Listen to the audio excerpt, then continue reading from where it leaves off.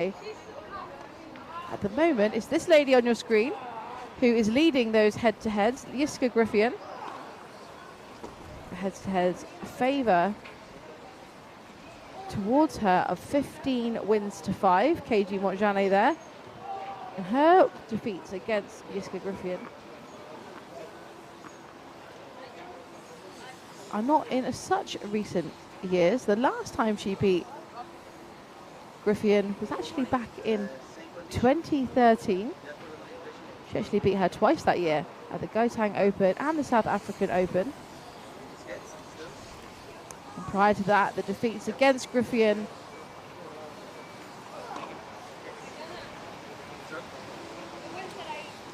they were the earlier wins. The last time she beat her was last year, my apologies, at Roland Garros and the Australian Open.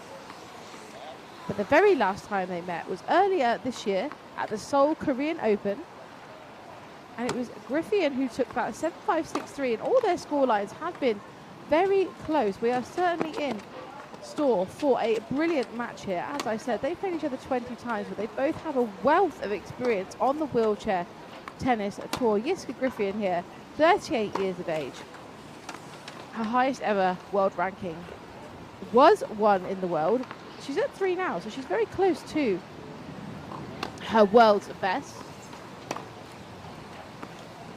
And Jiska, an incredibly talented player with an unbelievable amount of accolades behind her in singles and doubles. She took a little bit of time out from the sport, came back a few years ago, and her ambition was to get herself back in those Grand Slams, and that is what she has done. She is back in fine form, rocketed back into the world's top 10, like I say, after a couple of years away from the sport. And it's the 4th time these two players have actually met in the round-robin stage of the Masters. And at the Masters, it's been Griffin that's come out on top, having won all 3 previous matches in straight sets. But this lady here, KG Montjane, 37 years of age, both these players very close in age. The left-hander, current ITF ranking 10, but she's been as high as 4 in the doubles ranking. And although she's not got quite as many appearances as Griffin, that 569 appearances is still a wealth of experience that she can bring to the court and utilise to try and overcome her very strong opponent. And KG there, Montjane, is contesting her 10th singles Masters. However, she's yet to go beyond the round-robin group phase. It's something that I'm sure she'll be wanting to add to her list of achievements, but it's not going to be this year, as in her pool she was drawn against 3 Dutch players. Of course, Jiska on your screen here. She had NEC Wheelchair and Dida de Groot. So it was Montjane and the 3 best Dutch players in the world who ended up in the same group. It was a tough place to land within the pools, but of course there is not a single easy match here. We are at the year-end championships with the world's greatest in both singles and doubles. The doubles Masters is taking place at the same time. And following on from this match and a men's singles match, there'll be some doubles matches later for you to enjoy. My fellow commentator Richard Drew will be here to take you through those. But of course now we've got some singles action to enjoy. Jiska Griffin here is looking to win her 2nd match in the round-robin phase this week, which would likely earn her a place in the semi-finals, as Van Cote is playing the world number 1 Dida de Groot. Of course, there's still all to play for there, and anything can happen, but a very important match for this lady to win, because if she doesn't, there isn't any chance of her reaching the semi-finals. Of course, like I say, it's slightly dependent on that other match going on across the way on a different court.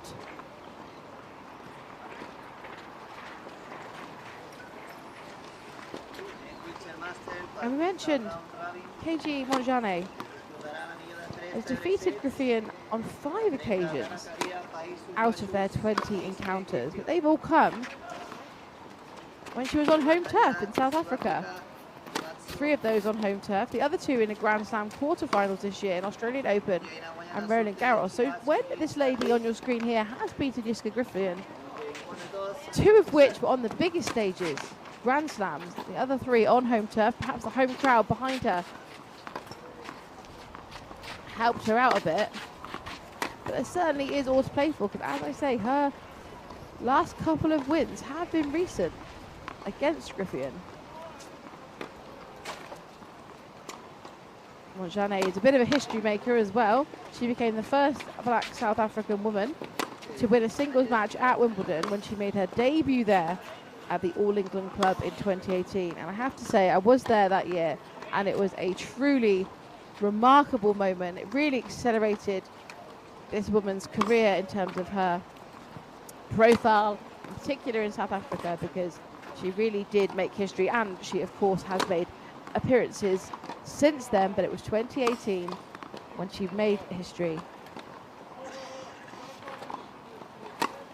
She also in 2021 became the first black South African woman to contest a Grand Slam final, and that's when she played Dina de Groot in the women's singles final on #1 court.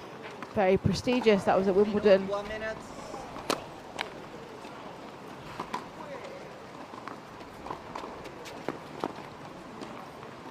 And KG Montjane there also competing in the doubles event this week. She's currently the reigning doubles champion at Roland Garros and the US Open, alongside her partner Yui Kimiji, a pairing that have been building up their matches and experience together over the past couple of years. They are second seeds this week for the women's doubles, but they will be looking to add the Doubles Masters Final 2023 to their list of achievements. But of course, Jiska Griffian there in the top left hand of your screen, also in the doubles event as well. So both these players in the singles and doubles event this week. That is quite common on the wheelchair tennis tour. Most players end up playing singles and doubles in every event, which of course is a contrast to the non-disabled game, where often athletes tend to play more in one division or the other. For these players, playing singles and doubles in 1 week is not unusual. So players now making their final adjustments and preparations. I'm sure eager to get this match underway.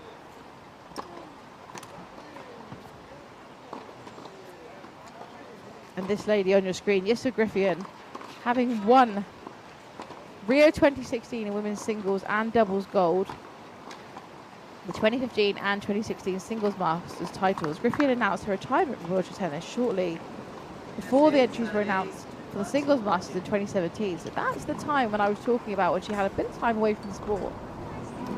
But it was only a few years later that she came back. She missed the sport and wanted to get back on that Grand Slam stage. So let's get this match underway. KG Montjane to serve.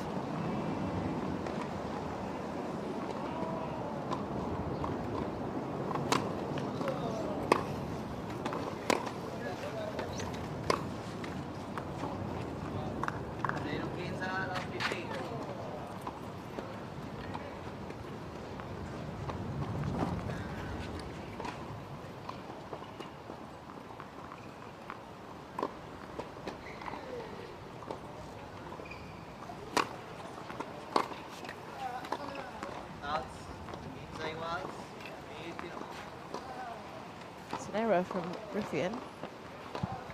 Sometimes tricky to handle that lefty serve, especially on clay.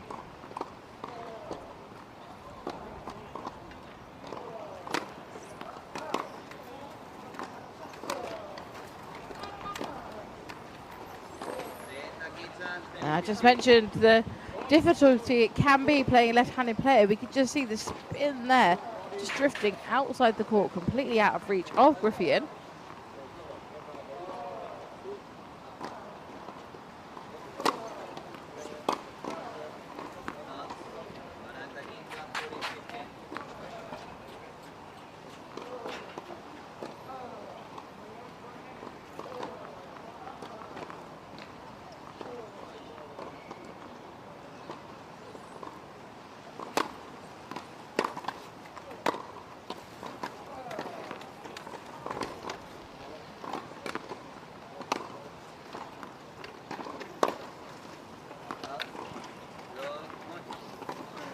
There's a strong start there for KG Montjane. We saw that really clever ball that she hit off the return from Griffian. She was caught on the baseline, but she hit almost a half volley. It was a really tricky one to dig out, but it meant she stayed in the point and managed to hold her serve in the opening game of this match. And now we are on the serve of Jussi Griffian.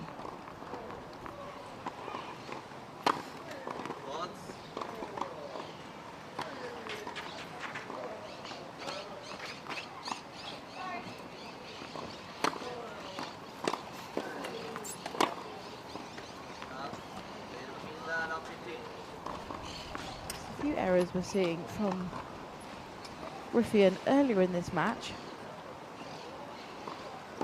Perhaps taking a little bit of time to settle down, find her groove.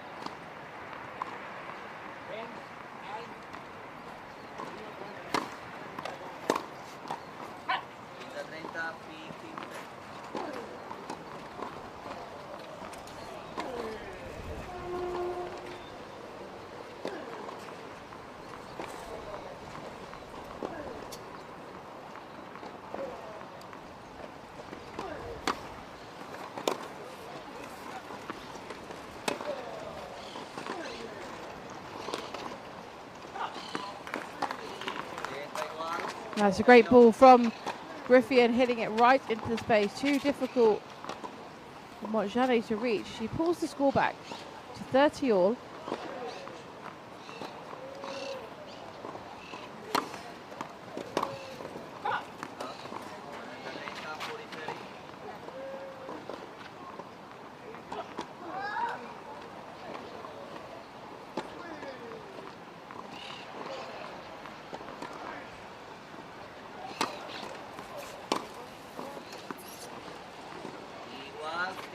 That's a strong return from Montjane.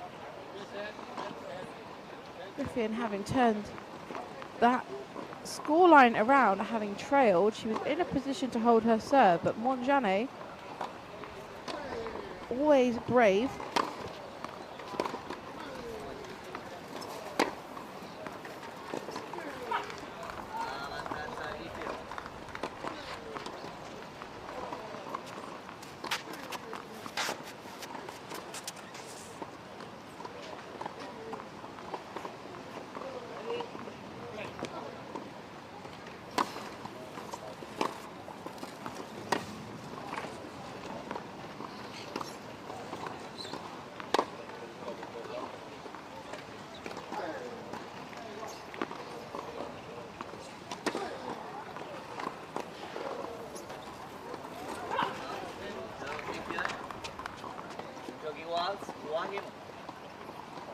But she found a way. Griffian holding her service game as well,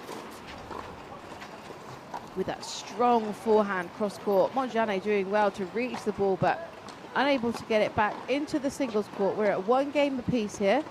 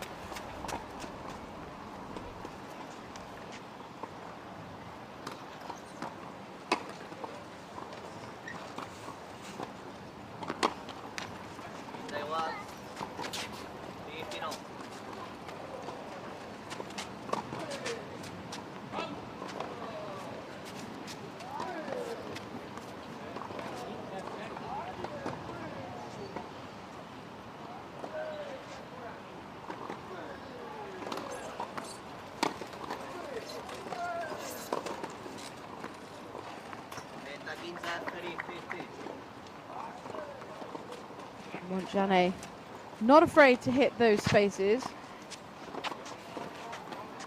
Always prepared to open up the court.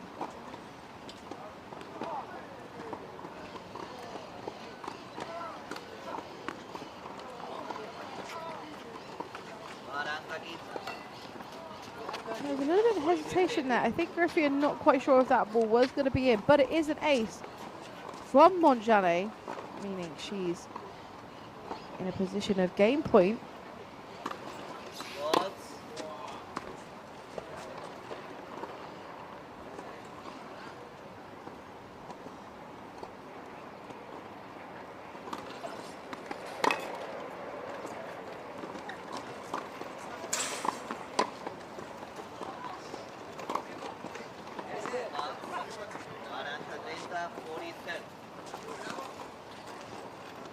First game point averted for Griffin.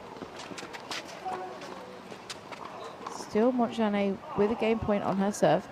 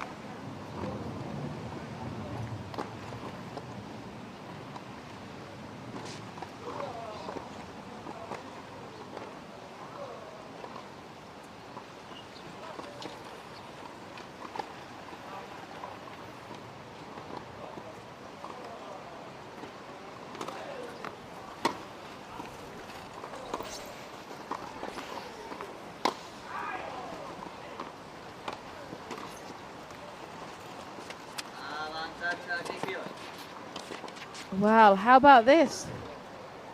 Slap on the knee there from Montjane in frustration. I'm hardly surprised she had 2 game points, but Griffin stringing that point line together means she's got a break opportunity.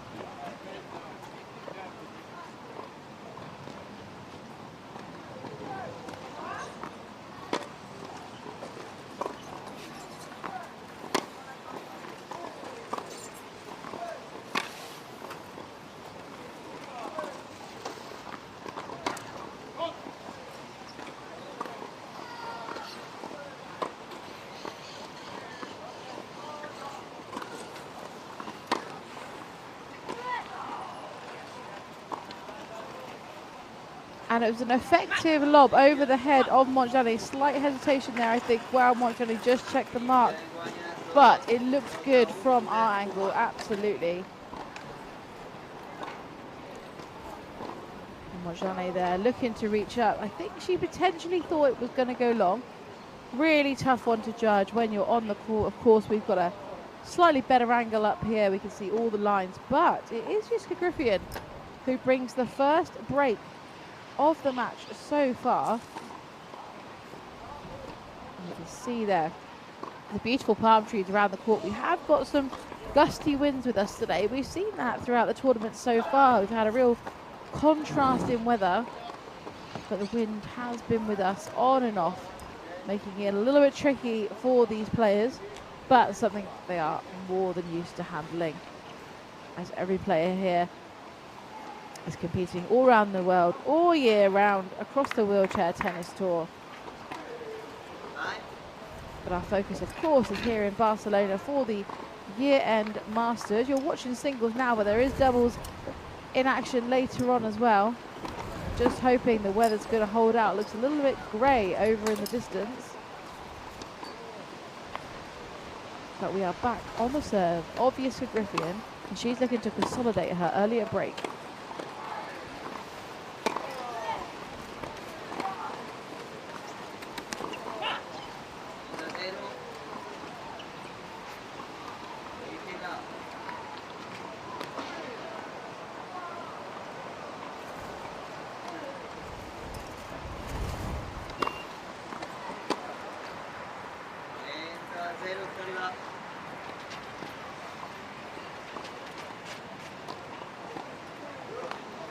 This game feels like it's almost running away from Montjane. 30 love already.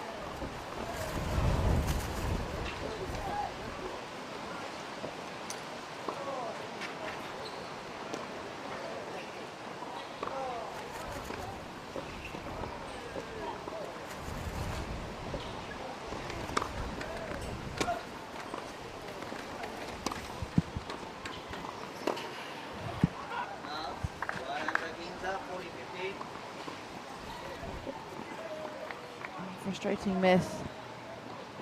But Jiska Griffian now 2 opportunities to consolidate her break on Montjane's serve in the previous game.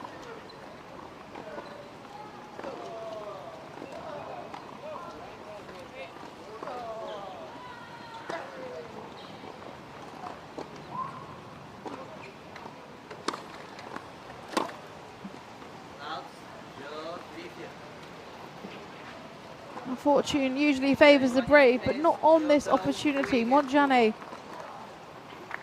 going for a big return down the line. It wasn't wide by long. There was hesitation from both players, but it did just edge beyond that inner tram line. And that now means she's in a bit of a challenging position here. She is trailing 1-3.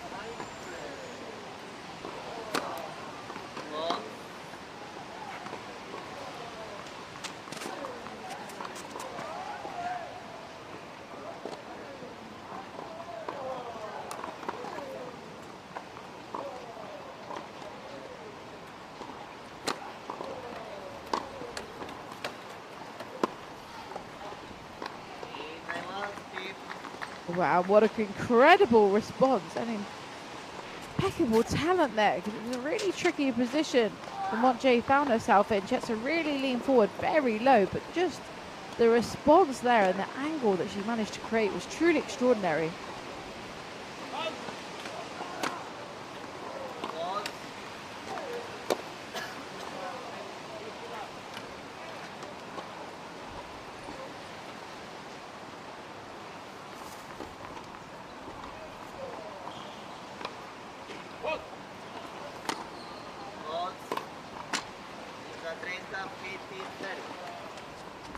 And it's another double fault from Montjane. We can see that she is definitely struggling with her serve today, not just in terms of double faults, but she's not made many first serves so far. And that, at the moment, perhaps is a disparity between these two players.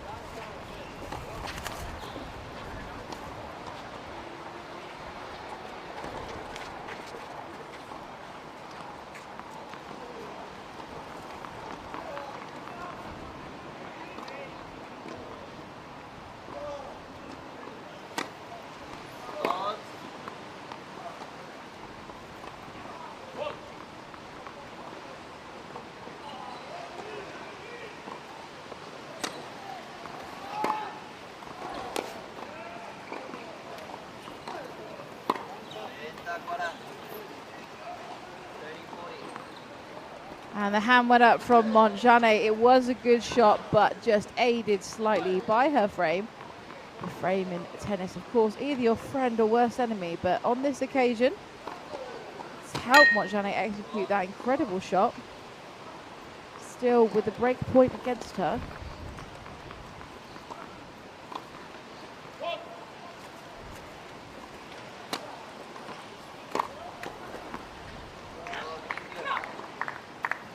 And there's a strong return from Griffian. Very solid match so far from the Dutch woman, but it does feel that Montjane is just struggling to find a bit of rhythm there, especially on terms of the service game. I mentioned it a minute ago, but yes, we saw a couple of double faults creep in, but actually not making many first serves either. So difficult for her to be in a dominant position early on in the points. Just 19 minutes of play so far in this match.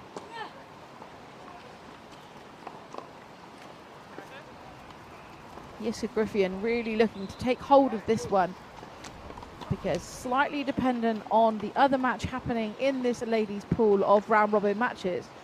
Winning this match could put her into a semi-final position. She is dependent on the match happening on the court just across the way between Dina de Groot and Aniek van Cote, the other two women in this pool. But if the world number one Dina de Groot wins that match, it would mean that if Jiska wins this one, she will move into a semi-final position. So a lot to play for in this match, and it can be interesting at this stage in the tournament. As you get deeper into these round-robin stages, you start to see a bit of a pattern in how it's laying out in terms of who's got the chances to progress into the finals weekend.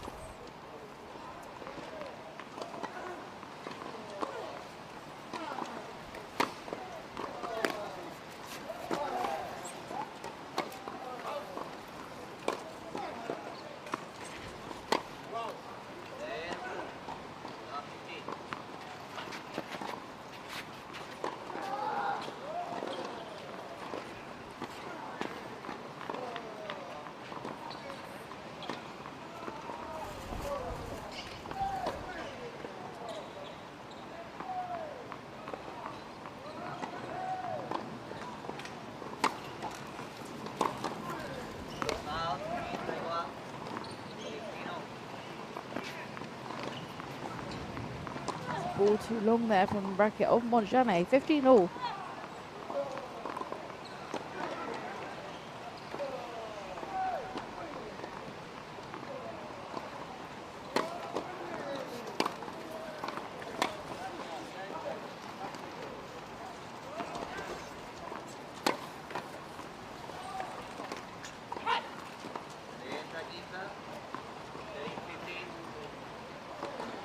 Montjane there, just stuck at the back of the court, unable to create a comfortable position to return the ball.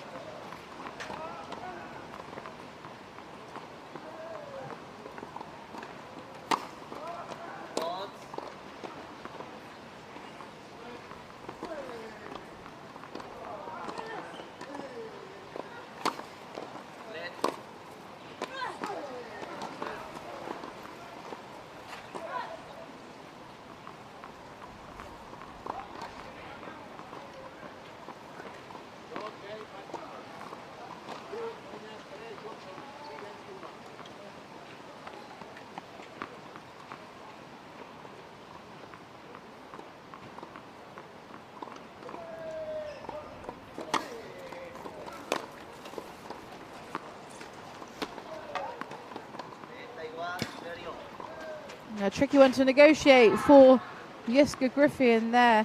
Montjane again executing a good shot with a little bit of frame aided, but it just had a kick out wide. Griffin unable to return.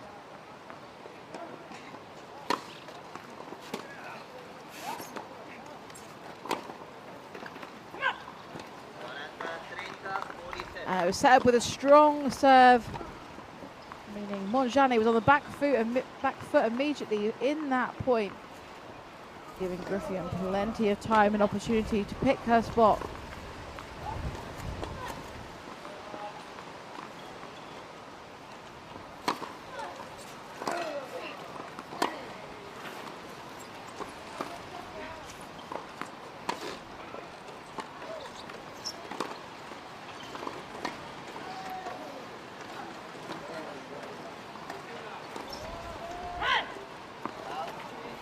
It was a credible effort from Montjane trying to reach that ball, but it was another overhead from Jiska Griffin, which means she takes that game, extending her lead dramatically by 5 games to 1. It just feels like at the moment Montjane is struggling to gain a bit of consistency and string those points together. We've seen some brilliant shots and bravery from her so far, but not managing to string those together quite well enough. We are back on her serve.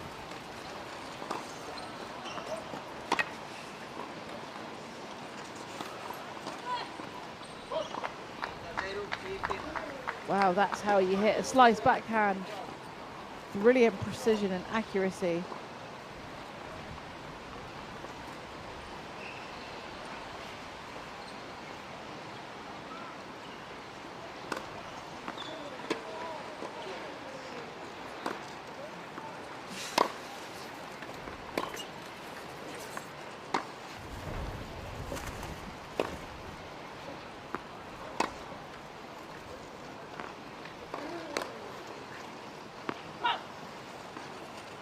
It seems that change of pace just disorientated Montjane slightly. 15 all.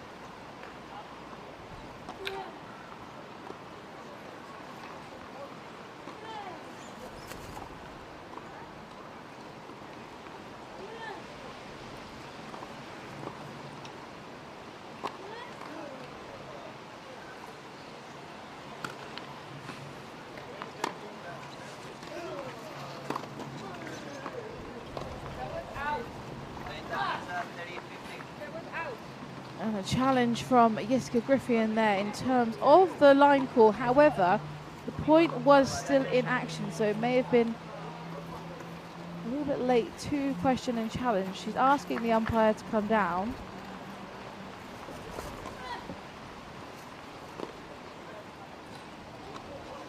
As predicted, it was a little bit late to make the call. If a player wants to challenge, it has to be immediately after that ball has bounced.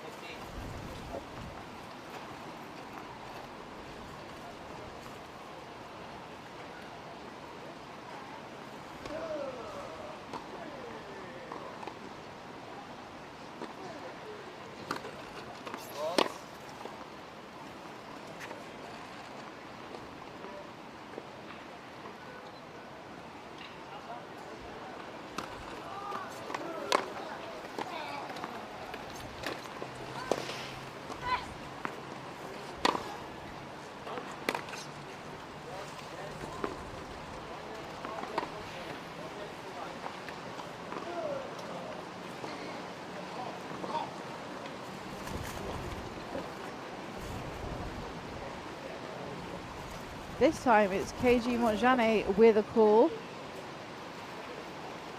Just to confirm, umpire has come down on this occasion and reassured that his call was correct. You can see it was definitely back of the line.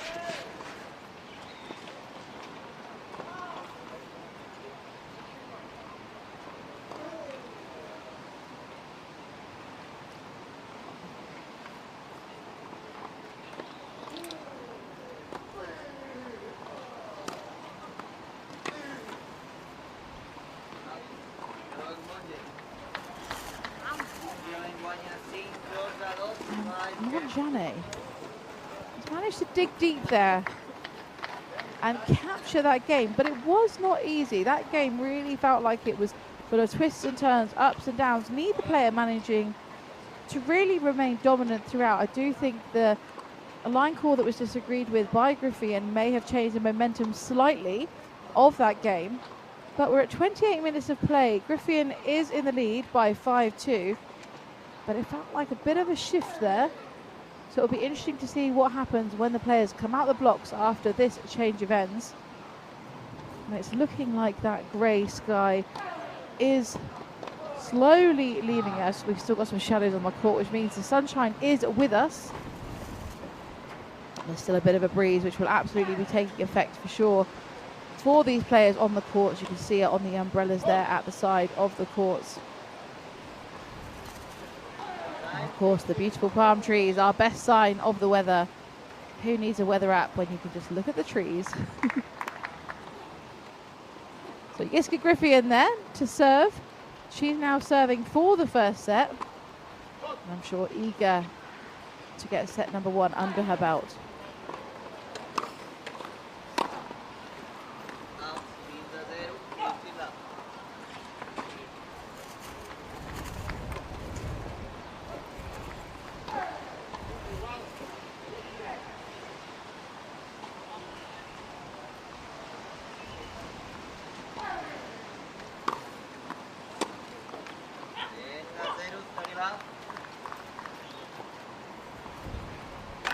Griffian happy with that one. She's storming towards a concluding end to this first set.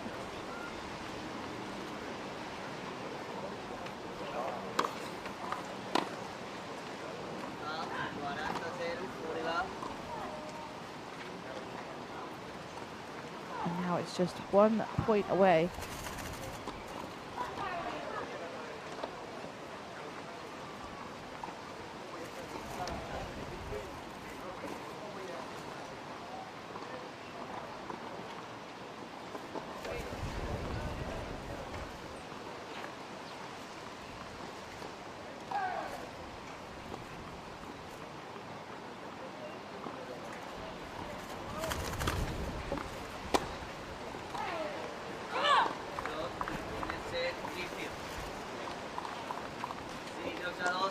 And that's it. Yiska Griffian raced to the finish line there on her service game, taking that game to love.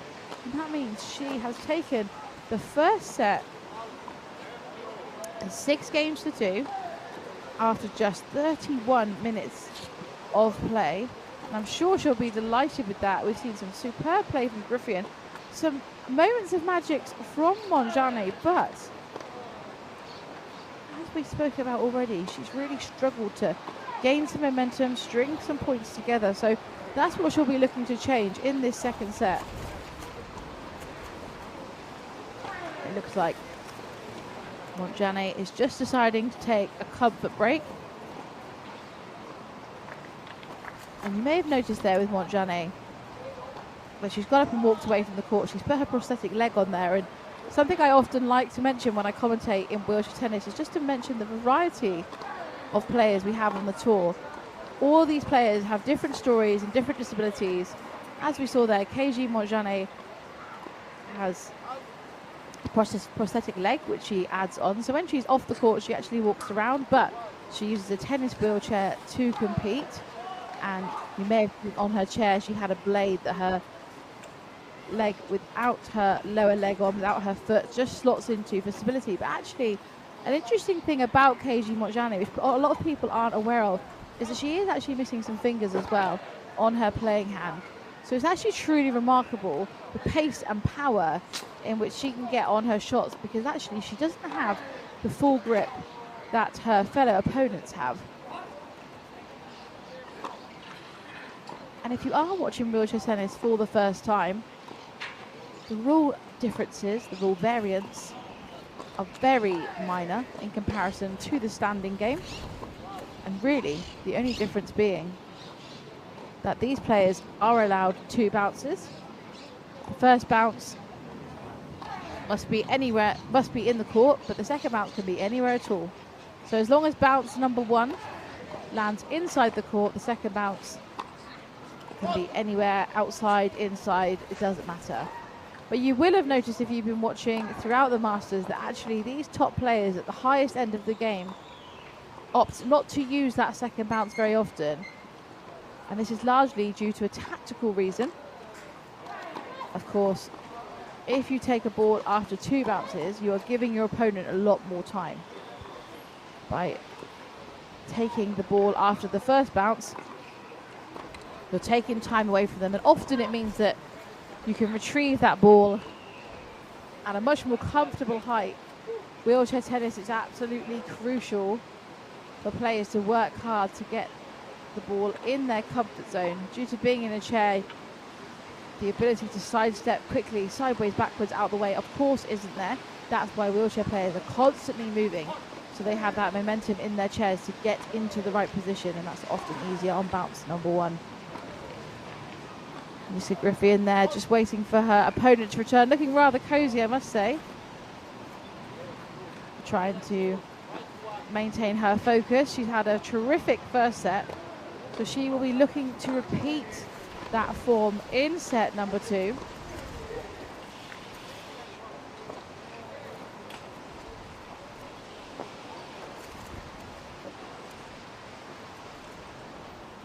Oh, it's great to see Griffey back on court. She missed competing in Wimbledon for a few years. That was her last tournament back in 2018, after she took a bit of a break.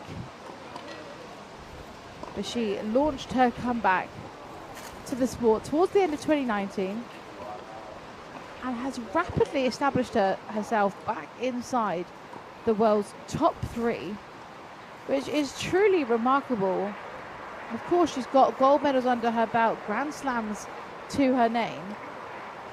Taking those few years out away from the sport is quite a long time. The game has developed a lot and changed a lot, but this Yiska Griffey, phenomenal athlete, in just a few years has come back, dominated, and like I say, back in the world's top 3. I was speaking to her back in the summer about what is it that she wanted to come back for, and it was the Grand Slam. She said, I want to be back in Grand Slams, that's my aim.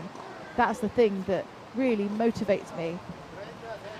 And she's certainly done it.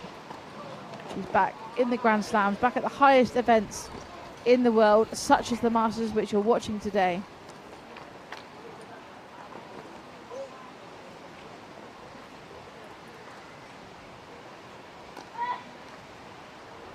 And Griffey in here, waiting for the return of Montjane, eager to clinch this match, because that will move her into a much more likely position to reach the semi-finals here at the Masters.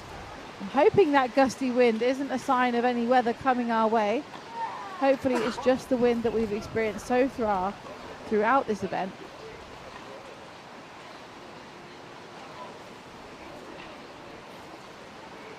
And of course, singles and doubles Masters here in Barcelona will be with us right till the end of the week. So you'll see these players in action up until Sunday. Semi-finals and finals happening across the weekend. And Yiska Griffey in here, just trying to keep warm, a very sensible decision. Good opportunity to have a look at the sports chairs here. You can see Yiska has a different type of seat on her chair to a lot of players. It's a molded fit, which means that her chair literally around her knees there, around her lower back, as you can see, has been molded to shape to her body. Every chair here is bespoke, but this is a particularly unique setup. Molded seats becoming more popular, but Yiska's is more unique because the front is molded too. But the more generic things that we see in a wheelchair that's specifically designed for tennis or any sport actually is those widened wheels. You have a wide camber on the wheels. That means it's quicker and easier to push around the court. You can see there they've got an angle on them. And then it's those back wheels. So of course you've got the wheels at the front, but it's those back wheels. Some chairs have 2, some chairs have 1. But those back wheels are absolutely crucial on a sports wheelchair, because when we look at the way these players play, they're leaning back to serves, overhead, so they need that stability. views like from up there. Not sure how well they can call the lines from up there, but it looks like quite a nice view.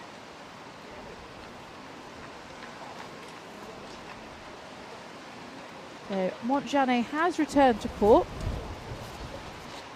Just give her a few minutes just to get back in her tennis chair.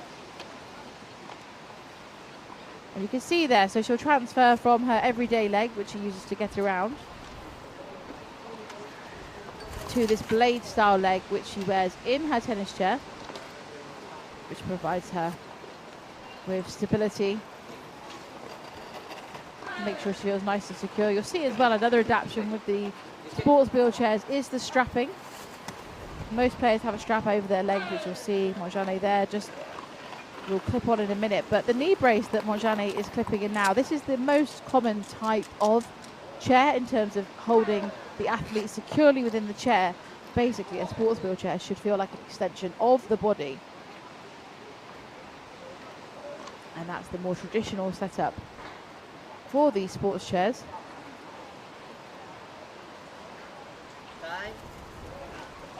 So we are back into this match after the comfort break from Montjane. Will that help her? We've seen a real roller coaster of tennis from her throughout set number 1, but we are about to start set number 2. What do we have in store this time?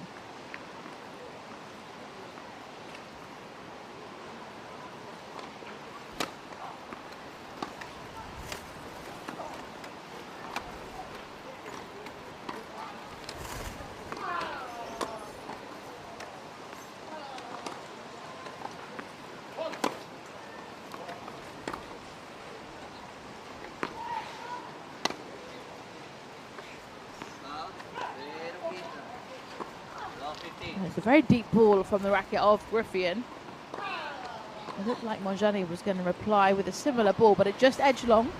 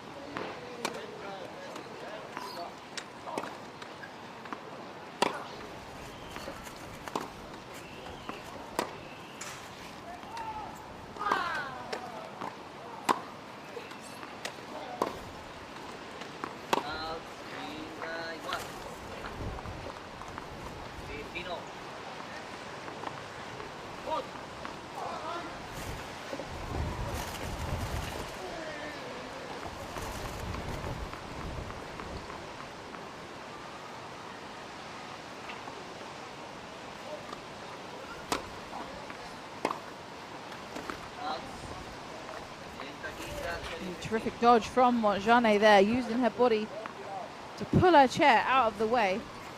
Of course, if that ball were to have hit her body or her chair, that point would go in favour of Griffion. The person who hits the ball would win the point immediately.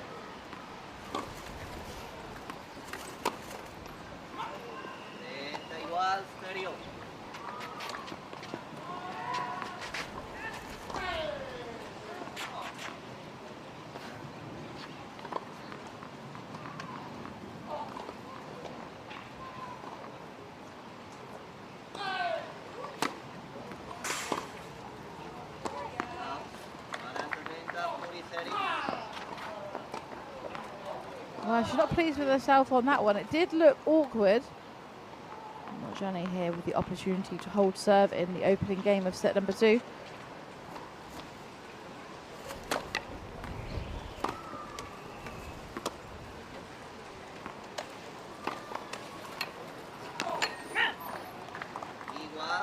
It's an effective slice from Griffion. Just skidding away, making it too tricky for Montjane to find any possibility of gaining enough height to return that ball. See there, precision and rip on that slice backhand. Looks like we might have a quick little technical issue here. It looked like Griffion had a little look at her strap. She's speaking to her coaching team. I just saw her hand there go to her lap, so I think it's potentially a strap issue.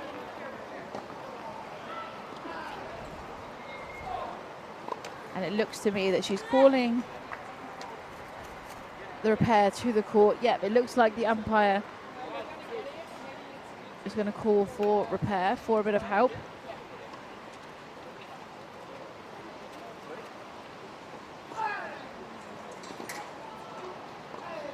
So on site here, as well as the usual physios and doctors that you often see coming onto the court for wheelchair tennis, the wheelchair repair person is absolutely key. And it's not something that's regularly called to court, but sometimes it can be for punctures, technical issues.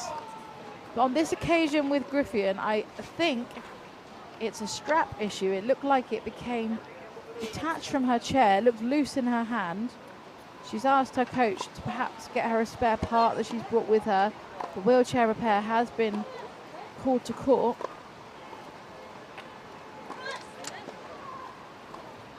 And looks like she's getting out her own toolkit in the meantime to start making the adjustments which are required. Most players carry a good variety of tools and equipment, backup equipment with them. If you ever wonder why those bags are so big on the wheelchair tour, there's a lot more things in there than the usual typical tennis items you'd expect, like rackets. It's often backup items for the chair. But Yiska here trying to get ahead in terms of fixing her chair.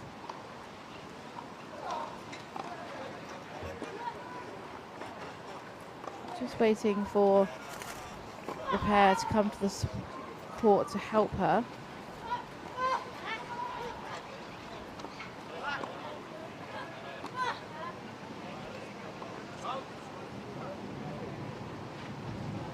So players are allowed 20 minutes for a mechanical repair. Those 20 minutes can come in any amount of blocks of time. So for example, it could be 20 minutes in one go, but it could be 2 minutes here, 5 minutes there, but the total amount of time throughout the match is 20 minutes.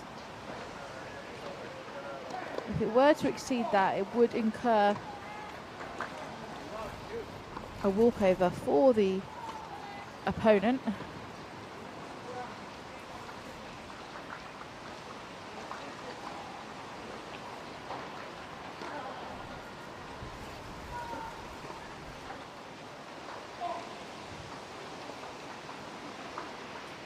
Griffin just waiting patiently.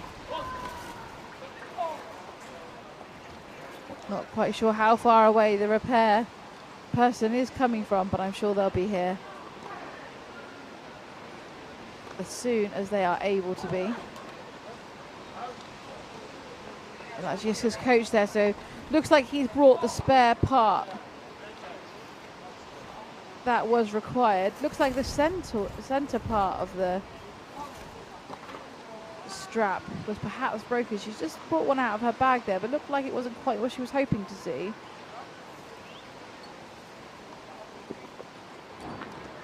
Maybe a case of attaching a couple of bits together.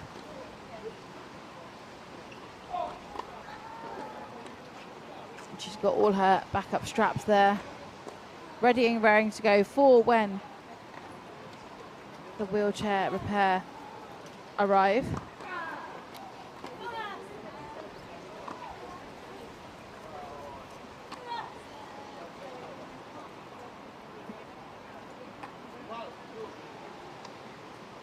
And here we have the tournament referee just overseeing proceedings. Very familiar face on the wheelchair tour, often overseeing some of the biggest events.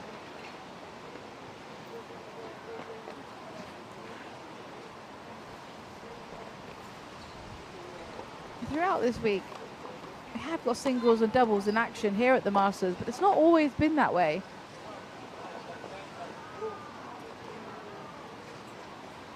Not so long ago, these two events were held separately.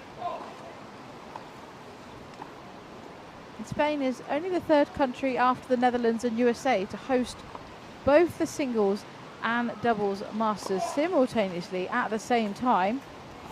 And they're doing a truly stellar job.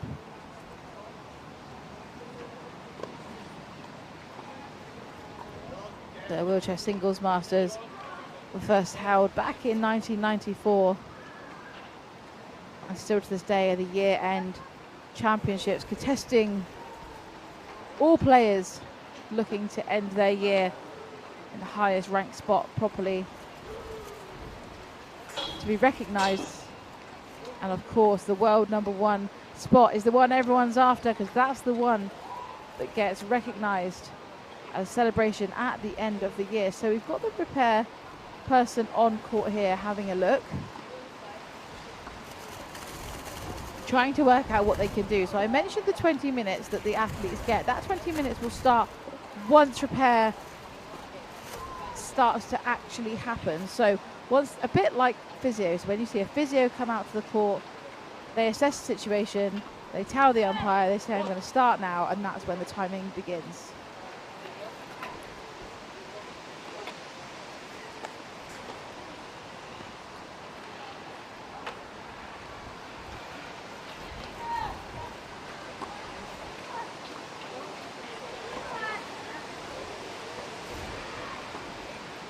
So Griffian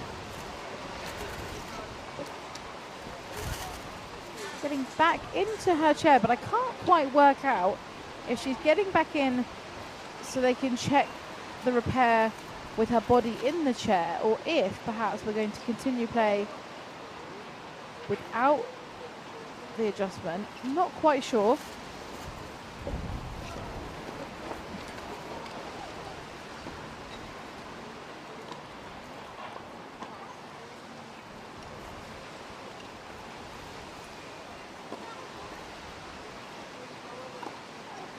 Looks like quite a tricky place to adjust it, right behind the wheel there. The wheels do come off, but it looks like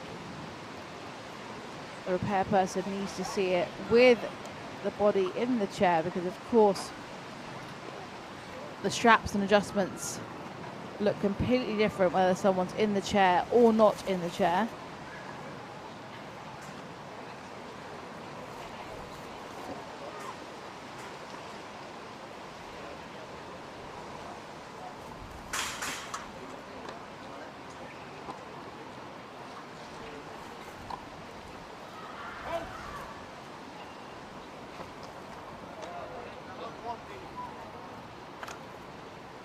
Still some conversation here happening between the court umpire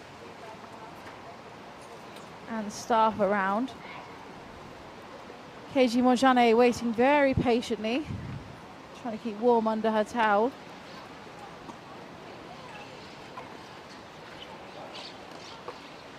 Protecting herself from that breeze. Although the weather's nice, I'm sure that breeze brings a little bit of a chill. Liska Griffian is back out of her tennis chair, looking to see if perhaps she can fix the problem herself. We talked about it not so long ago, about how bespoke all of these chairs are.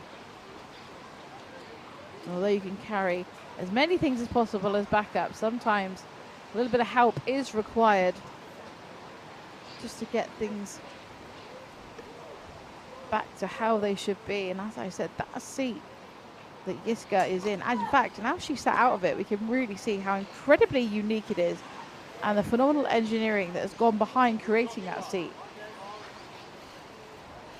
But it just allows her to move incredibly well. We've seen her sheer speed, and a lot of that speed around the court comes from sitting so well in her chair. You can see there that mold literally to the perfect shape of her body.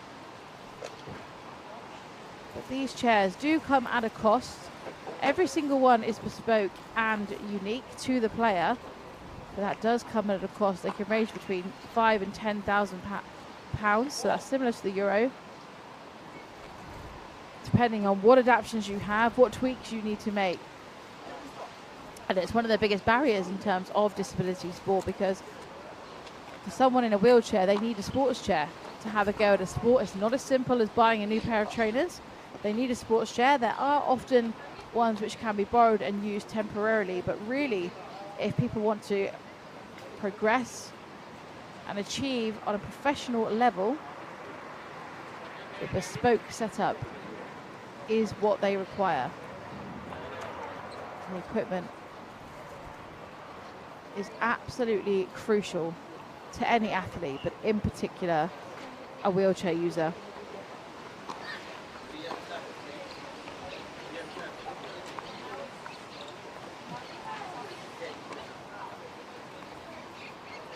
So this year's Masters, hosted by the Catalan Tennis Federation. And we're at the Emilio Sanchez Academy. And they really are putting on hosting, but it's here for the first time ever. And they truly are doing a remarkable job at hosting the singles and doubles Masters at the same time.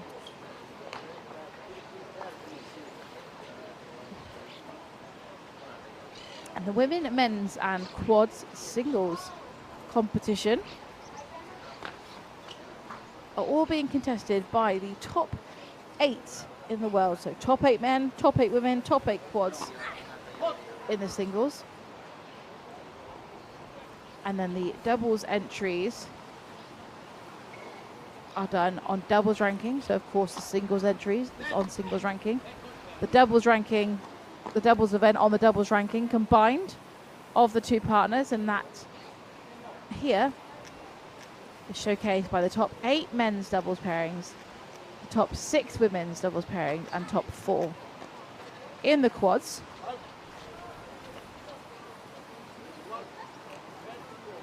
And so much world-class tennis on display.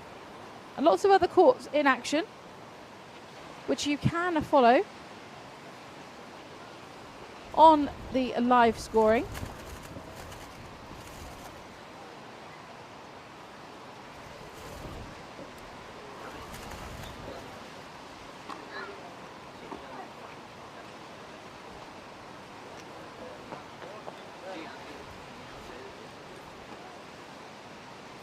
And if you can access that live scoring, it's a great way to see how other matches are proceeding. In your top right hand of your screen there, you've got Dana Matheson of the USA. That match is actually in the opposite pool to what we are witnessing here on centre court. Dana Matheson currently contesting against Zhenzhen Zhu. Zhu is currently leading a set, and it's 1-1 over there. The other match that's currently in play in the women's singles was actually part of this pool as well, between Dida de Groot and Aniek van Cote, both of the Netherlands.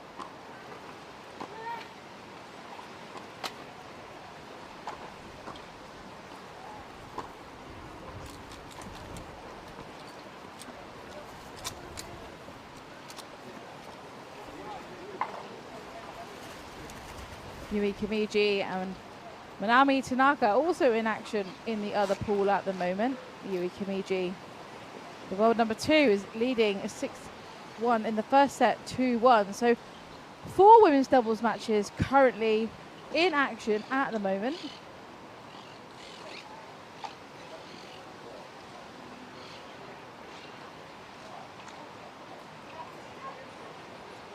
And like I say, do follow us. We will be streaming this centre court right through until Sunday. You'll be with either myself, Louise Hunt-Skelly, or my fabulous co-commentator, Richard Drew. Between the two of us, we're going to be taking you through proceedings right up until Sunday. Singles and doubles in action. And on this court today, following on from this match, we will see Martin de la Puente from Spain, and he'll be playing Takua Miki all the way from Japan. And then once that match is completed, there's 2 fantastic doubles matches which you can enjoy. As I said, my fellow commentator Richard Drew will be talking you through those 2, and they will see Dida de Groot alongside this lady, Jiske Griffin, both from the Netherlands, competing against a fellow Dutch pairing, all Dutch pairing, Lizzie de Grief and Aniek van Coot. So an all Dutch playing field in the third match on this court. And then finally today, the last match, Marti de la Puente will be back on court after his singles match after this one. He'll be alongside Gustavo Fernandez. They are the reigning doubles masters champions, and they will be facing Miki and Oda of Japan. Miki and Oda were the Wimbledon runners-up this year, so a formidable pairing. So much great tennis to see across all courts today, but that's the show of affairs for centre court.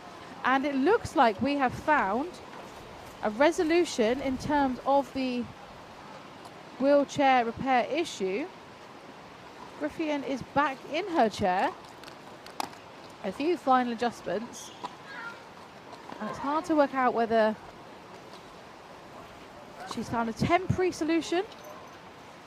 Maybe that is something that we will just manage for this match, and maybe she'll get tweaked again before her doubles later. But she is securing herself in her chair. She is back on court.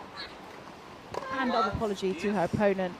Always respectful, these players, which is great to see. And as a reminder, we are on KG Montjane's serve, and the score is deuce.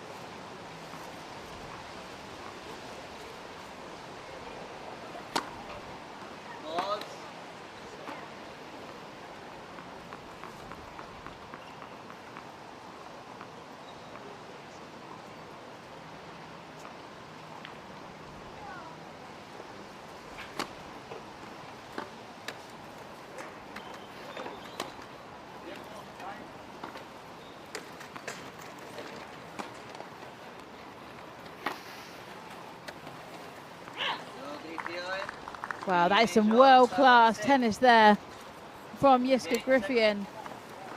Oh, from KG Montjane was really well executed, but Jiske Griffin really showing what she's made of. And that means she takes the first game of the first set, and that was a really tough position for KG Montjane to be in, for her serve to be interrupted there for that amount of time due to repair. It does happen, of course, but that was tricky. Really tough to gain some momentum back. So it's Jiske Griffin to serve. Let's see how this second set is truly going to unfold.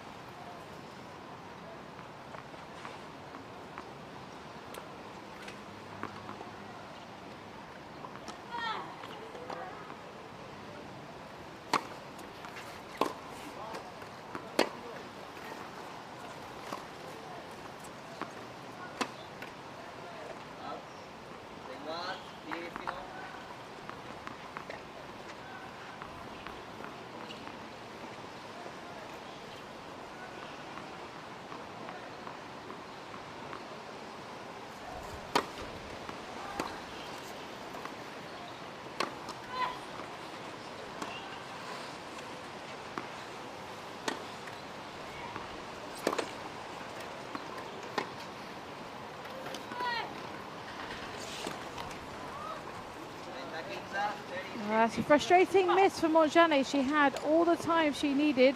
Could hear that sigh of frustration. She set the ball up so well, but she just clips the net.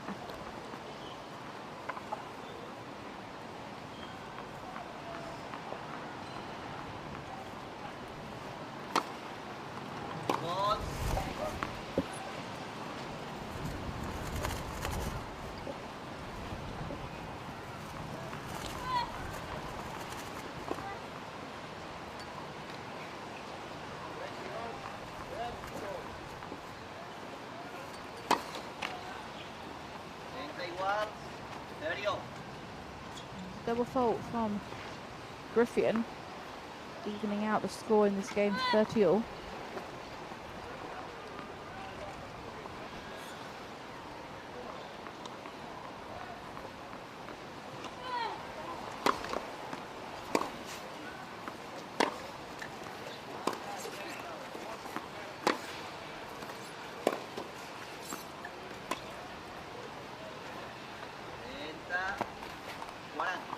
Trying to be creative. I liked the idea, but there wasn't quite enough on that ball.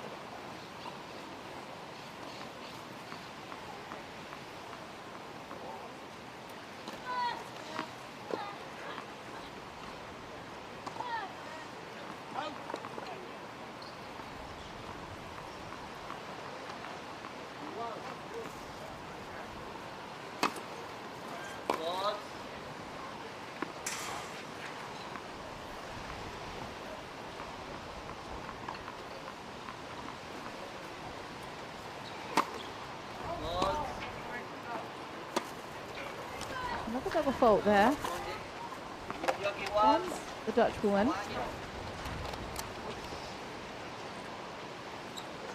A frustrating way to hand over her service game, but by doing that, Montjane has broken the serve of Griffin, brings us back on serve in this second set.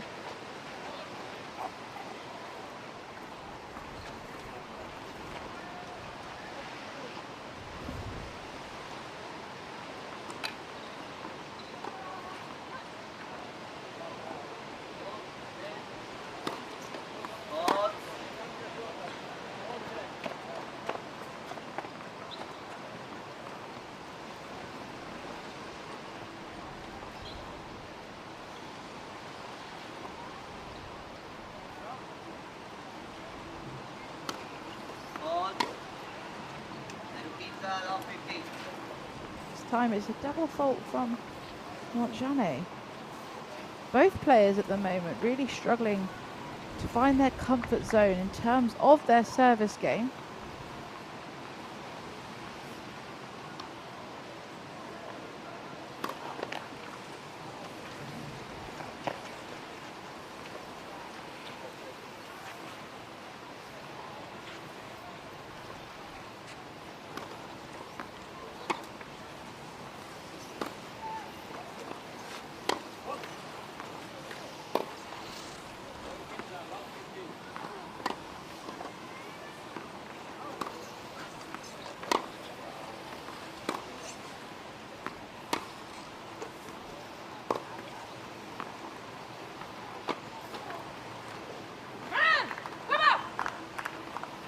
What an incredible slice backhand that was from Griffin.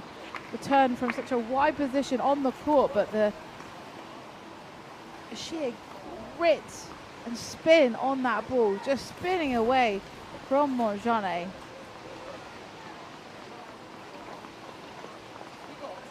See that fist pump there. She's happy with that one.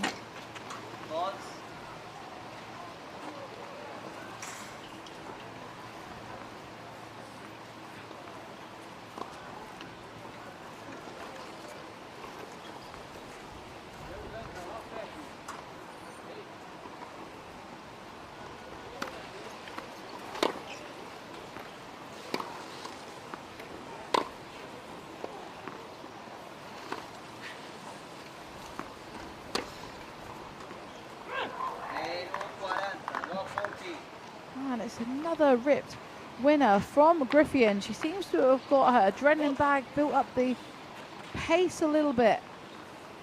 And she's really creating angles, making spaces. These balls unretrievable for Montjane.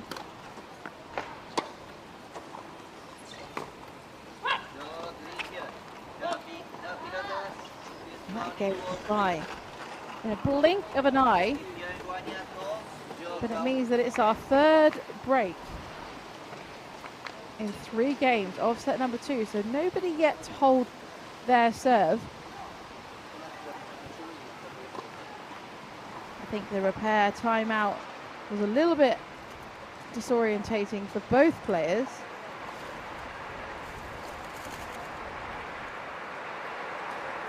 It certainly caused some disruption in terms of the rhythm and momentum of the match.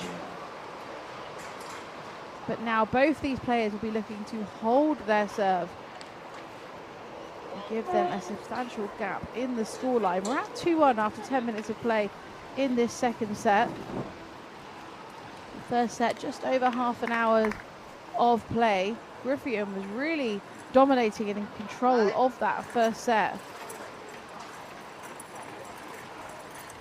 But now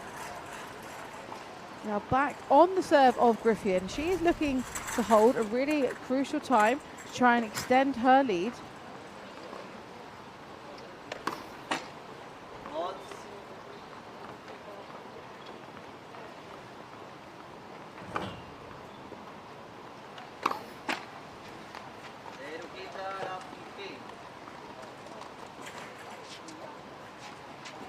Unfortunately, not the first we've seen of double faults from this lady in the second set.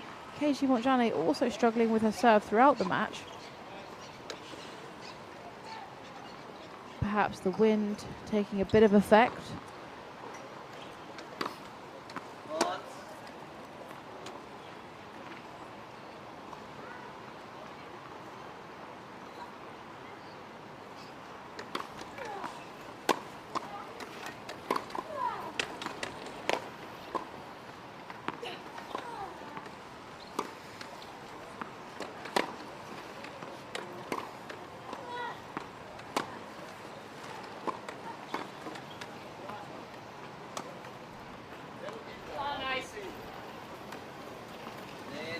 Wow, and it's incredibly disguised drop shot there from Montjane, relatively far back up the court, but she just chipped that one nice and low. Effortless.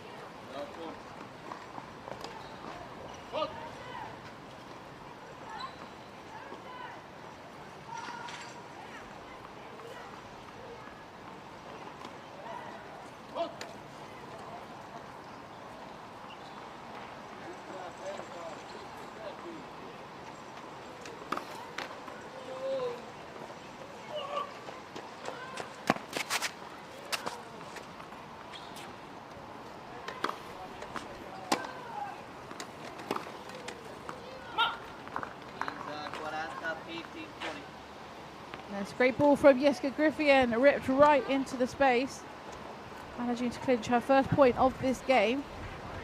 She's still 2 break points down.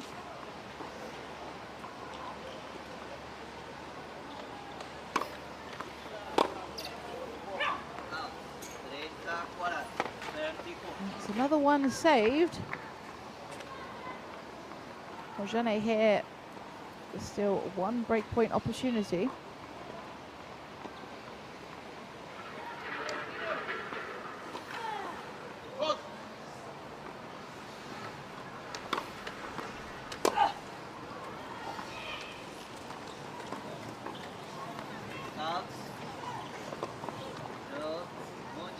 Well, it was set up with a very strong serve, meaning Montjane was on the back foot, gave her a short return. Griffin, with time, you can see the mark on the clay there, but just edged it. Just those couple of inches behind the baseline. You can see the frustration. So, here we are, 2-all. Will Montjane be the first player in set number 2 to hold her serve?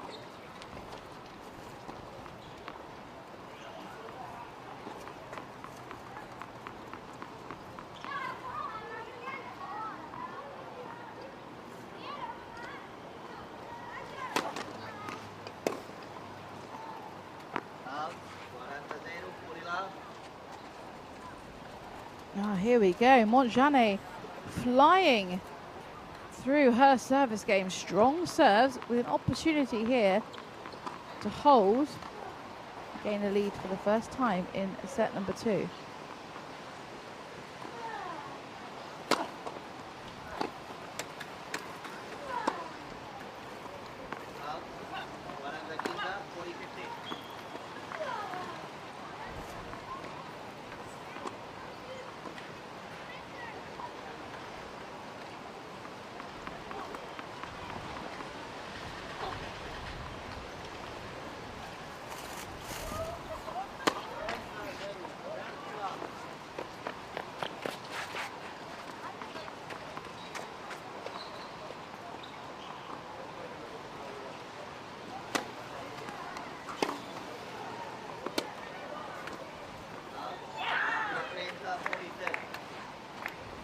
Wow, that's 2 game points defended by Griffian.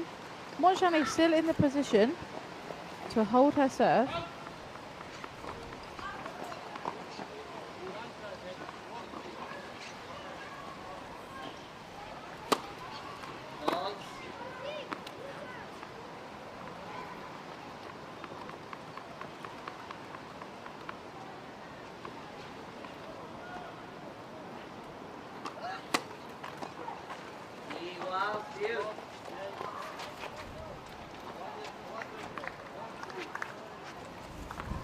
And we're on a juice. Griffian managing to string 3 points together, which puts this score back on an even playing field.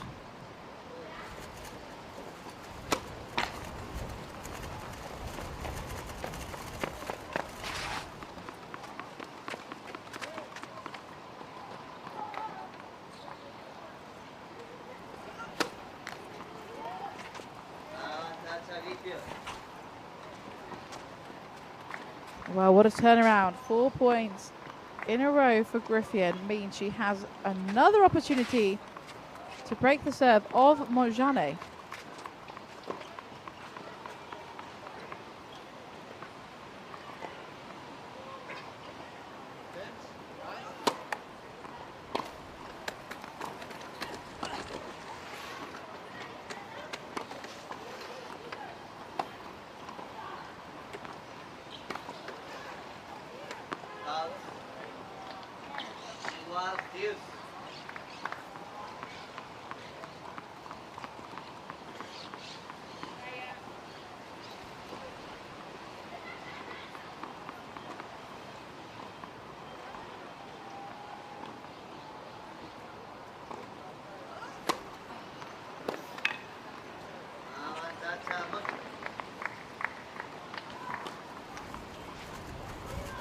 Montjane then back in the position she was so strongly in at the beginning of the game. She's now got advantage and a chance to hold her serve for the first time in this set.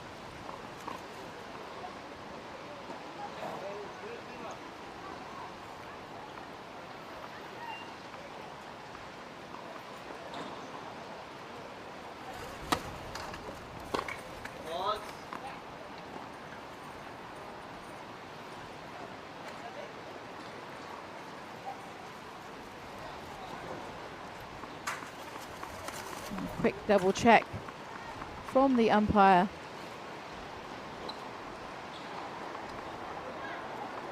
Again, the advantage of clay. If we don't have Hawkeye, we've got clay. We can double check those calls.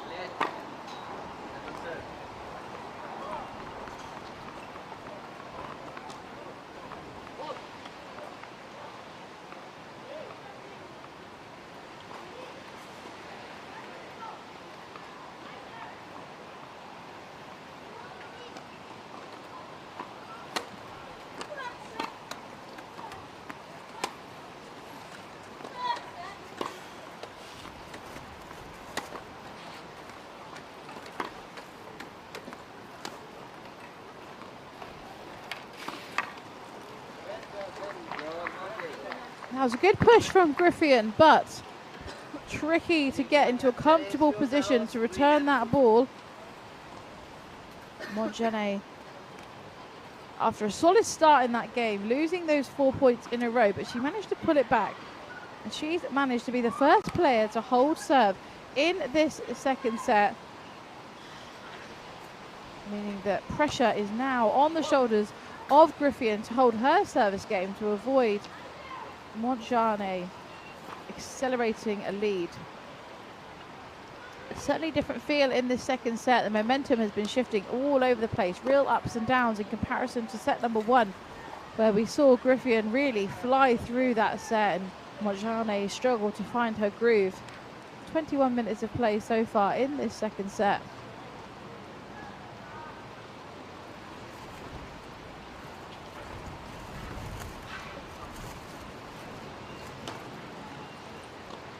For now, it seems like Jiska Griffion's chair is holding itself together. The repair break has meant she's managed to continue with the match.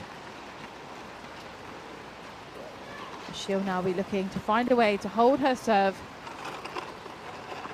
and bring this score back into a more comfortable position. Montjane has certainly upped the ante a little bit since set number 1. She's really struggling to string points together, a bit inconsistent, in particular on the serve, but she's just hold serve. So will that help her with some confidence moving into deeper stages of set number 2?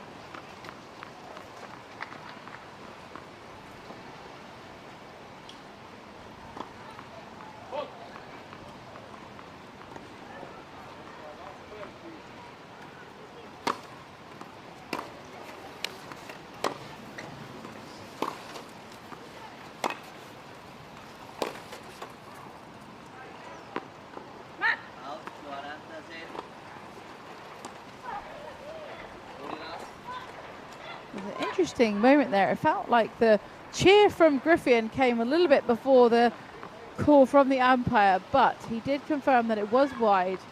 Now Griffion with a 3-point advantage and the first opportunity to hold her serve.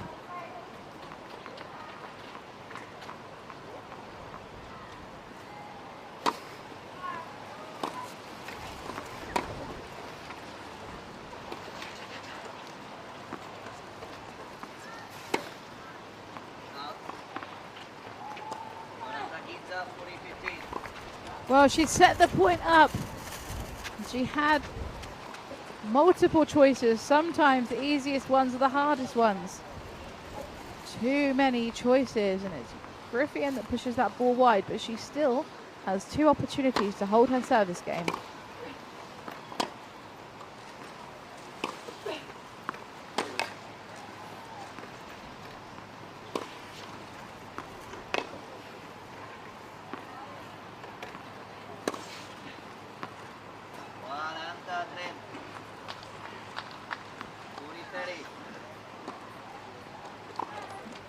Ball from Montjane, incredible strike, bouncing right on the baseline.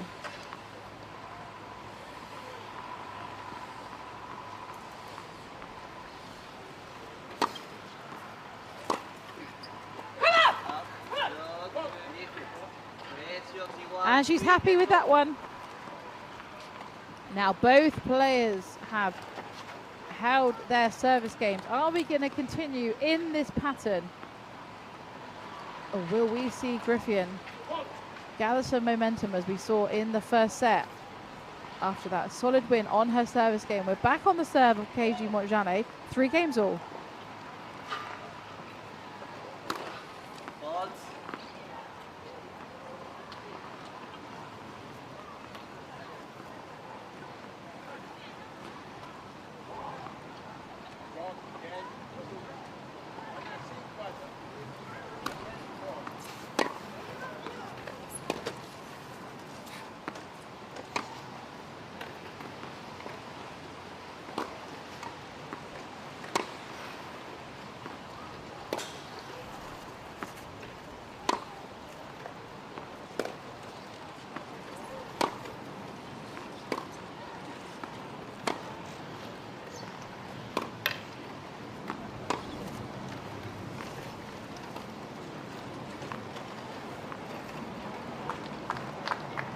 That is world-class wheelchair tennis at its finest. Montjane there with impeccable depth on her balls, building the point beautifully, and then having pushed Griffian back, just chipping that one just over the net. Fantastic drop shot. Superb tennis.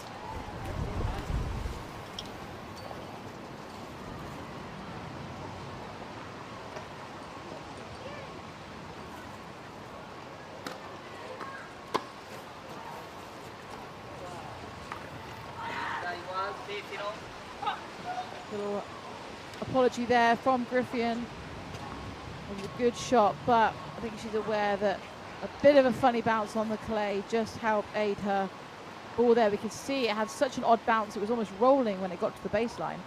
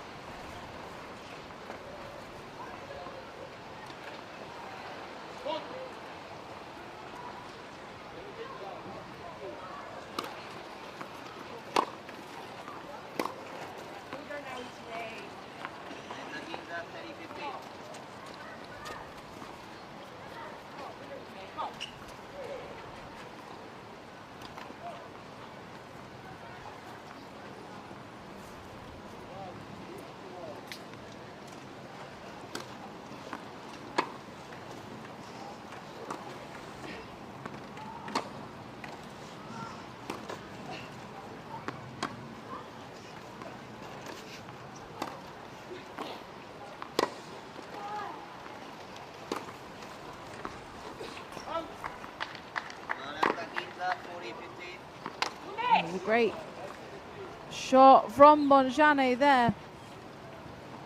Great depth, height, speed, kick. It had it all. Griffian giving it her all to reach the ball, but just out of her reach.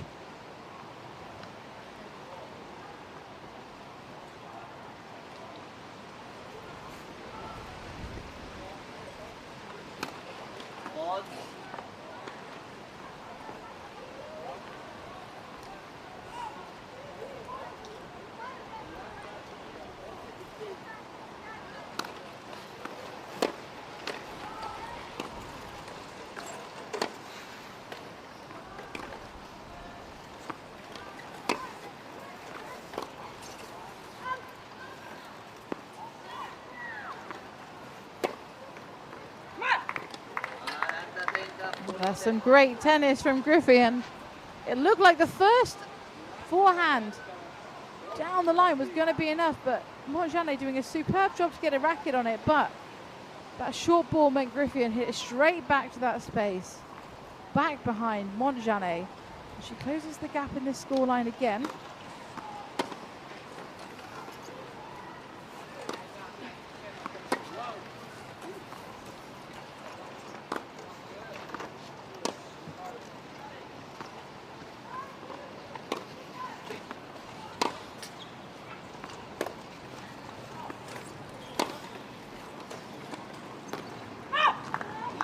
And again, she's gone for that same spot and she's executed it perfectly.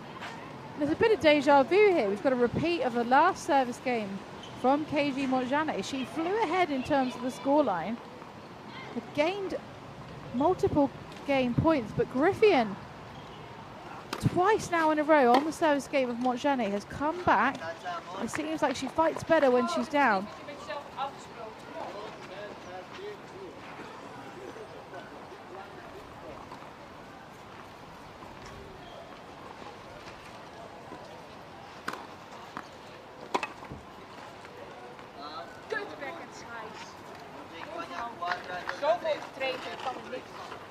Wow, that was certainly a shift in momentum there. It felt like she was really in control and made a good comeback having been down. But those last 2 points there, which meant Montjane took the game, both came from errors off the side of Griffian. So again, we're still experiencing a little bit of a whirlwind, bit of a roller coaster in terms of momentum. Both players are digging deep here. Montjane not giving up without a flight. she's not wanting to see a repeat of set number 1, and she certainly isn't. Montjane offering a stellar performance in terms of grit and sticking it out, especially after that long repair break. It can be really tough. It would have, of course, affected Griffian as well, but it can be really tough to come back on court in the middle of a match after a break, whether it be physio, repair, whatever it may be, weather. But Montjane certainly using it to her advantage. And we're back on the serve of Griffian. Is she able to hold?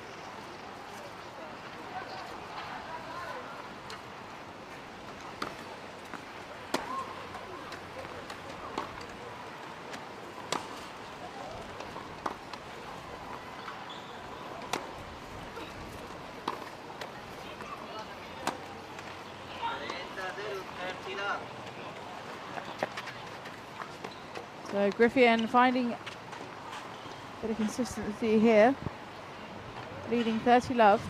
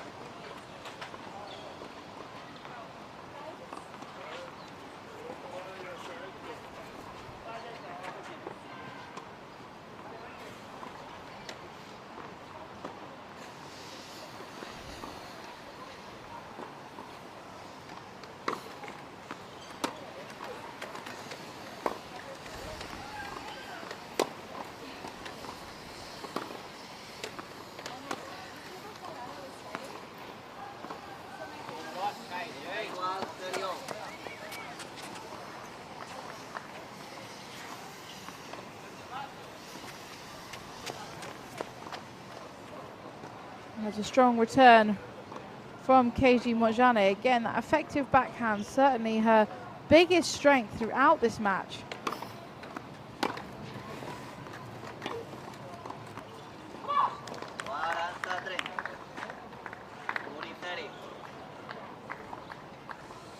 And there's that game point that Griffian has been searching for, eager to close the gap.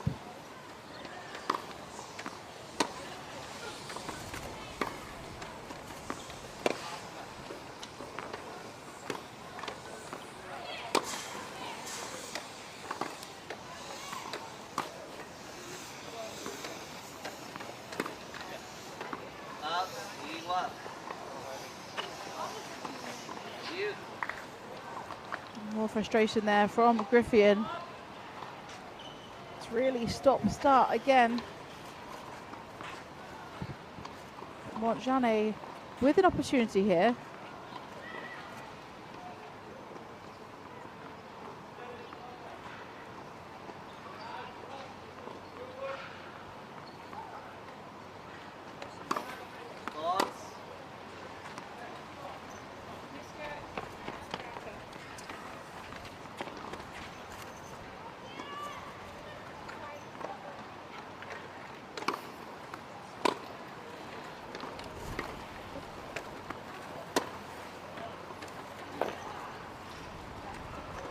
A strong play from Montjane. She has really upped the intensity.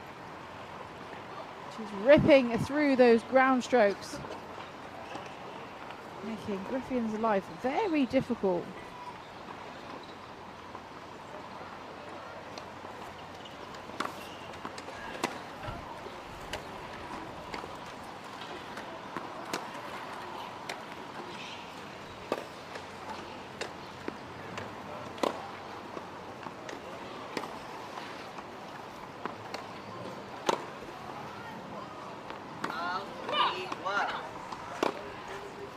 Now the battle of the fittest for that one. Both players just rallying, keeping each other back. Both looking a little bit nervous and afraid to really impose themselves. But this is a big point in the match, potentially a big turning point. But we are back on juice.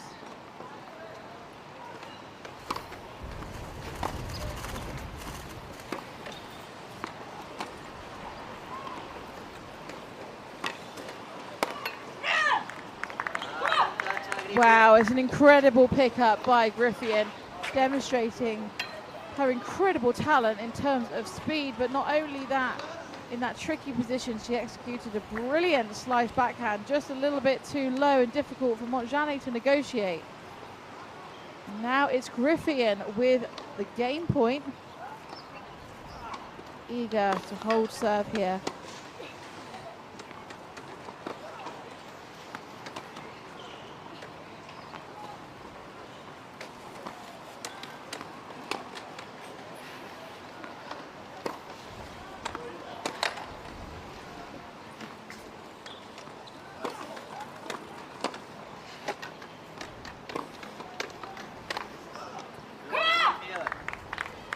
Griffian was all over that point. You could see the intensity and eagerness in every shot. She moved well. Every ball was aggressive, meaning all that Montjane could do was defend point after point. But Griffian doing a stellar job of setting up the point, finishing it off in style, and that brings our scoreboard back to an even keel. And looks like we've got some grounds crew here enjoying the tennis, and I'm not surprised what a match this is turning out to be.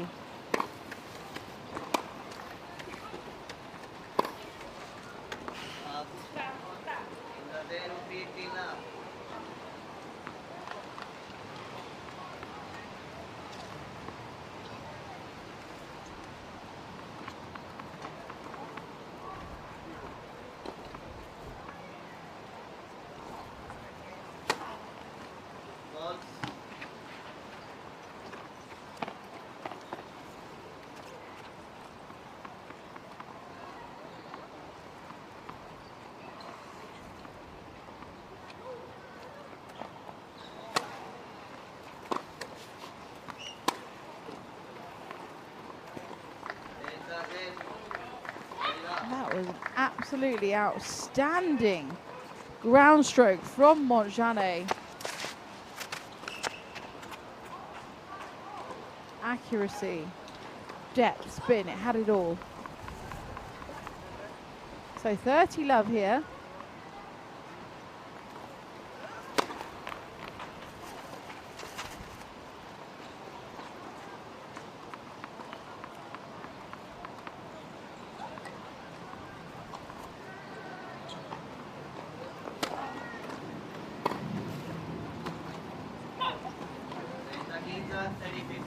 As a strong return, again tactically, a smart move, returning straight into the body of the server, because of course that chair is stationary. Montjane not with any opportunity or time to even get her chair moving and into play. She did well for it not even to hit her, to be honest. Still in the lead though, 30-15.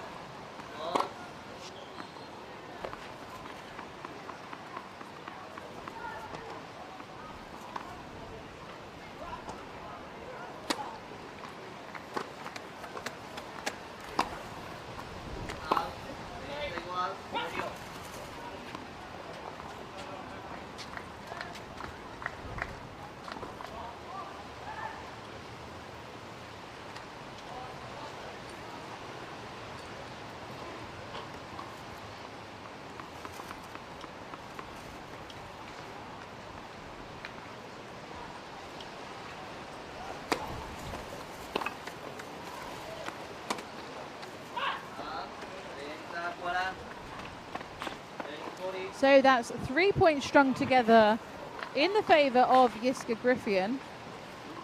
And now she is in a strong position to really turn this second set around.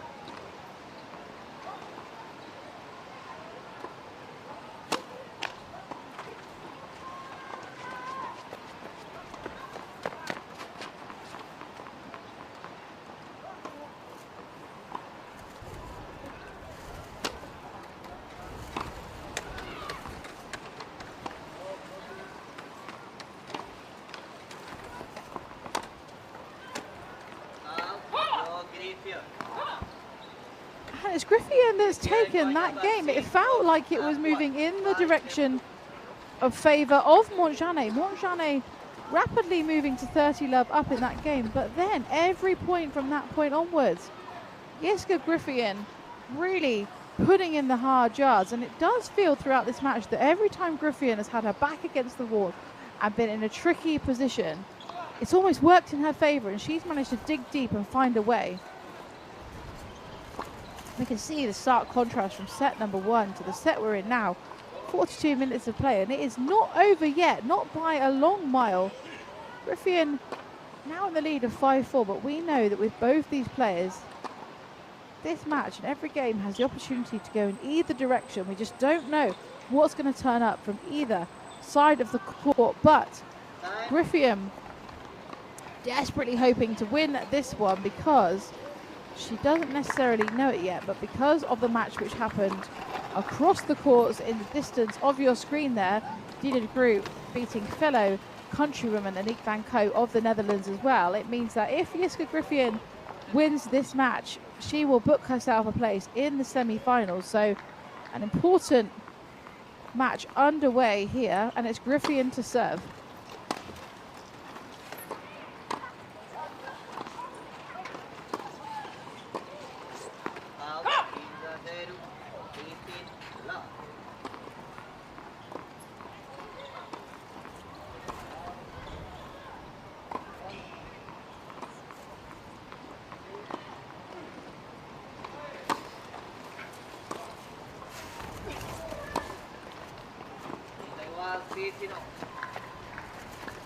Difficult one to negotiate there, trying to get moving after the serve. The ball came right down the middle, 15-all.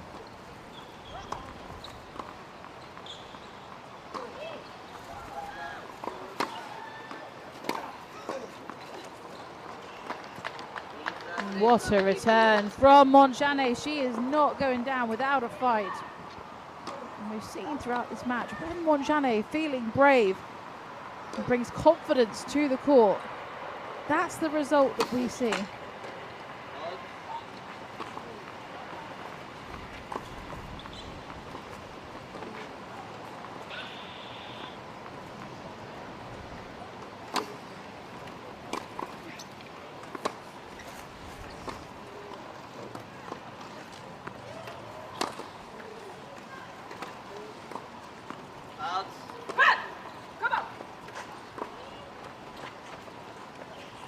Montjane here just double checking. The umpire has come down to confirm. Getting in his steps today. He's been off the chair a couple of times just to double check a few calls. As I've said previously, one of the benefits of play, players can feel reassured that the right call has been made. 30-all.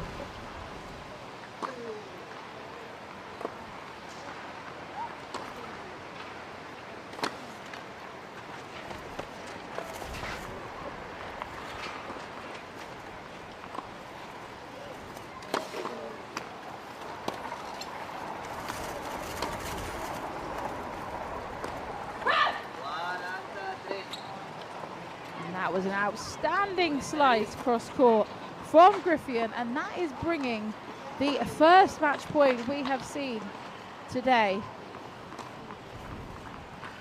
Griffian just 1 point away from booking herself a place in those all-important semi-finals across the weekend. Will she be able to capitalise?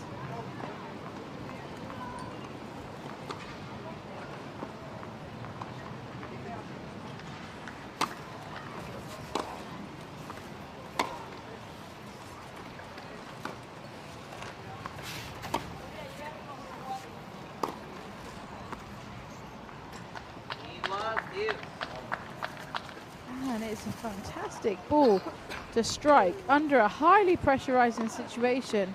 Montjane showing us a little bit of what we've seen from Griffian. When her back's against the wall, she's bringing out her A game.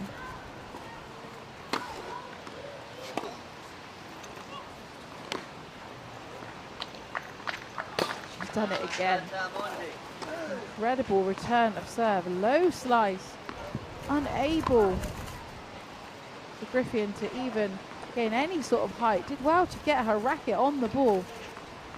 That means Griffin is now advantage down, having had one match point.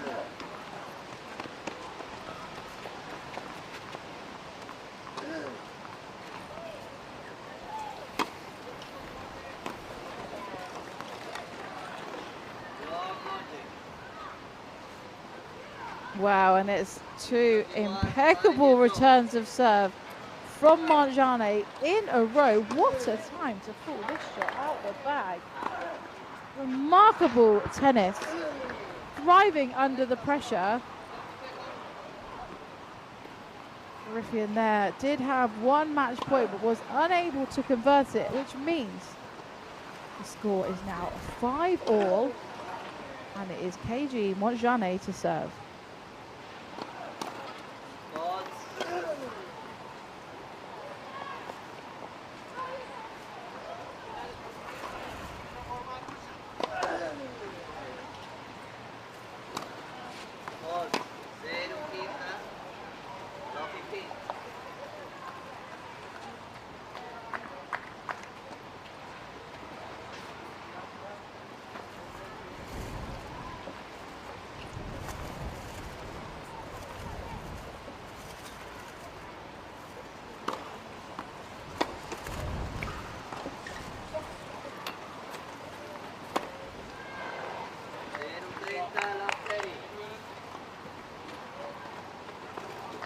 That puts Griffin 1 point closer to gaining a lead again. Tremendous ripped forehand cross court.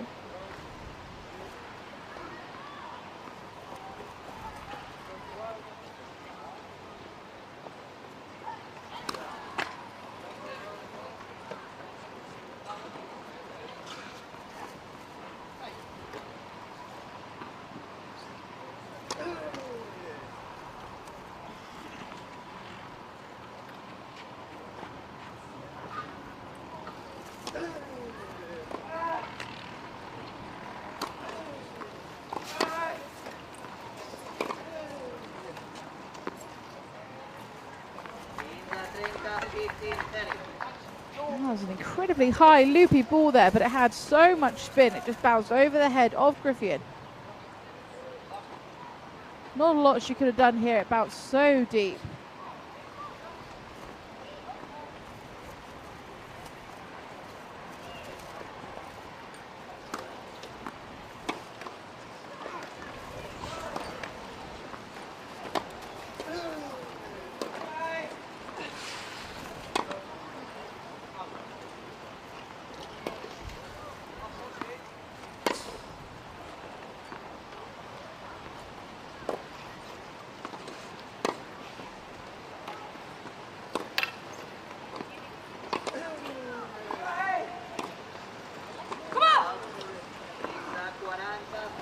Montjane working hard to move Griffin around the court. Some great returns from the Dutch woman. We even lost her off her screen. She was so far back. That was a result of the incredible level and skill set of Montjane. But it was Montjane that pushed that ball long at the end, meaning she is 2 break points down.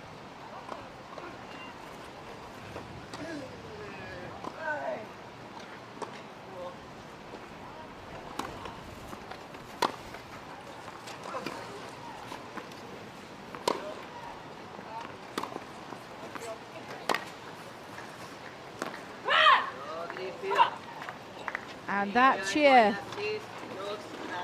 a reflection of how much Griffin wants this match. She is digging deep. She's managed to get her lead back, but it is still just 6-5. There's a lot to play for. We saw 1 match point in the game before last, but Montjane defending that match point with an incredible level of grit and bravery, bringing her absolute A game to the court.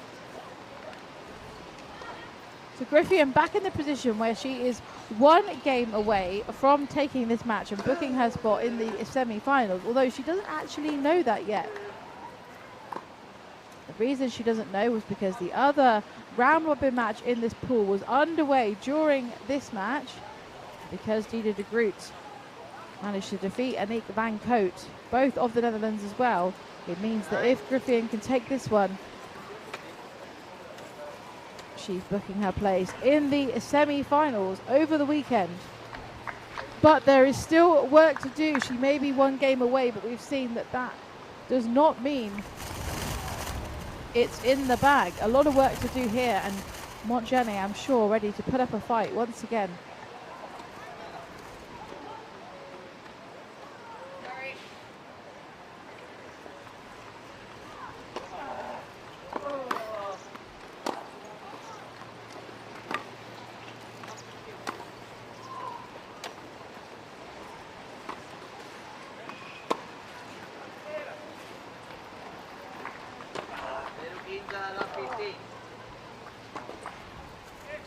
That's a brilliant ball from Montjane, that forehand right down the line.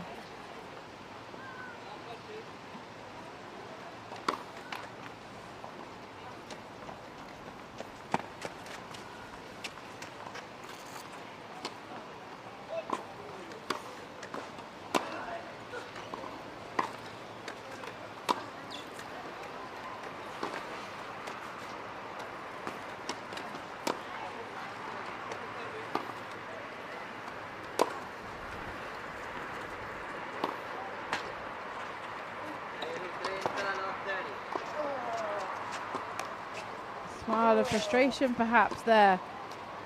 Not what she was looking for. She's now trailing love 30.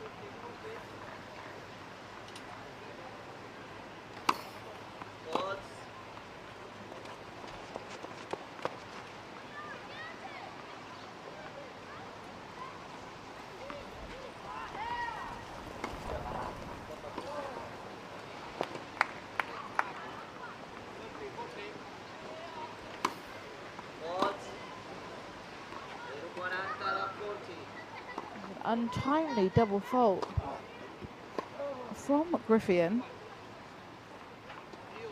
meaning she has 3 break points against her. Could we be heading towards a tie break?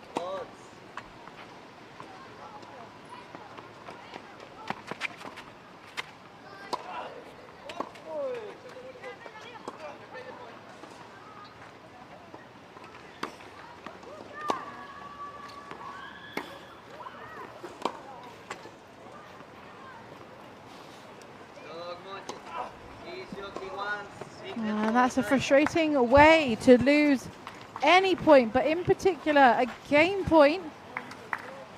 And that ball, aided by the net, meant it bounced even shorter than it was going to originally. Griffin unable to reach it after the second bounce, and we are now in a tie break. And it will be KG Montjane to get the tie break underway.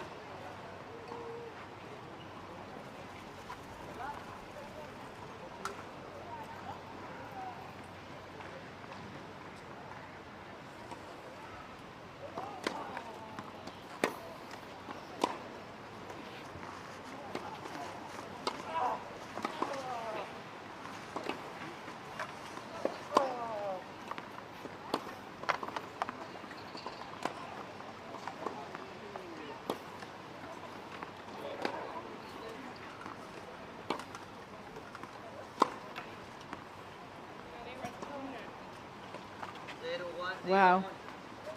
Incredible tennis there from Montjane. She created the space really well.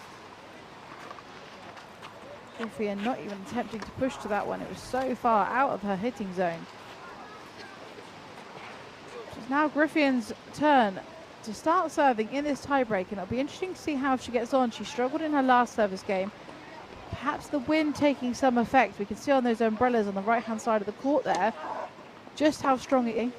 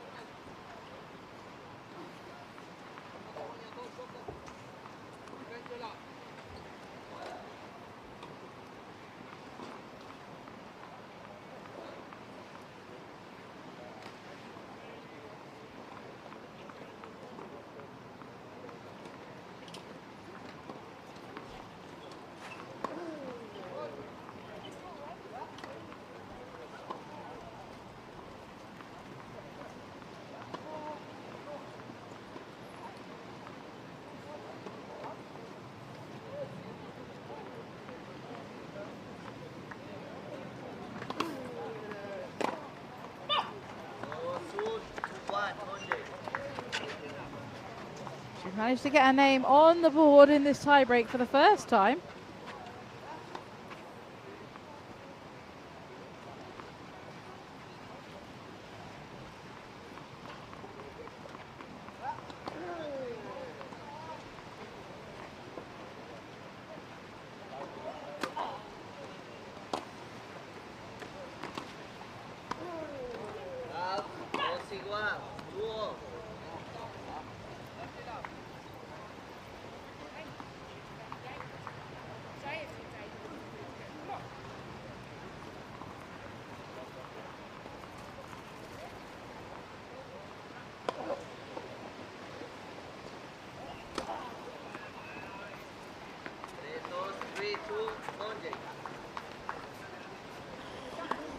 Wow.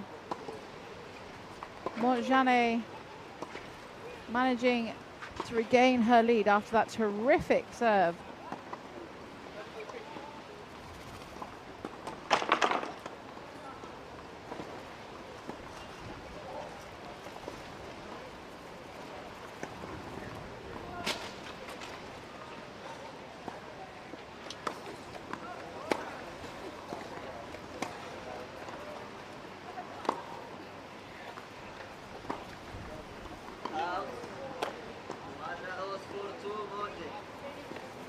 Frustrating miss there for Griffian, which means Montjane has regained her 2-point lead, which she had early on in the tiebreak.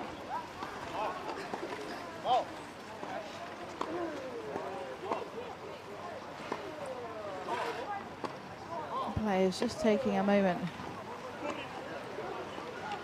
to grab a refreshment. Oh, actually, excuse me, the rain is pouring in. I originally thought Montjane had gone to her bag for a quick refreshment, but actually it's due to weather. It looks like we'll be going in for hopefully what is a short break.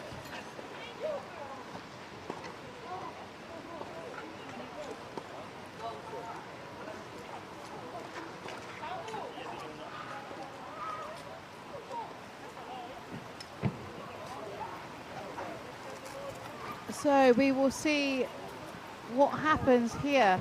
As we can see, all the courts are emptying rapidly. The rain really is pouring down at the moment across the whole venue. Players still trying to get off court, but the groundskeepers doing their work to help them get all their things in. Fingers crossed we won't be in this position for too long.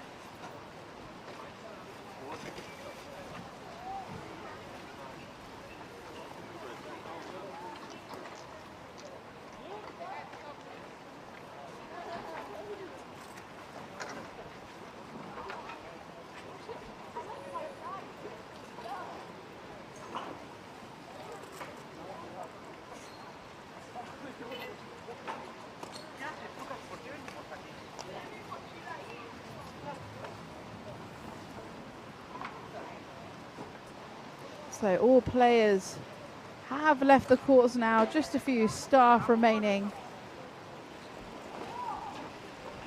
As I said, fingers crossed we won't be gone long. However, weather certainly not looking as we hoped it would be.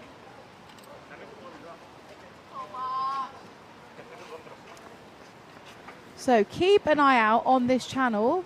Hopefully we will be back on court nice and soon to resume this women's singles match. And as soon as the rain subsides, we will be back.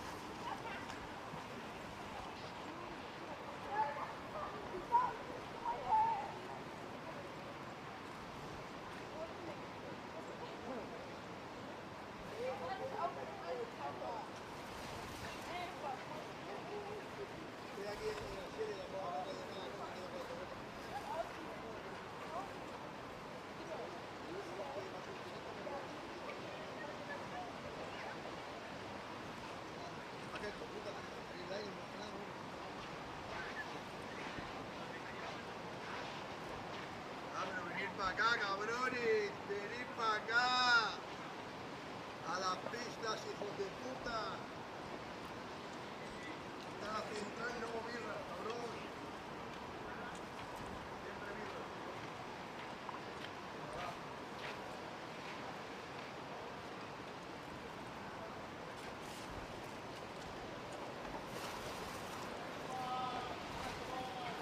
¡Ojo!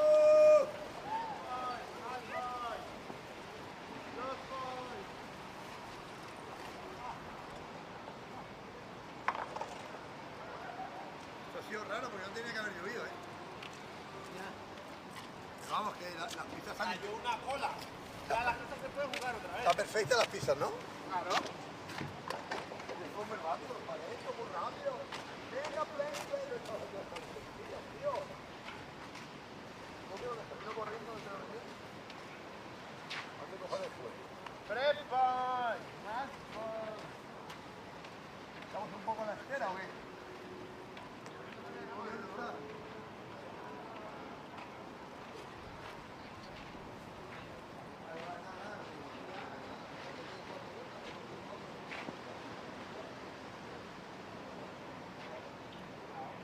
Pintado como el que tengo aquí colgado. Nubes, no se ha ido, pero bueno, ahora mismo ya como lo voy a jugar. Aquí no cayó nada. Esto es como si fuéramos regados, ¿no, Michael? Ahora se puede ir al tercero, esperemos.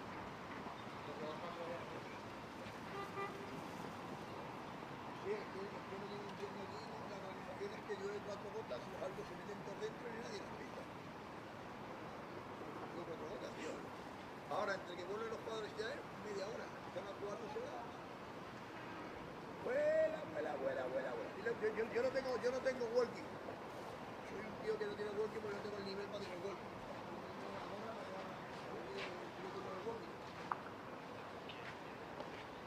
Ahí Marina tiene walking y Andrea tiene walking.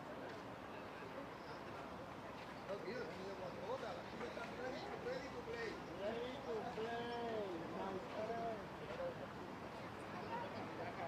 A ver, un grupo de correcta que venga a jugar, porque si no, tío... Ready to play, Michael. ¿Qué? Esto es como si fuéramos regados nosotros. ¿Qué pasó? Menos. ¿Ah? Y menos. ¿Qué pasó? Si aquí se puede jugar ya. A mí de momento no me gusta hablar.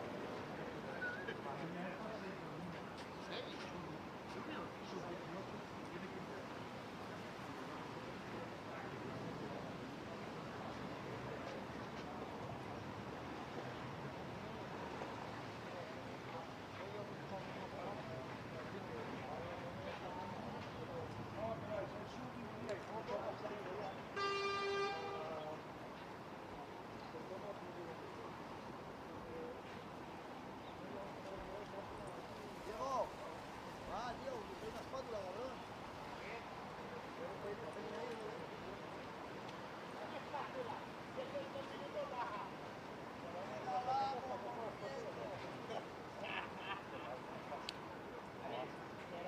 Que viene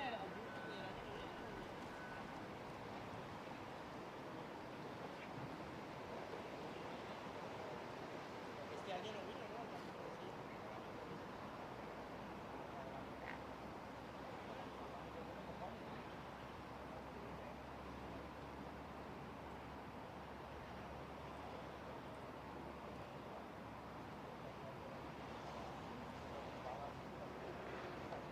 Aquí le vas a apretar con los adelantamos, le vas a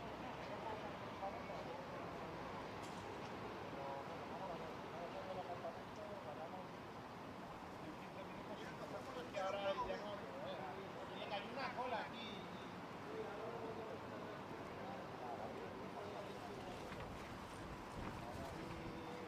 Nosotros yo le pasaría a Estela.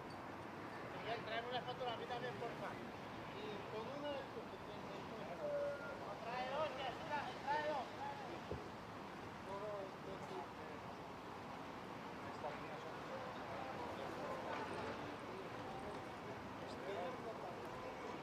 ¿Ok? Ya.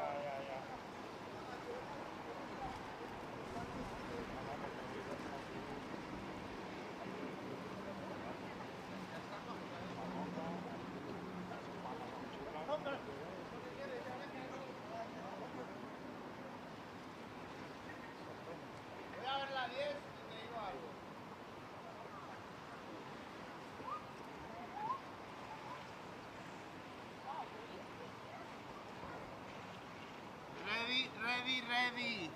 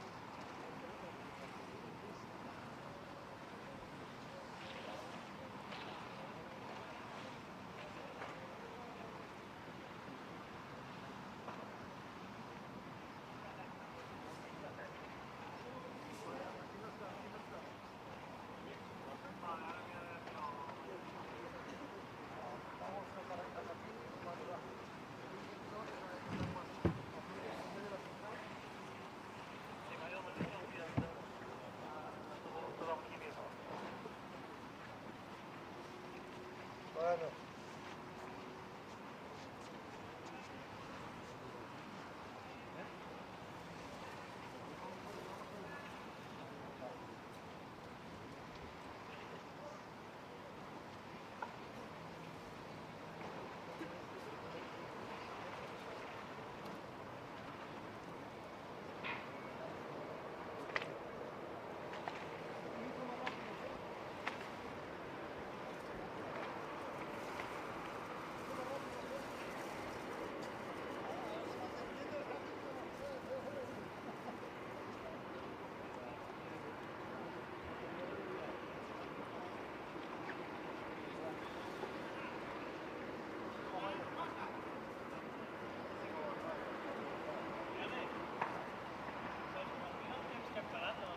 No, però no tinc setat l'hora.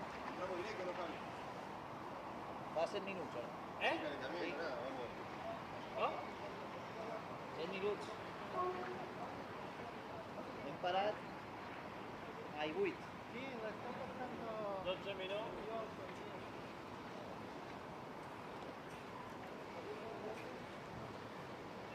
Has pagat l'escalfament o no?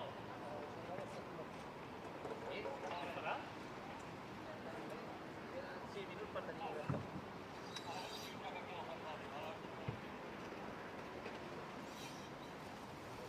¿Cuánto va a costar esto? Sí, ja. No, aquí tengo.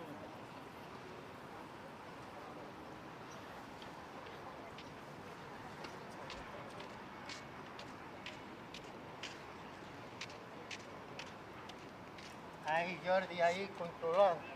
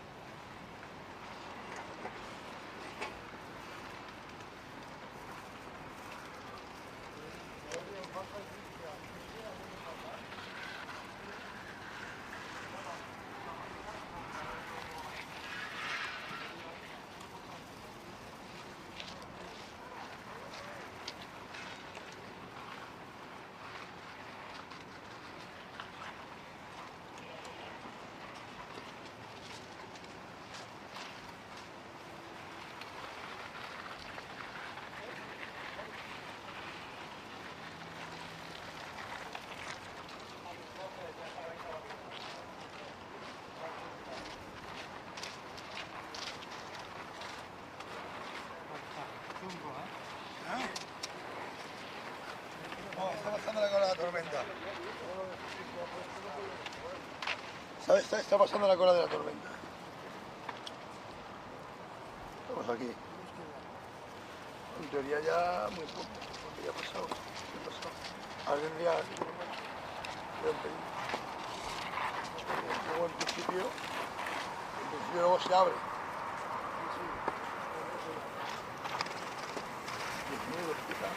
Estamos aquí ya pasado todo. Esto ya va un poco retrasado. Yo no creo que lleva mucho más que esto. Esto a la pista no le afecta mucho, está bien para la pista. Pero bueno, ya está claro. Verás.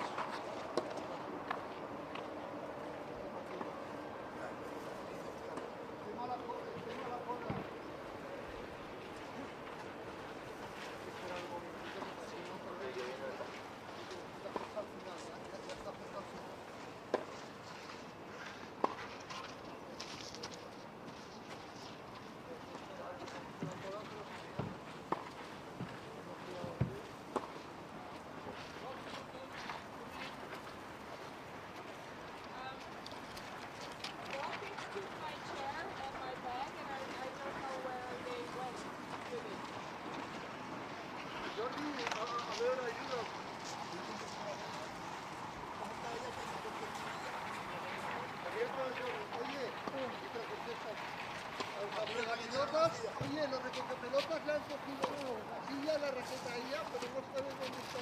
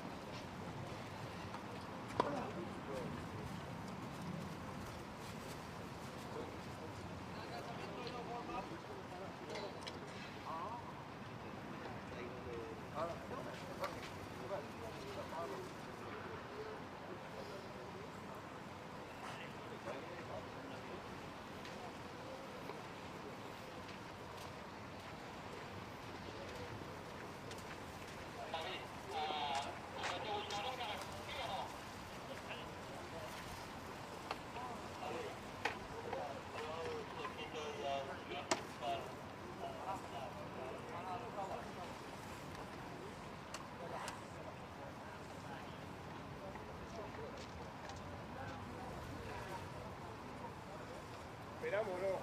Esperamos para el minuto.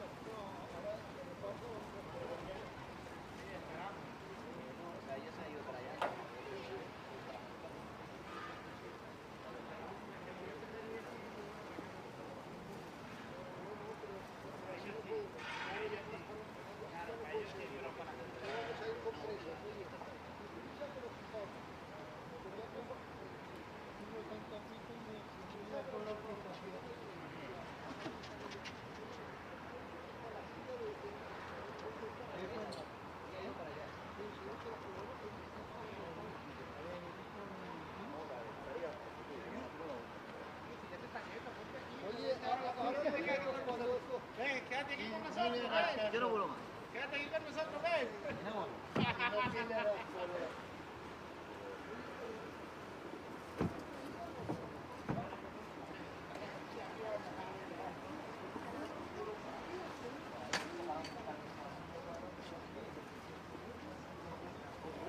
si llueve ya la cierro.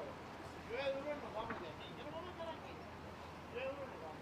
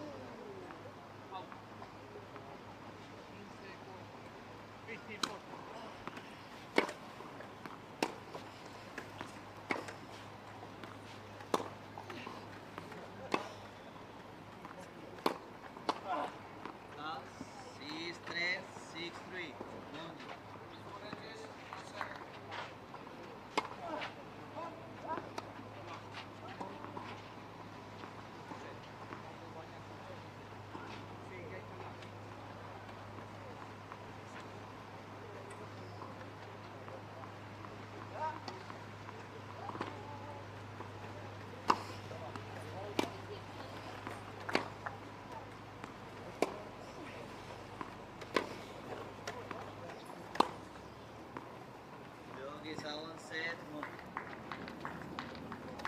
Geography 7 games to 6. That it was one set.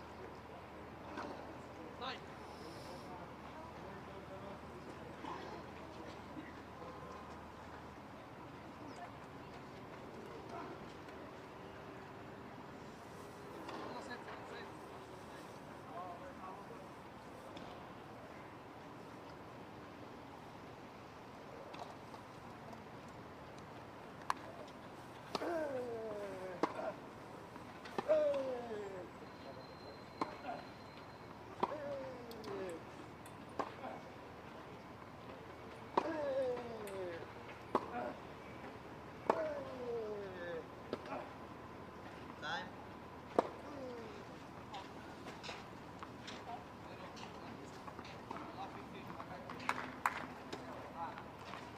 Reset, survey, kick.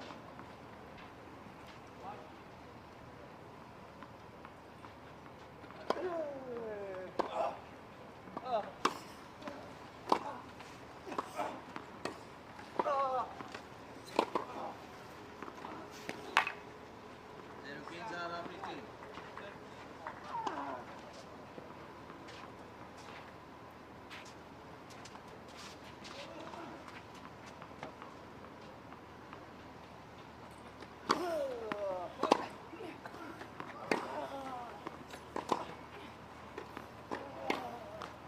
Zero 30 alla 30.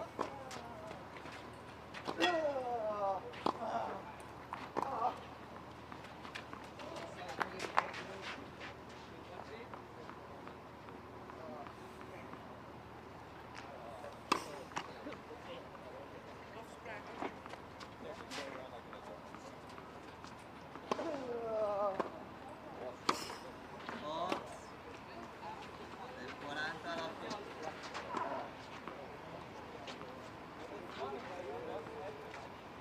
Dal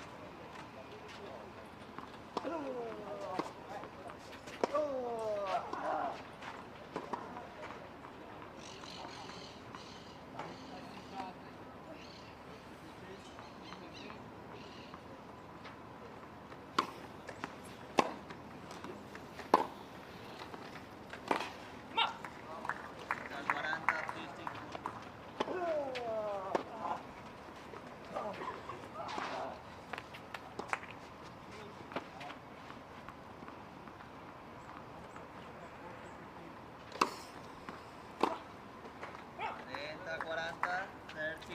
Wow, and welcome back to this match. After that rain delay, it seemed the rain had a little bit of effect on our sound issues there, but I am back and we are now in the third set of this exciting women's round robin match between Jiska Griffian and KG Montjane.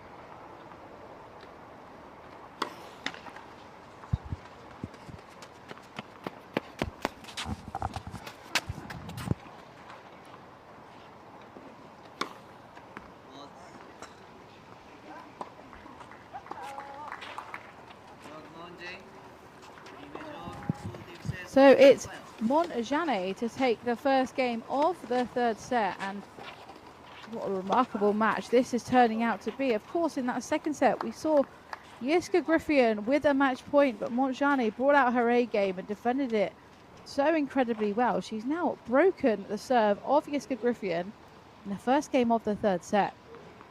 Will she be able to hold to consolidate that break?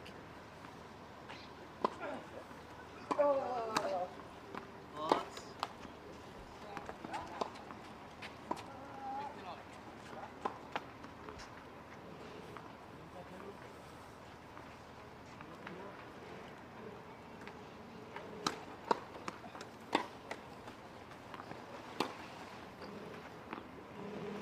Quinta 0, 50 now.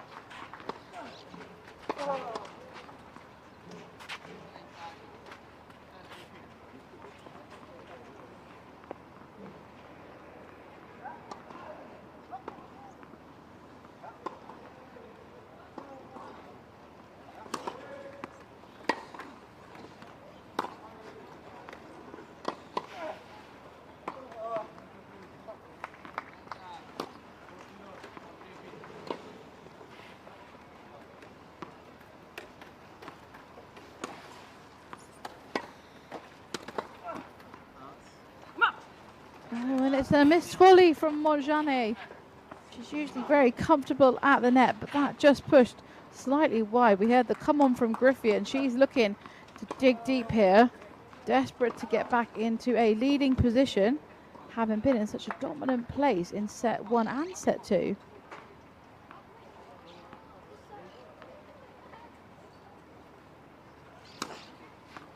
Odds.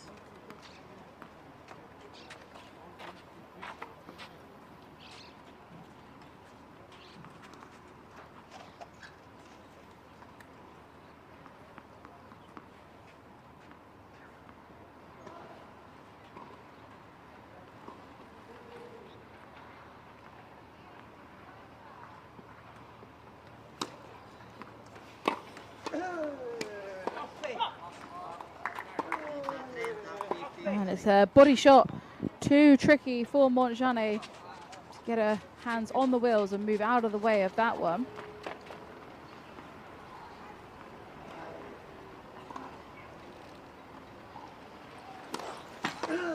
Odds.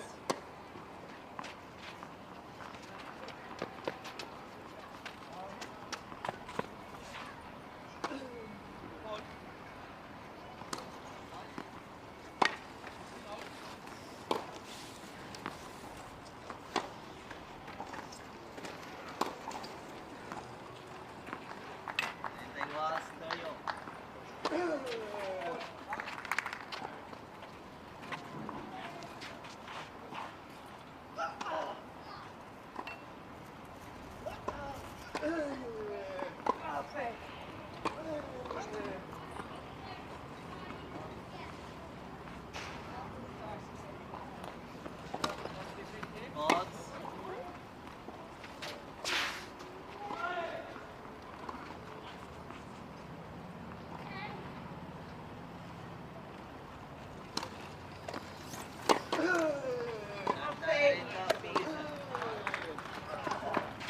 Another look of frustration there, looking towards her coaches. Dutch certainly isn't my strong point, but I think reading between the lines there, she's becoming a bit frustrated as she can't seem to find the way to get back on top and dominate these points.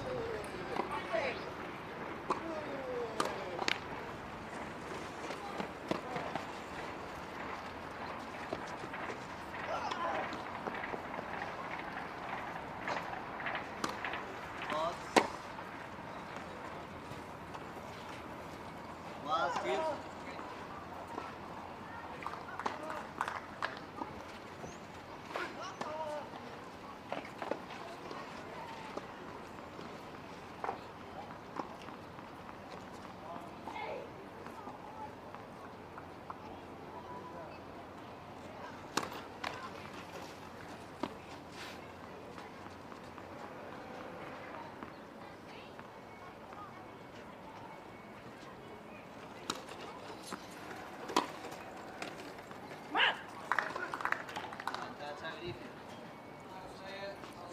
It's another up and down game. This time, Griffin has managed to pull back a game point.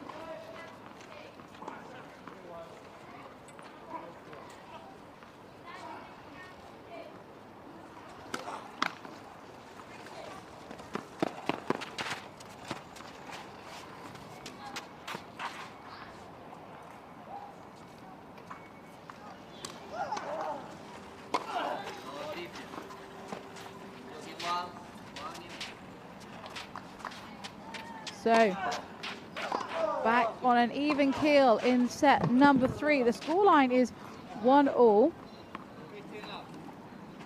Both players so far breaking their opponent's serve.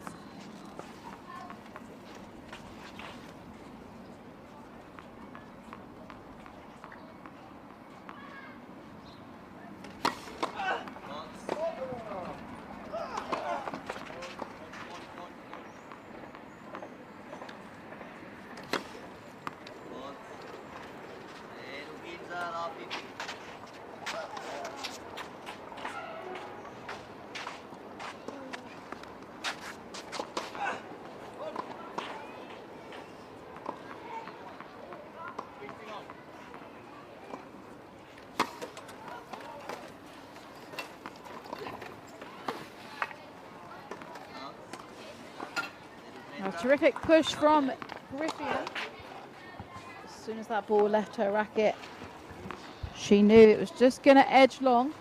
Love 30.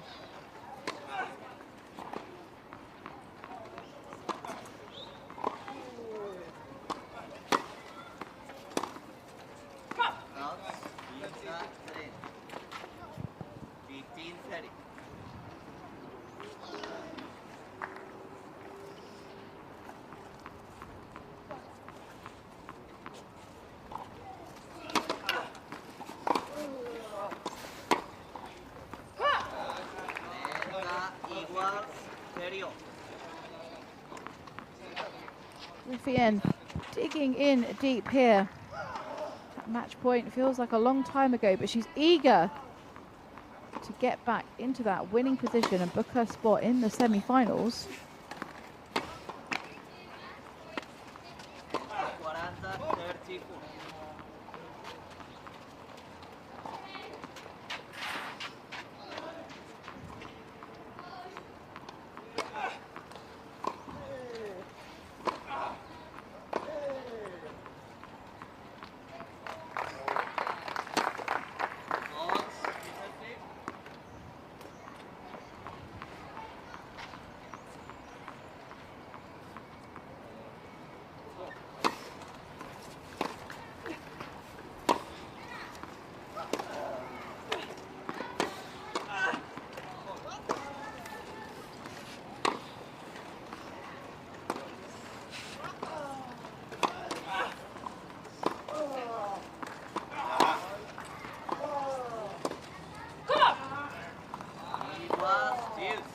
That's good stamina from Griffin. Slightly defensive play there, waiting for Montjane to break down. But that does put her in a more comfortable position of juice, looking to hold serve here.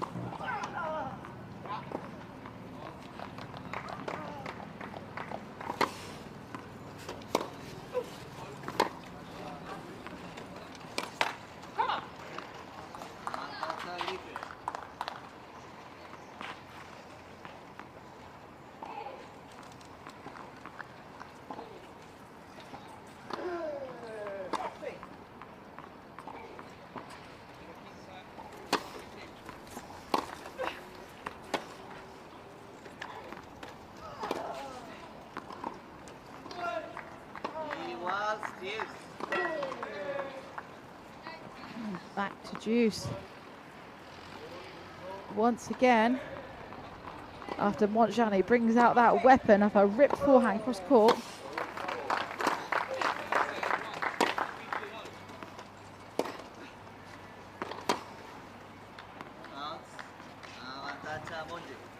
And again, it was hesitation from Griffin. She knew it was just going to creep wide.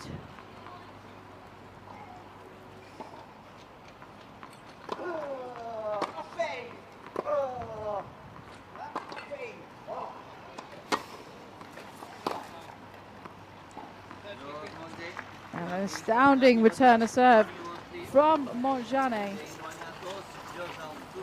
Montjane doing incredibly well to have saved a match point and then taken the second set in a tiebreak, and she's come out swinging here.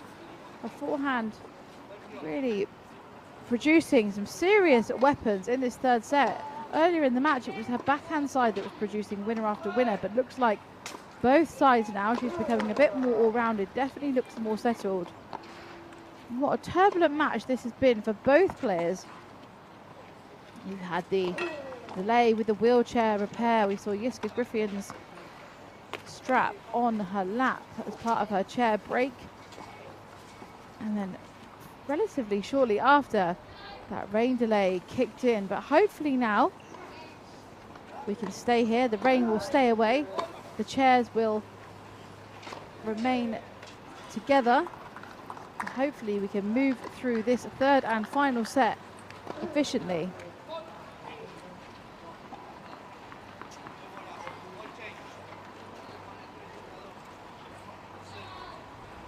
So KG Montjane to serve. She's looking to consolidate her last break.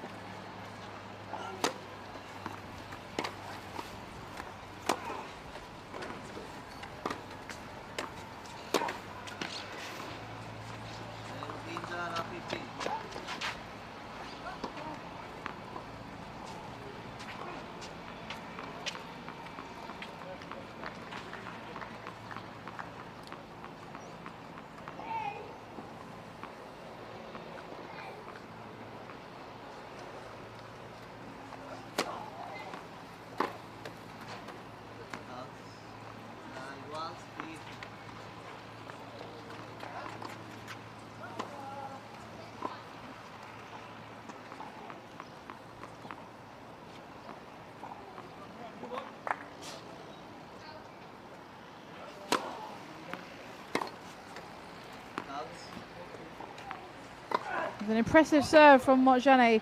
Griffin just double checking the mark. She seems pretty confident that it was long. Umpire here having to check, and the call from Griffin was correct. It was long. It can be so difficult to see those lines on certain angles, but Clay has saved the day once again, leaving a clear mark.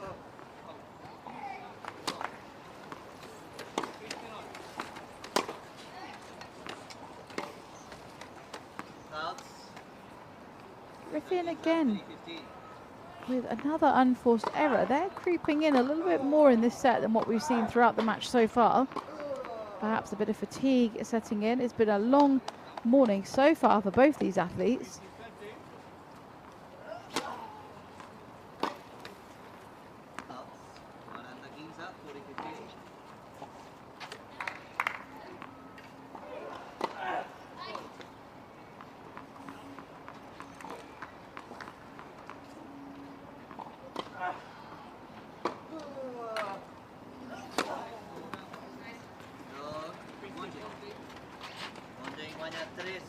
She's managed to hold. She's consolidated the earlier break. She's become the first player in this set to hold her serve. And that means that KG Montjane now has a 2-game lead against Jiska Griffin of the Netherlands. A dramatic shift of the tide in comparison to where we were earlier in the match. Pressure on the shoulders now of the Dutch woman. She really does not want to let this set run away with her.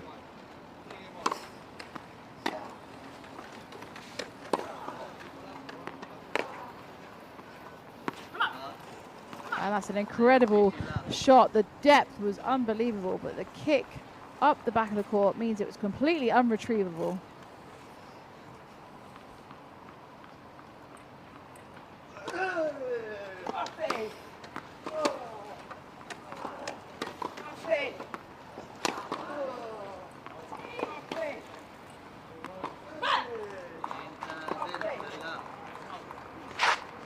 There's a well-placed ball across the side of the court there.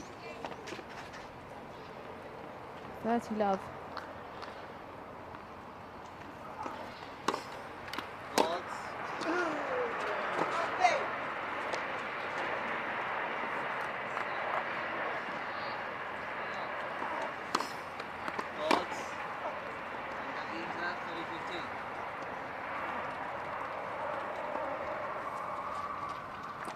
Another double fault. Creeping into the statistics of Jiska Griffin. Not what she's looking for at this stage in the match.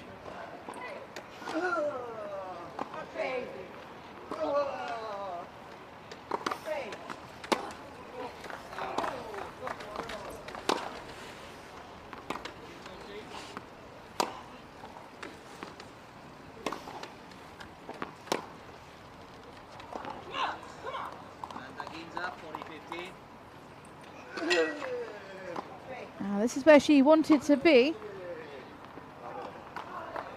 Game point on her serve to close that gap in the scoreline.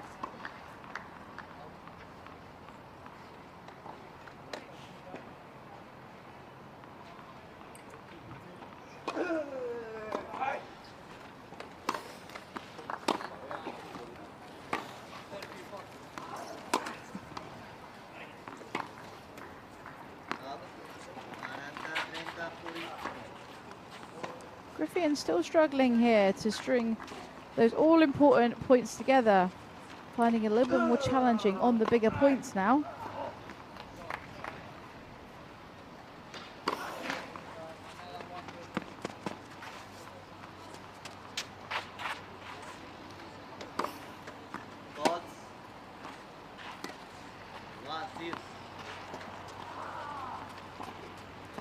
Again, a double fault creeping in at just the wrong time. Not that there is a good time, but that was an important point. Because of that, it means we are on 11 kill of juice.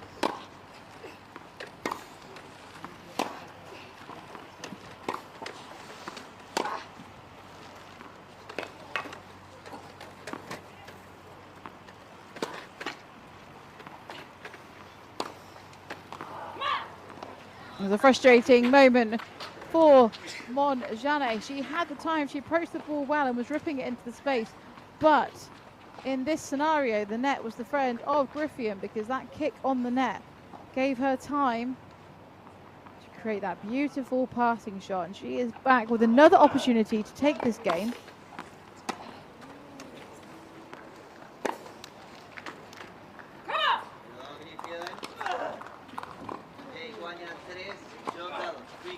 And she's managed to find a way this time. It was a long game, a lot of back and forth, but she's managed to hold her serve, following in the style of her opponent, meaning now Griffin is trailing 2-3. And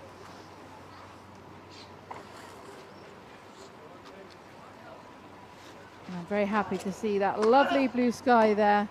Hopefully that will stay with us. The forecast is a little bit up and down for the day. It's been a tough match for these two players, with a lot of stop-starts, a lot of interruptions, but it's looking sunny. The shadow on the court is always reassuring. And these two players are no strangers to each other. This is, in fact, the 21st time that they would have played against each other. Griffin leading in the head-to-heads. She has won on 15 of those occasions when these two have met each other. But this is the 4th time since 2012 that Griffin and Monjane have met in the round-robin stage of the Masters. And Griffin has won all 3 of those previous matches in straight sets. So actually, this is the first time that Monjane has managed to take a set off of Griffin in a Masters event. Monjane here contesting in her 10th singles Masters. She's yet to go beyond the group stage, but still one of the world's best players.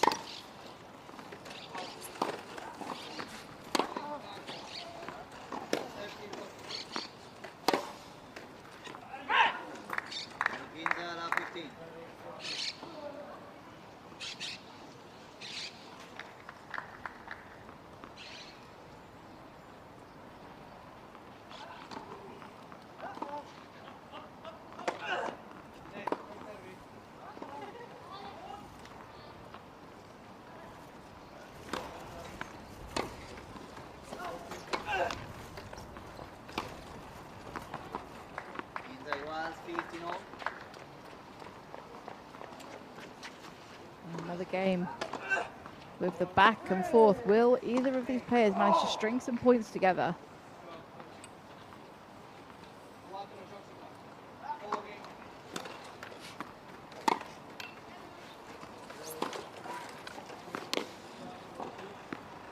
30, 15, 30, 50.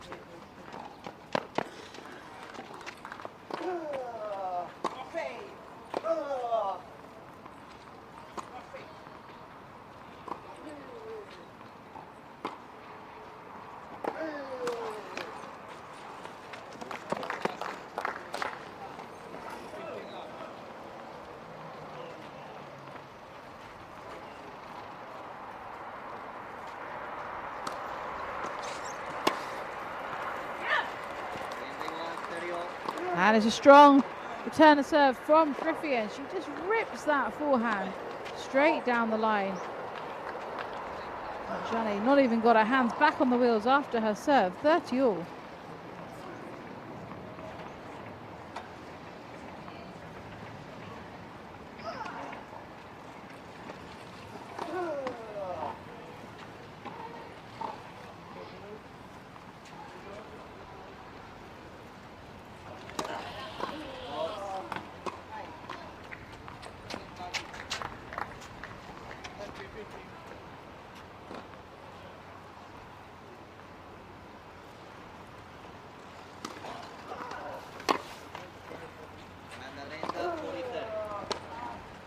Again, the roller coaster that is Jessica Griffian in this third set. We're seeing some phenomenal returns, and then the odd error like that seems to creep in. Consistency not quite where it was earlier in this match.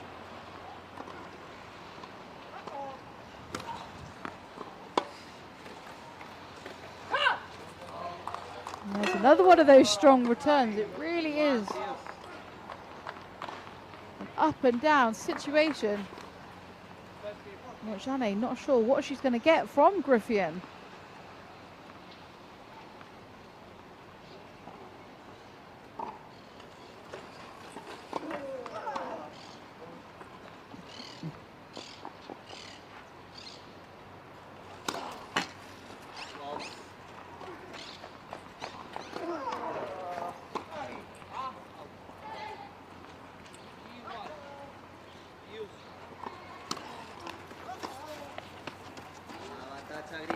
An untimely double fault from KG Montjane. She now has a break point against her.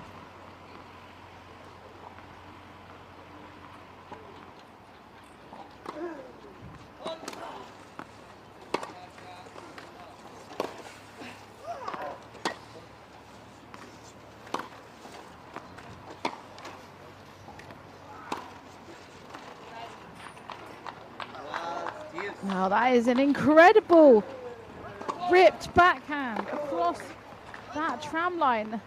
The Montjane special that we have seen throughout this match on that backhand side. Certainly her comfort zone, her biggest strength, biggest weapon.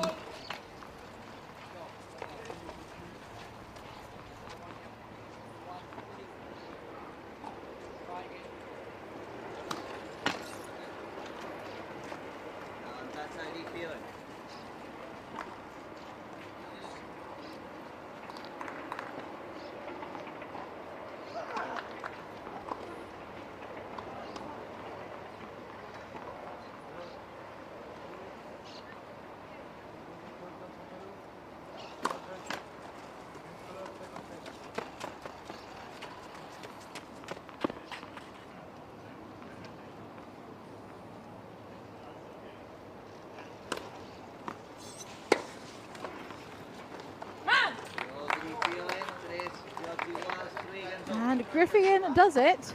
She manages to break back and really close that gap. She was trailing by 2 games, but we are now looking at a very different picture. It's 3-all.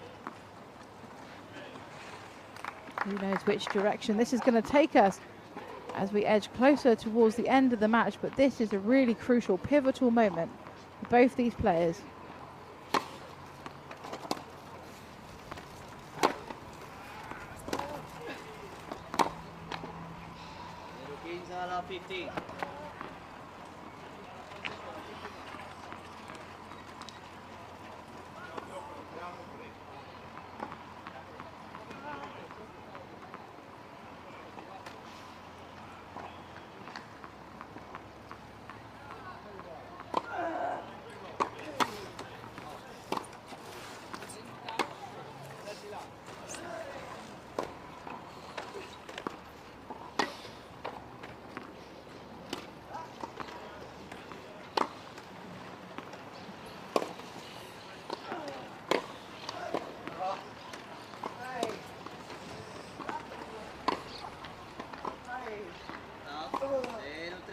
Love 30. And again, it's the server that seems to be struggling in this match. Griffin now love 30 down.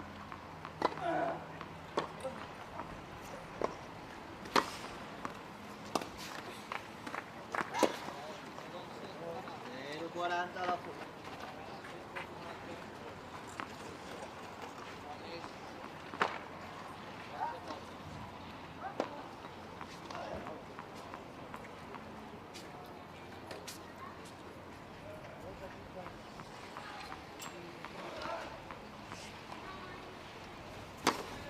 Balls.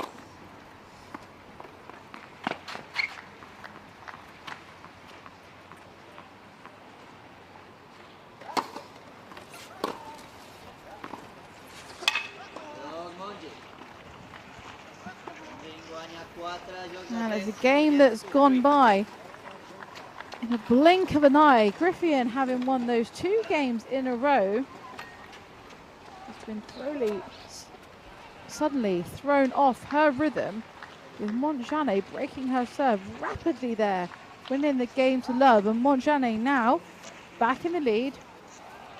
She is up 4-3. She's eager to start leveling out that head-to-head score. 15 wins in favour of Griffin between these two, just 5 in Montjane's favour. 3 of those which came on home turf for her, back in her home country of South Africa.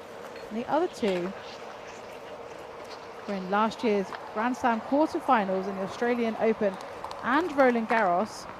So some wins for Montjane were relatively recent against Griffin, but eager to get another one under her belt. And she's not far away from making that a reality. It's 4-3.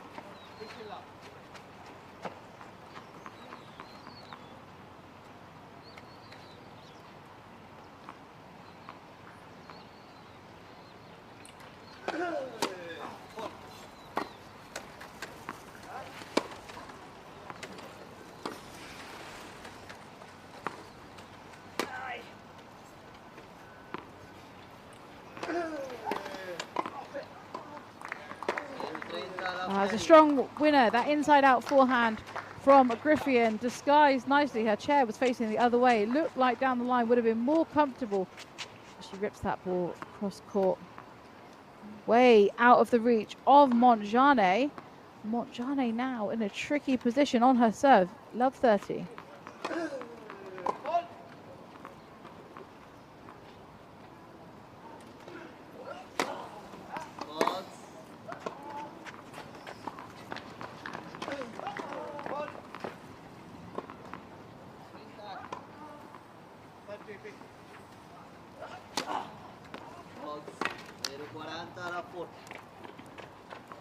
Another unfortunate double fault from Montjane. They have been sneaking in to this third set far too many times, and she wants them to.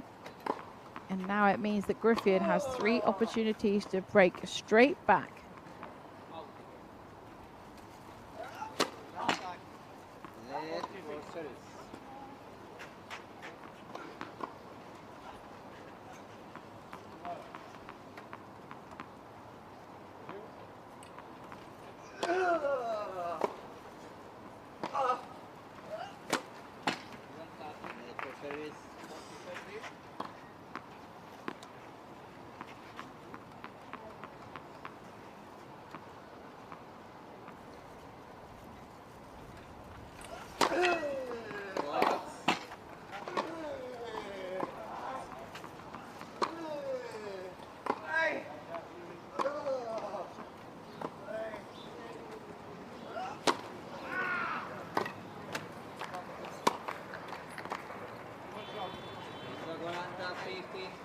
And that was an effortless 1-2 combo set up beautifully by her serve. She created that space down the line.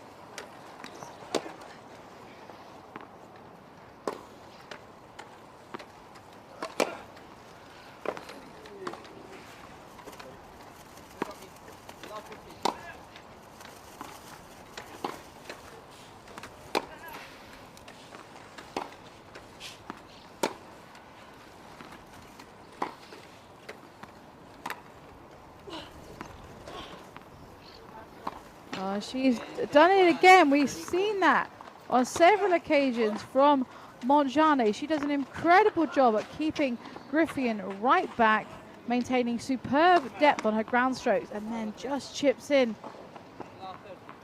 that delicate drop shot. And even with the speed that Griffin has, it was too much even for her to reach. Balls.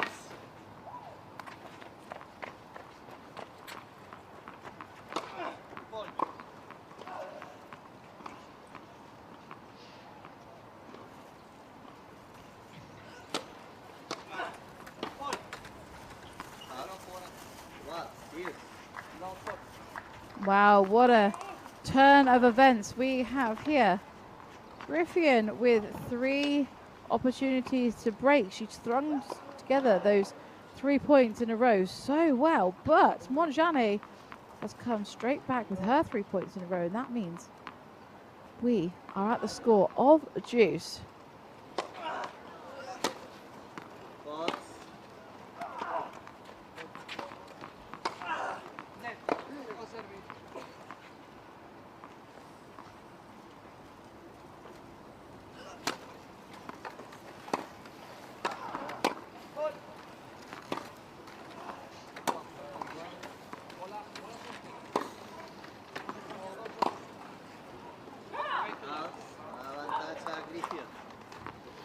Griffin back in the position where she's 1 point away from taking the service game of Montjane, breaking her again.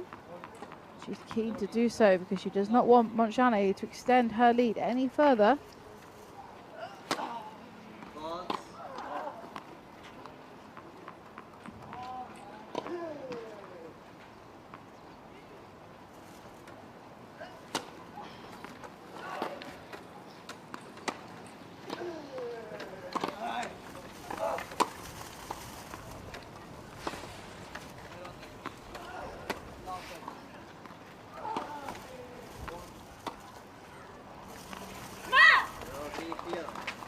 Didn't work on this occasion.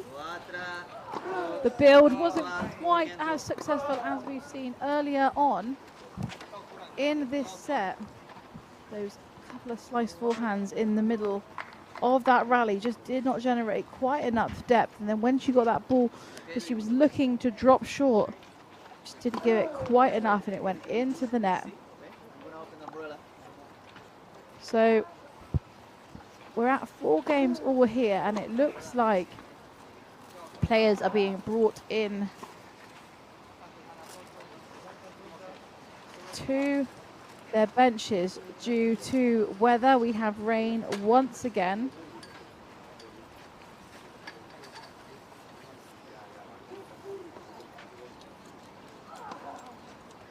So let's hope it's just a short rain delay. You can see the players on the other courts just going under the umbrellas, not leaving the court entirely, which gives us a little bit of hope that it will only be temporary and short term.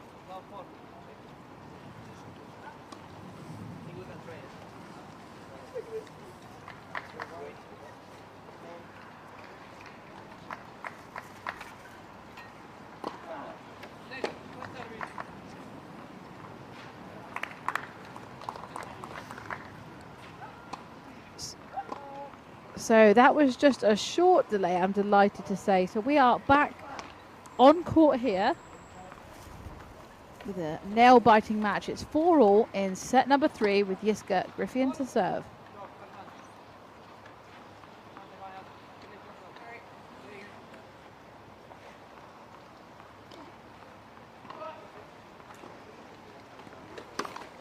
Faults.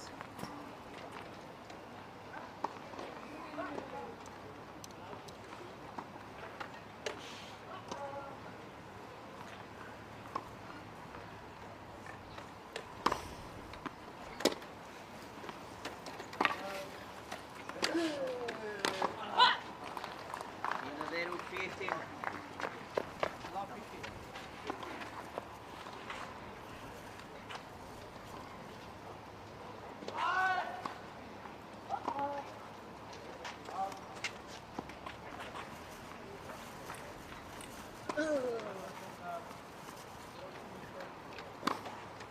Faults.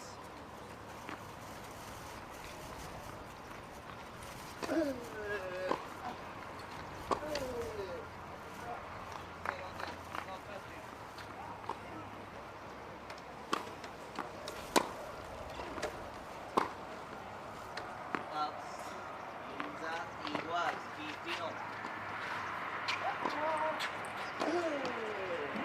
Still fighting tooth and nail here. 15-all. Griffin having to dig deep here to hold her serve. 15 set.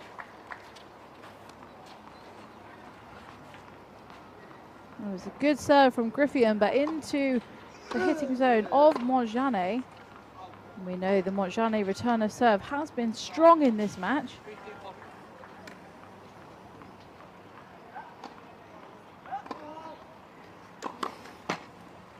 Faults.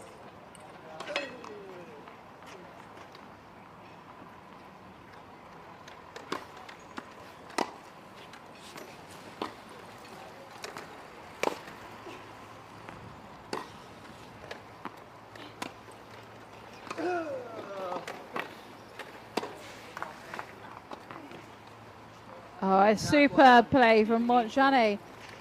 It looked like the drop shot wasn't going to be enough. Griffin did reach it, but because she was on a stretch, there wasn't much she could do. Montjane with that beautifully placed lob over Griffin's head. World-class wheelchair tennis in action here. Montjane now with 2 opportunities to break the serve of Griffin. And she's done it on the first opportunity. And that means Montjane has gained her lead back. She is now in charge of this match. She's in front 5-4. Still a narrow gap. We've been in this position on multiple occasions in this second set. Really has gone back and forth. Montjane being in the lead for the majority of set number 3. But she now, having saved a match point in the second set, is just 1 game away from potentially gaining her 6th victory over Jiska Griffin. We still have time to go. A lot still to be played for, but we are nearing the end of what has been a truly remarkable match.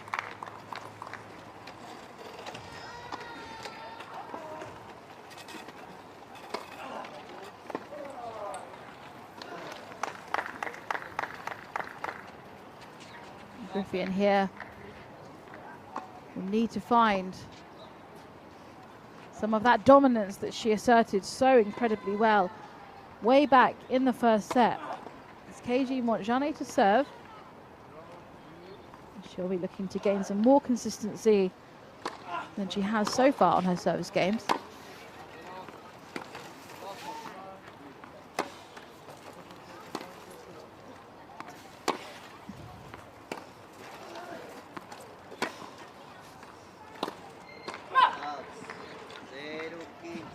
A wild miss.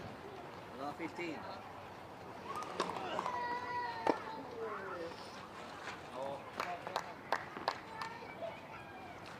We still see a few little drops of rain, but not enough at the moment to be a problem for the players. Match play across all courts here.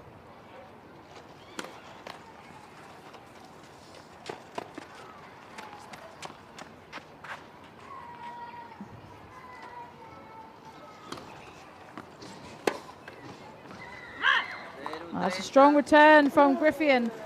Montjani not doing enough with her serve there. It was straight into the comfort zone. That inside-out forehand that we know Yiska can hit so incredibly well.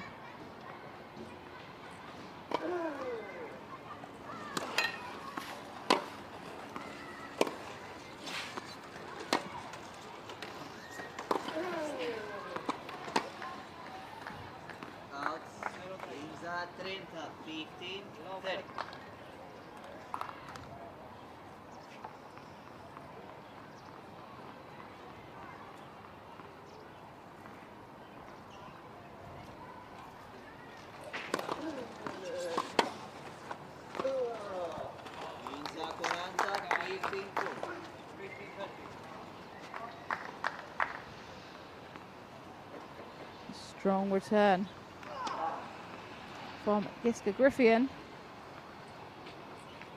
Now with 2 opportunities to break.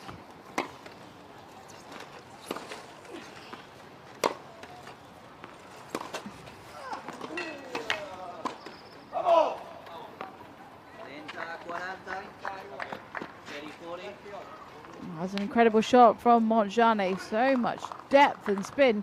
Griffin doing a superb job to even reach that ball, but it wasn't quite enough.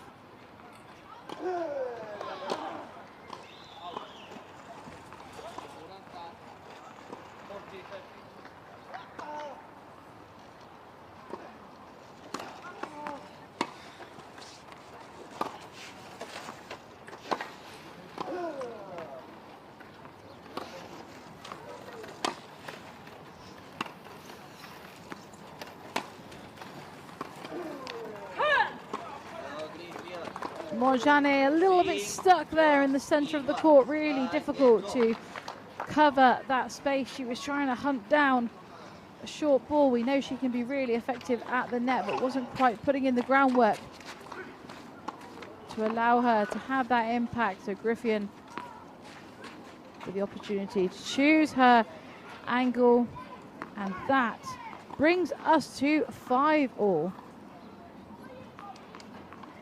Griffin now to serve, really looking to hold her serve, gain a lead back, which she's not had for a substantial amount of time.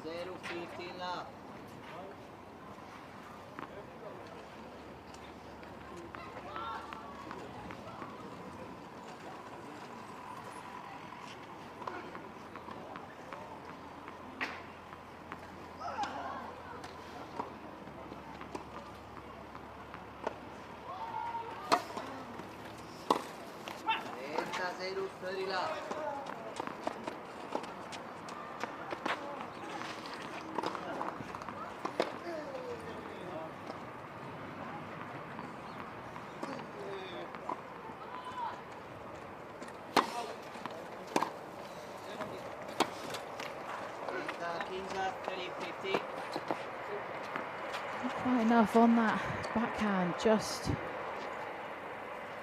reaching below the tape. Griffin still in a lead here on her service game, 30-15.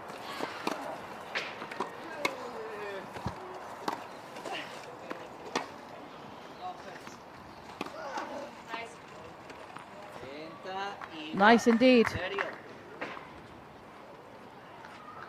That brilliant shot applauded there by Griffin. Montjani just placing the ball right through the juice side of the court, something you just cannot argue with.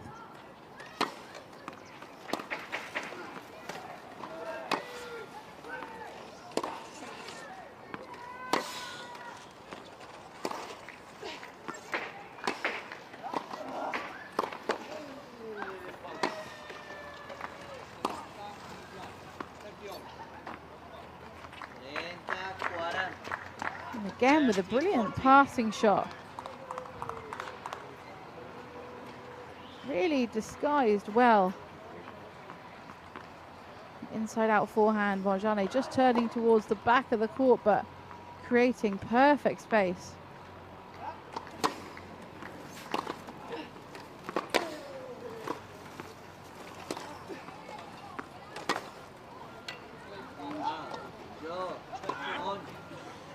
It's a backhand long from Griffin, having been in a leading position on her service game. It's Montjane who manages to turn that around, stringing points together.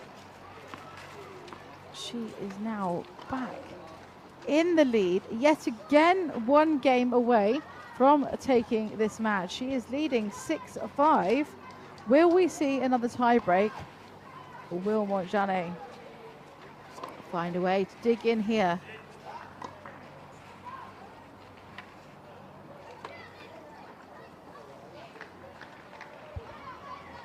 And these two players both are competing in the doubles masters later on today. So a long day for both these two players. They've been competing in this match now for nearly 4 hours. Of course, we had a couple of breaks amongst that time, but nevertheless, this match started nearly 4 hours ago.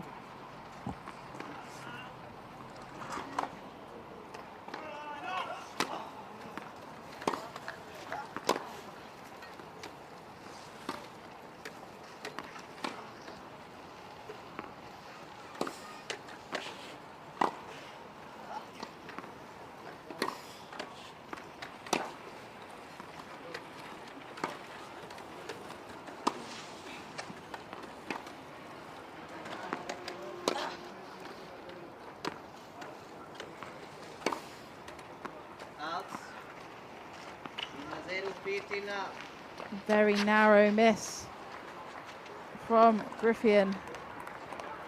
Good decision. Just ever so slightly too wide.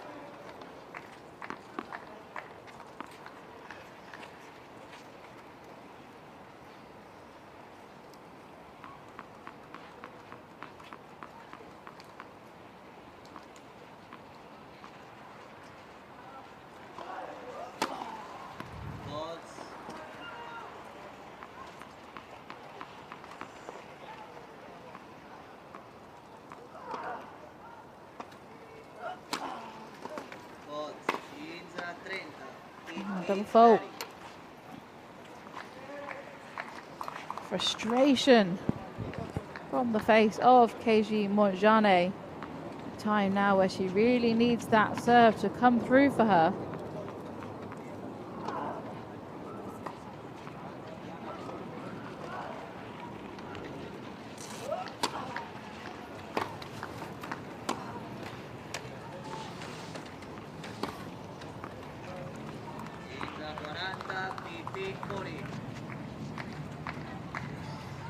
So Griffin here in a crucial moment. She has 2 opportunities to break the serve of Montjane and bring this third and final set to a tiebreak.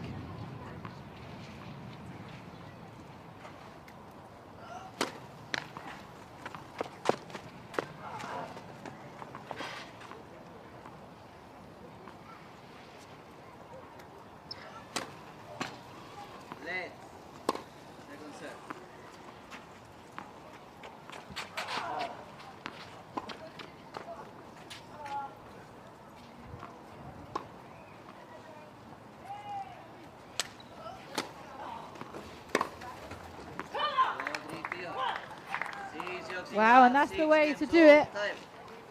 Aggressive return of serve.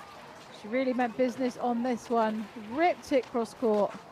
And that means we're going to see the second tiebreak of this match, but this will be the final one. But who is going to come away victorious from this match? It's been absolutely incredible up until this point, a real nail biter.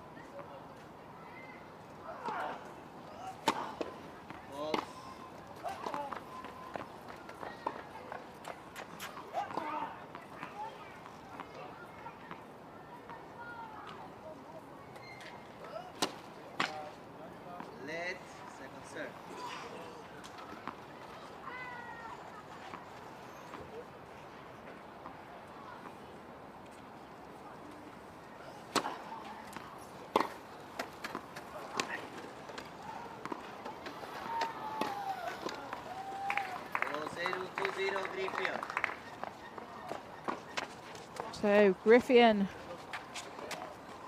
with 2 points in a row,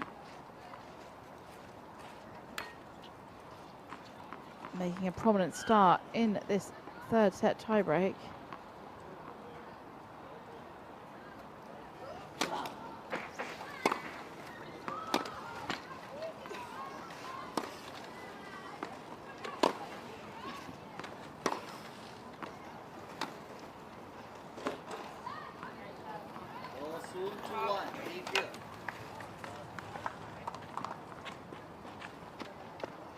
So 2-1 it is. Montjane managing to get a point on the board there with another crafty backhand drop shot. Griffin getting a little bit fed up with those.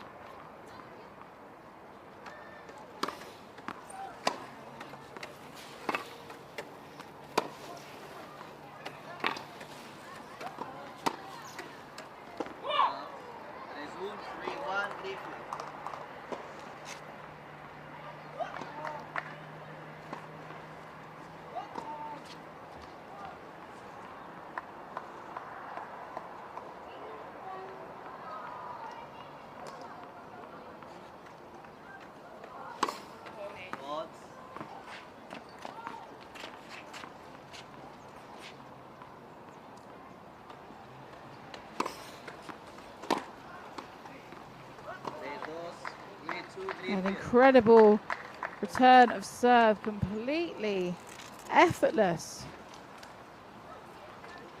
Montjane just blocking that backhand down the line.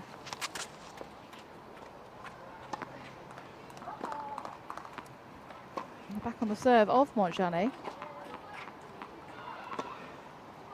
She's trailing 2-3.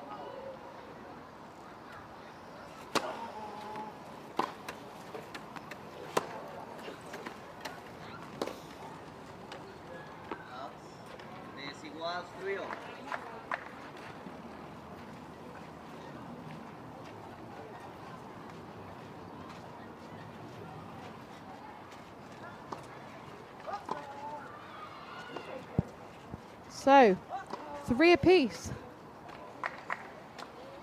It's hard to even make a guess on which direction this match is going to move in favor of both athletes. Fighting to the very end. 3 all to play for here. The weather still holding out for us here on centre court. We are edging closer and closer to the finale of this epic women's singles match, the final one in their pool of the round robin stages.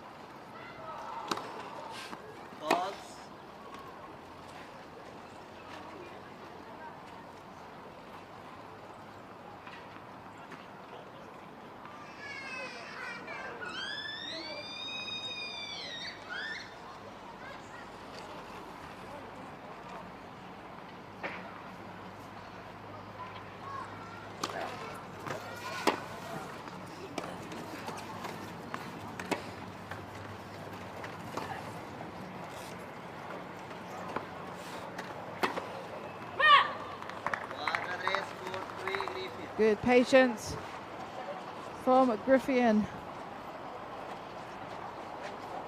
She just waits to gain that ball in the perfect position with her overhead down the line. That one felt good, which now means she's in a 4-3 lead, and we're back onto her serve.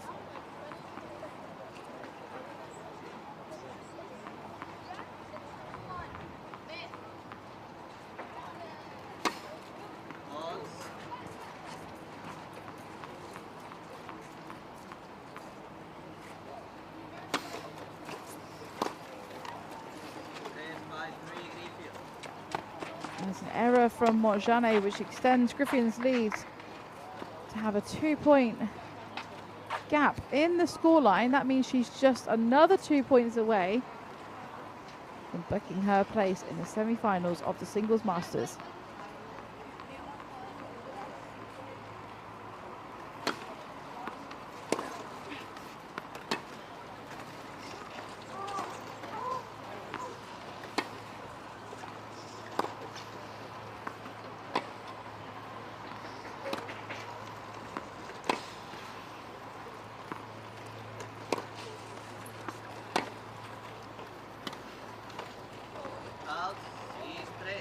Oh, it's a close miss from Montjane. The head went back there. You can understand her frustration. That shot has not let her down throughout this match, but on this occasion, she just overcooked it slightly. And just pushing beyond the singles tram line. But now we see our second match point.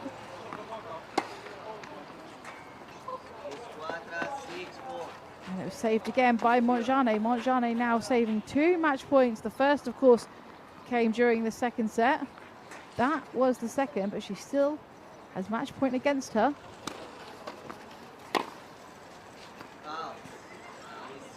It's another one. That's 3.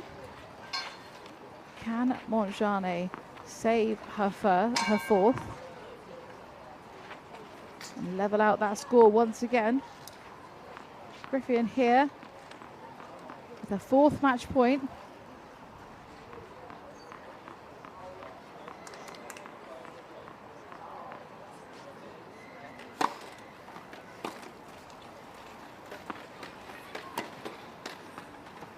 Come on!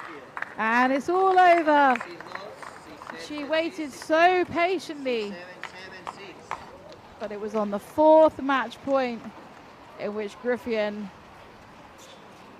managed to book her place in those all-important semi-final stages here at the Singles Wheelchair Tennis Masters.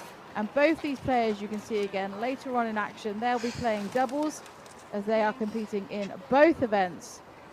But for this lady, congratulations are certainly in order. A tough match to get through. Weather delays because of chair repair. But just 4 hours later, she's managed to win and take the match in the 3rd and final set. It's Jiska Griffin moving into the semi-finals of the Singles Masters. She defeats KG Montjane of South Africa 6-2, 6-7, 7-6. Do stay with us. We've got men's singles action coming right up.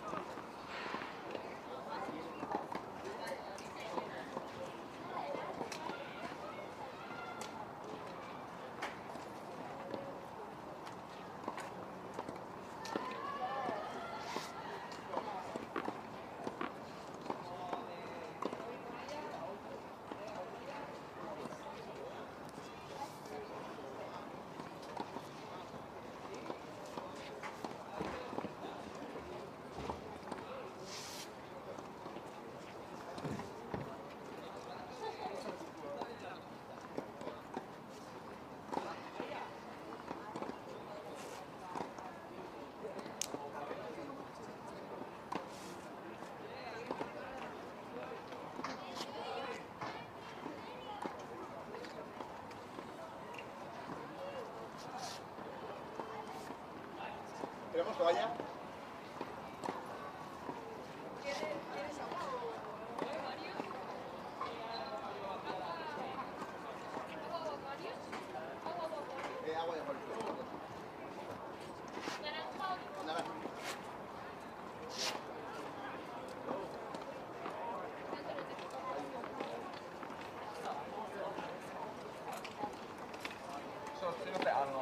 Agua de Jalisco. Naranja.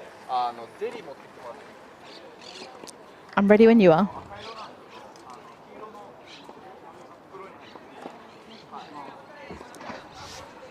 And welcome back to the Wheelchair Singles Masters event here in Spain. And I'm delighted to say that we've got back on court pretty quickly after that marathon match we had between KG Montjane and Jiska Griffin. Nearly 4 hours of play with a couple of delays in there, but we're now finally at the men singles round robin match in Group A, and we are going to see Martin de la Puente of Spain take on Takuya Miki of Japan.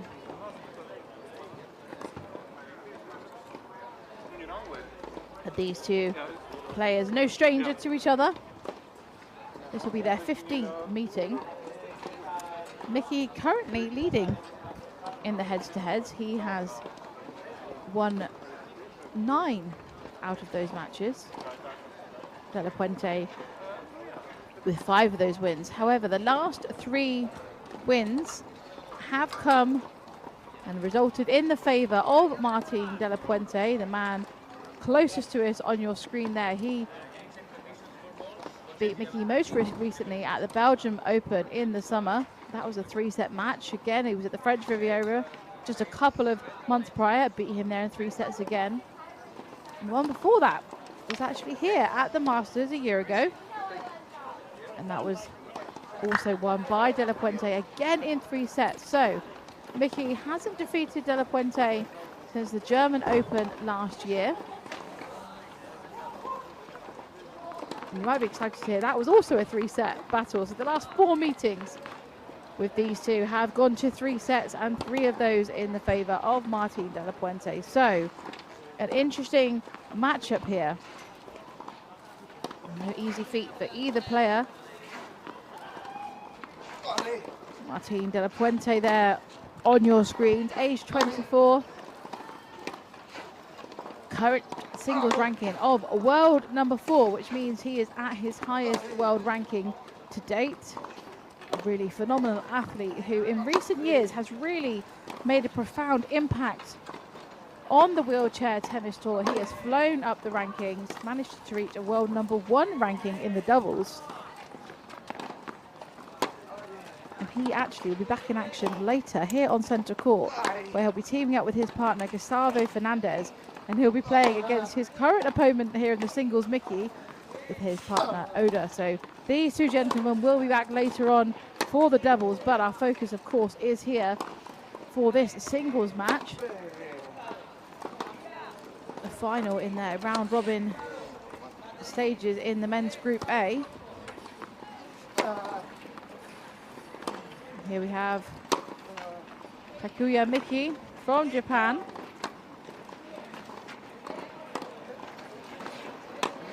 Right-hander. Current ranking of 10, but has reached the heights of world number 5. So five places off of his world's best 590 appearances. Really shows you the sheer wealth of his experience.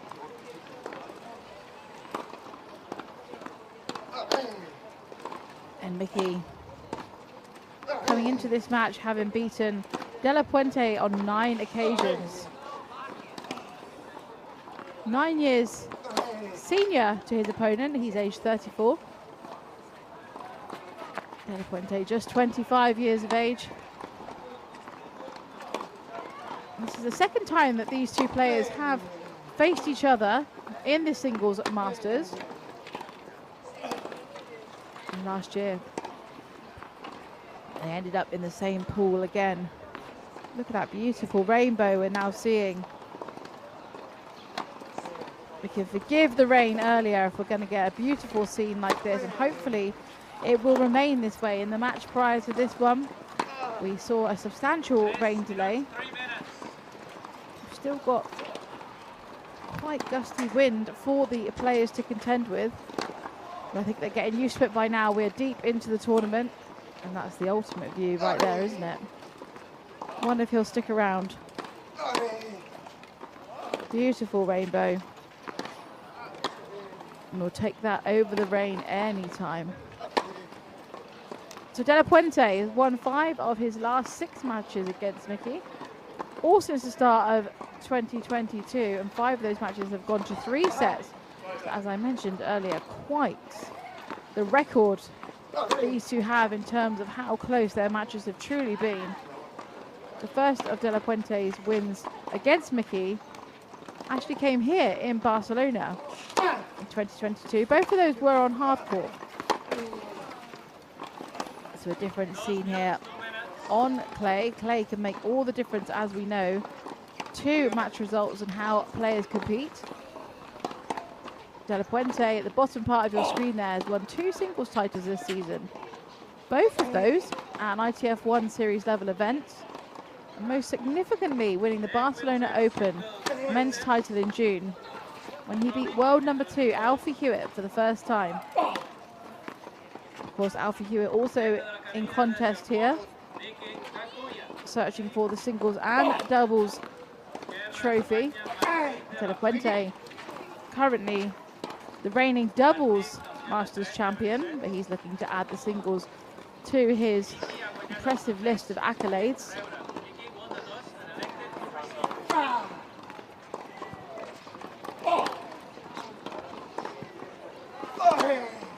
De La Puente is also a former Cruyff Foundation Junior Masters champion. The Spaniard won the Sports Premier Junior title 3 times between 2015 and 2017, so successful right from a junior age. As I said, De La Puente looking to defend his doubles Masters title this week, but he'll be back on court later against Mickey and Oda in their 3rd and last round robin match. So both players will be returning to centre court. So we're going to see a lot of these two today.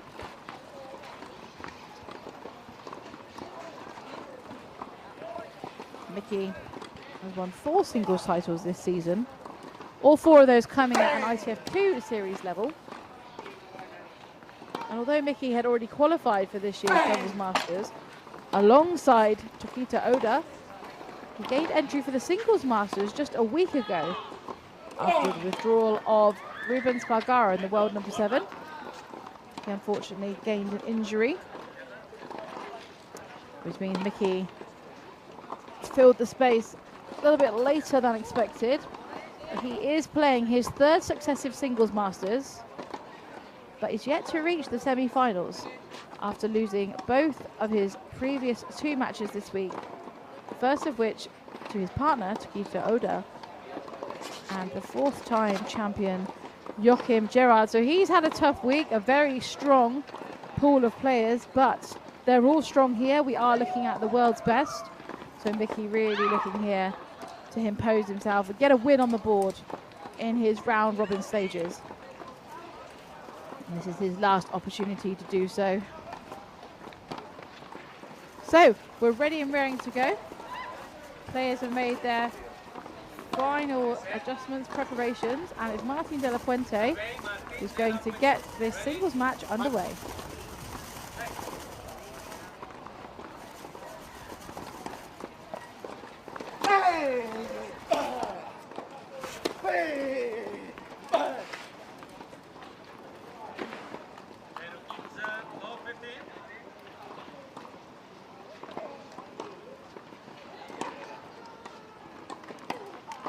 Strong start for Mickey.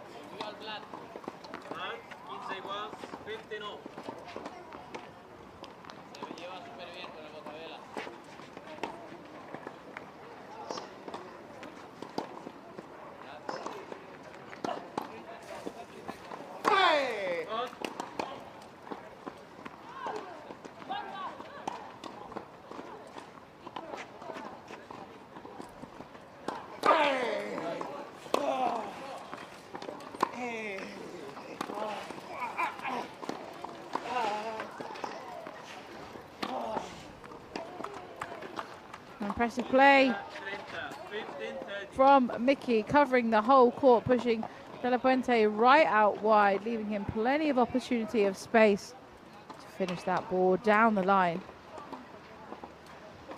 Hey!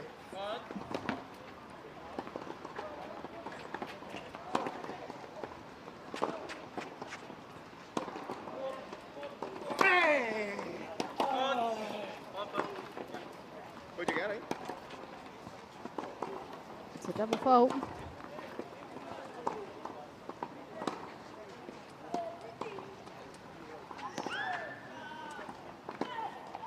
Meaning Mickey is in a strong position here to make an early break. Hey!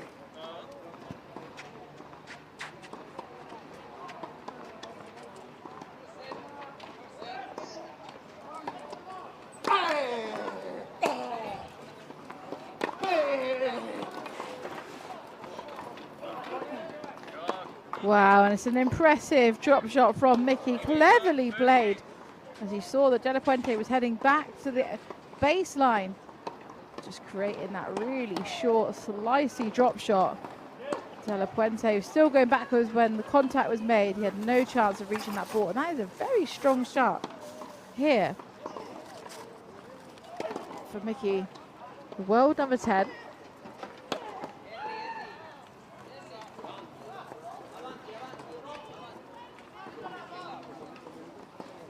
So De La Puente here looking to break back immediately.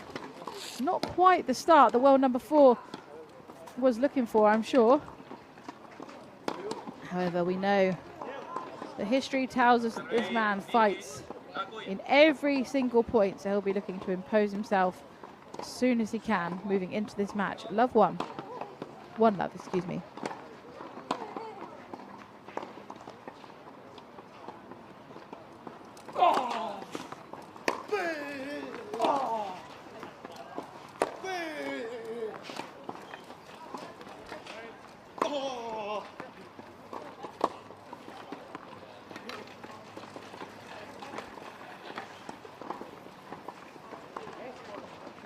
This time it's De La Puente with that slicey short ball, so effective on clay. We've seen on this court throughout today that that is such an effective way to take hold of the point. Mickey did reach the ball, but not quite able to generate enough height to stay in the point.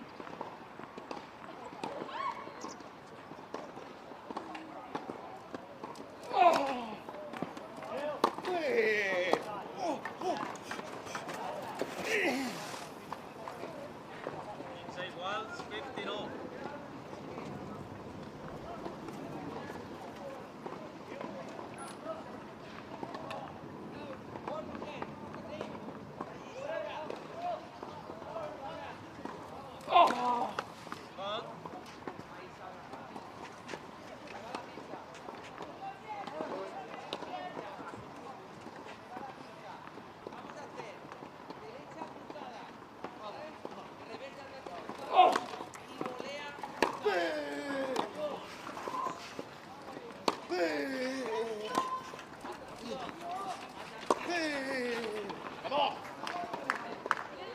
Superb play from the Spanish number 1. 15-30. Just creating phenomenal space on the court. Aggressive arced forehand. Way out of the hitting zone of Mickey.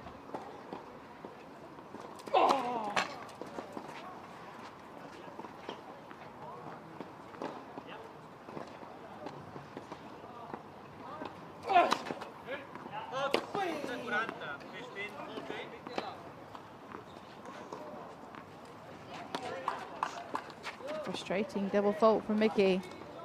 De La Puente now with 2 opportunities to break straight back.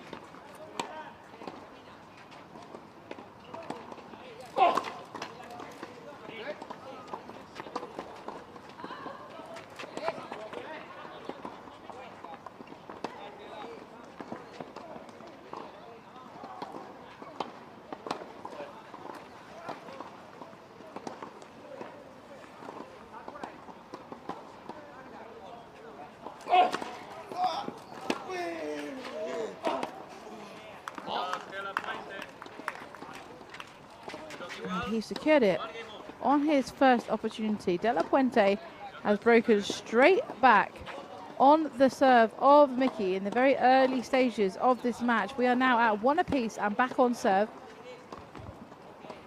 De La Puente here looking to avoid another break of service game. He'll be eager to gain a lead.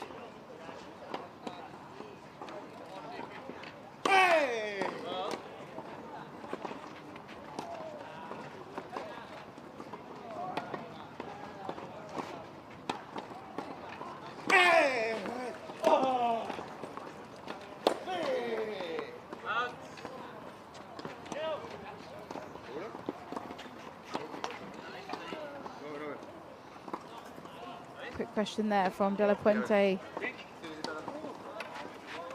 Not completely comfortable with the umpire's call. Mickey just marking it on the court there. But he is sticking to his first call. It's love 15.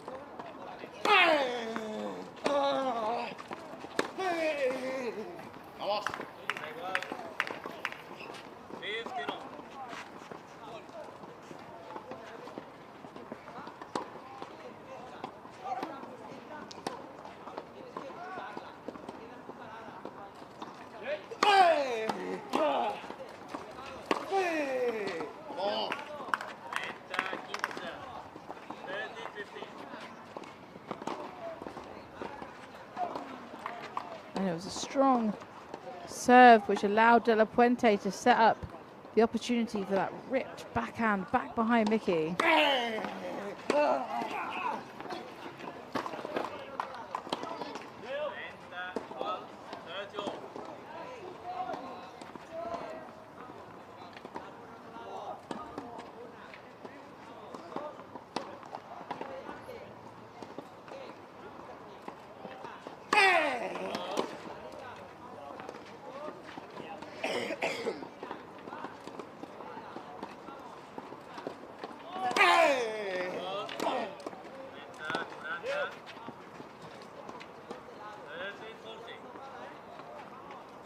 Not the ideal time for a double fault here.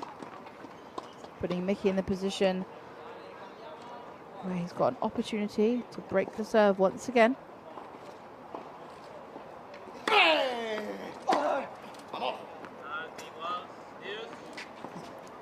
But that error long means the score changes to deuce, giving De La Puente a better chance of securing and holding his service game.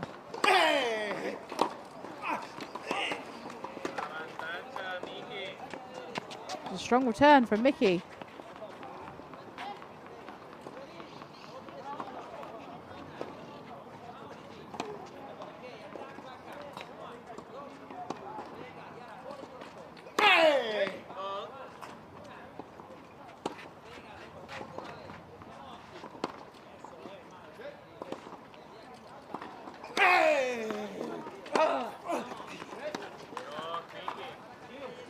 Wow, what an incredible display of returner serves we just saw from Mickey.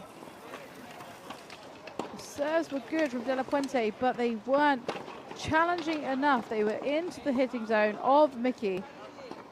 He was enjoying those returner serves, and I'm not remotely surprised. And that means that he has now broken Martin De La Puente twice in a row. We're only in game number 3, but all 3 games have gone against the serve. Both players bringing out a strong returning game just 10 minutes into the match.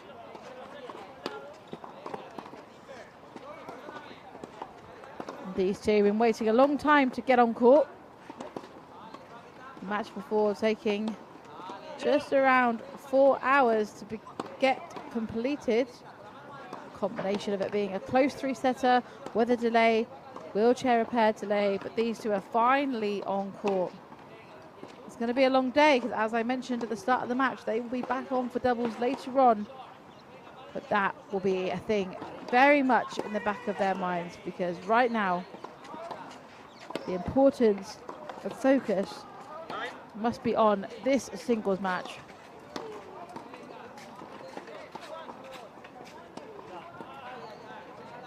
And Mickey here in lead of the head-to-heads against his opponent today, although his opponent on the most recent occasions has taken those wins. Mickey still the figures in his favor. So will Mickey be able to hold and gain a substantial lead in this first set?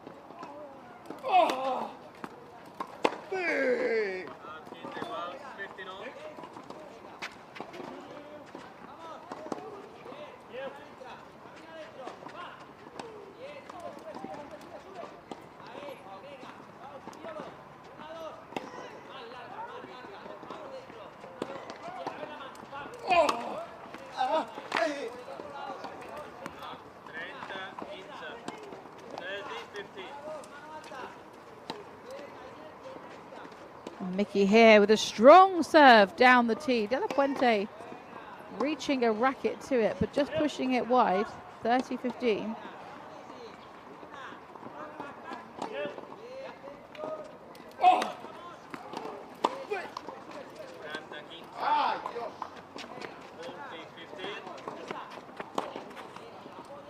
So 40-15. Mickey with 2 opportunities to hold serve and really consolidate the last couple of breaks he had on De La Puente's serve.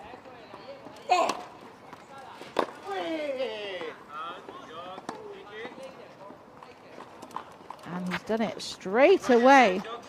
Mickey leads 3 games to 1. And he has certainly come out strong for this match. He means business. No stranger to defeating De La Puente. However, not on the last few occasions, so he is ready to get another win on his head-to-head list.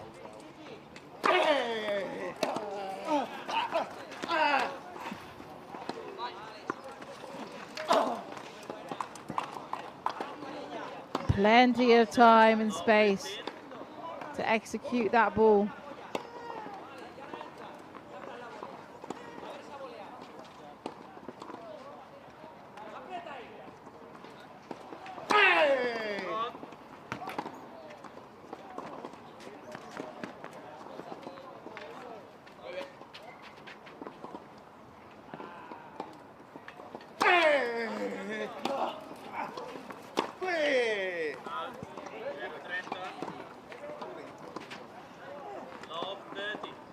This match feels like it's running away a little bit rapidly from the world number 4. He's now facing Love 30.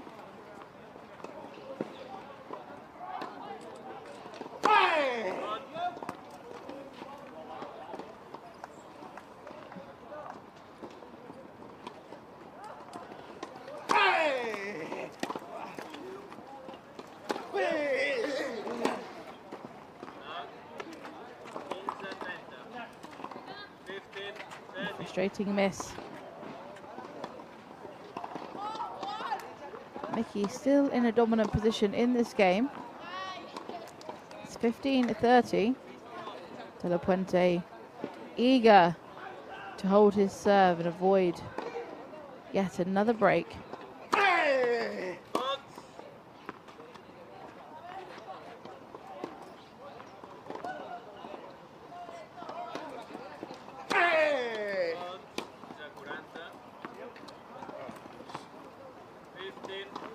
And that's the point that De La Puente was so desperately trying to avoid. He now hands Mickey 2 breakpoint opportunities. Mickey has taken the first opportunity with an incredible backhand down the line. Such poise and balance and control on this ball. He ripped that straight down the line. I'm sure he's very happy with that one. De La Puente, a very fast player, but when you're just touching the lines that finely, especially after a serve, even for the likes of De La Puente with that level of speed, it's going to prove to be too much. Now that means that De La Puente is trailing by 1-4 after just 16 minutes of match play. Now it's up to Mickey to maintain this momentum, because although the scoreline weighs in the favour of Mickey, we do know that De La Puente is good when his back's against the wall. He's a real fighter.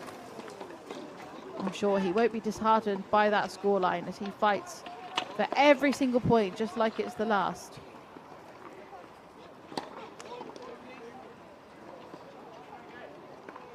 But now, Kikuya Mickey looking to hold his serve once again. He was the first player to hold his serve in this match. He's looking to do it again.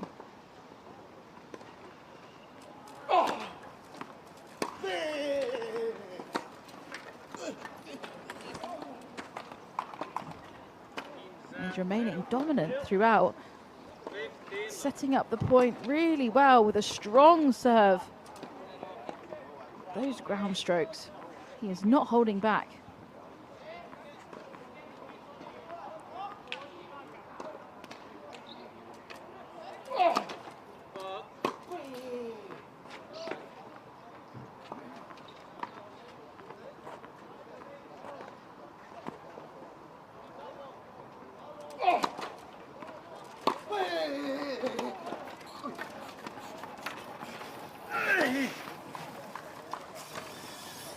Well, the man's on fire. Mickey unable to miss. The way he's setting up these points, they're effortless, they're sleek, they're unreadable. He's managing to utilize the whole court. Those deep, penetrative ground strokes, but then he can utilize the front of the court if he pushes De La Puente far back enough. Remarkable tennis.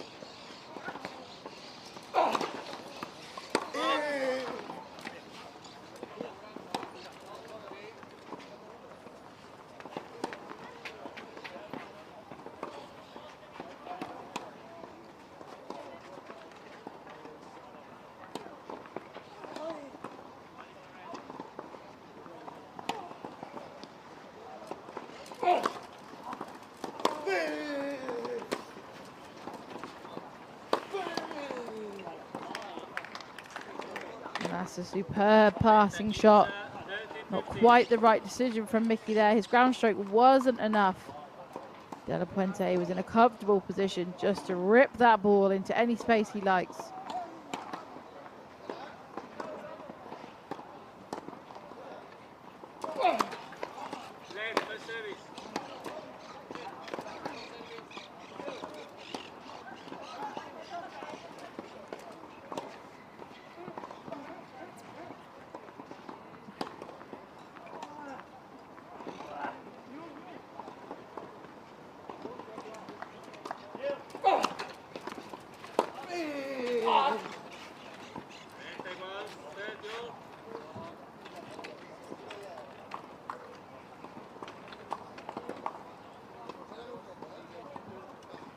De La Puente, this time with the strong return. It's 30 all.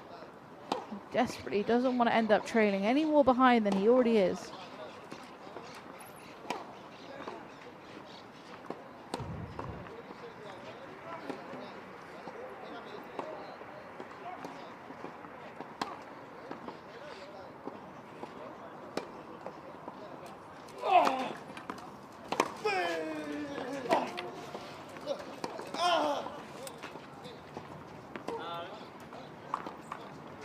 Mickey doing a superb job at just jamming Martin De La Puente up there. He was right at the back of the court, could not make space for that ball, and that gives him a game point.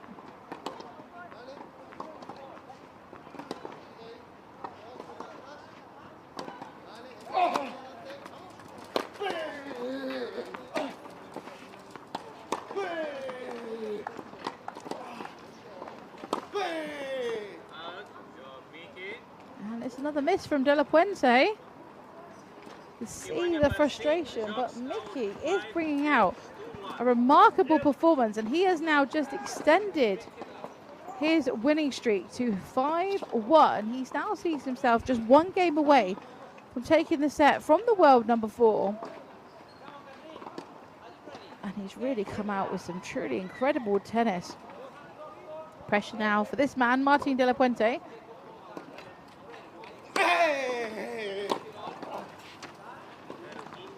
Wow, it's another remarkable return. Mickey, he is lapping up those serves.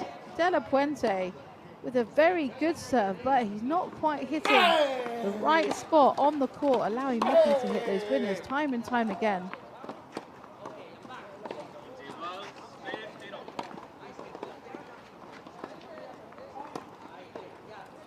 This was a tricky one to read. It looked like it was going wide, but actually I think it was bang on the line.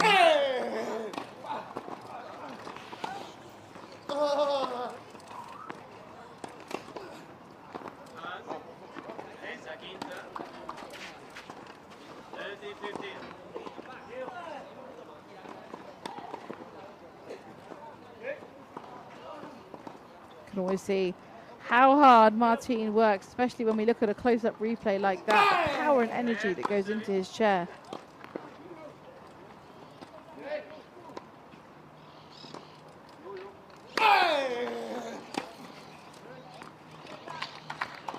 Again, Mickey with that strong return.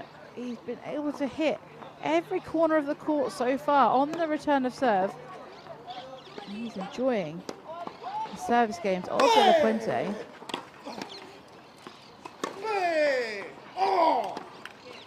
Wow. Credit where credit's due. He set it up well.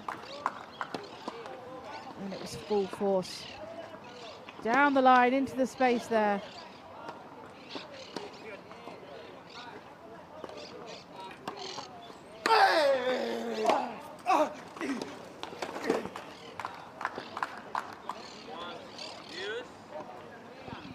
De La Puente there, up on one wheel, which we often see him do. The way he moves in the chair is quite rigorous and aggressive, and he has the ability to lift the wheels off the court, but even with his power and reach, it wasn't enough.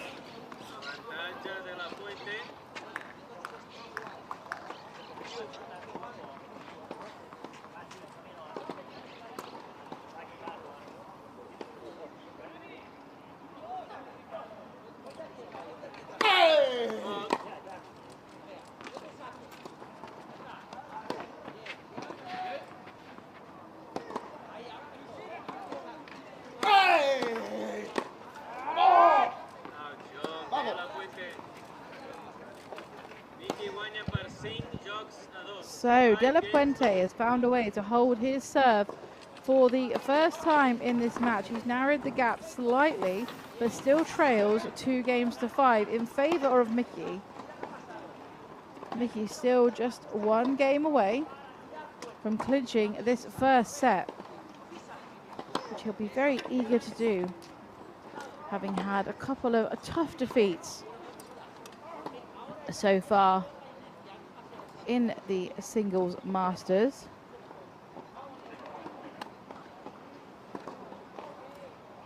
There's 2 previous matches this week. He unfortunately bowed out to Takita Oda, world number 1, and a 4th time singles champion here, Joachim Gerard. A very tough pool of players. Of course, there's no easy ones, but Mickey now desperate to get a win under his belt. And of course, Mickey this year was runner-up at the Wimbledon Championships alongside partner Takita Oda, who he's playing with here as well. One of his highest accolades, Grand Slam final.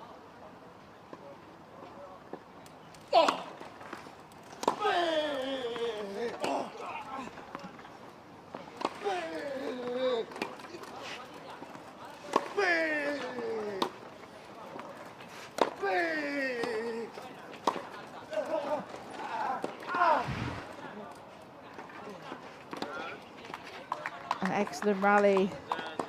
15 love. Set up perfectly by Mickey's strong serve. He wasn't going down without a fight. De La Puente pushing all he can to reach that ball, but it wasn't enough.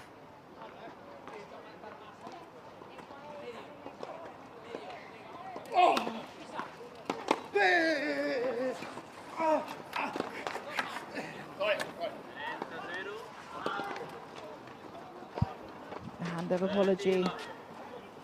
It's going to be one of those Mickey specials, I think, those effective drop shots, but the net just helped him out a little bit there.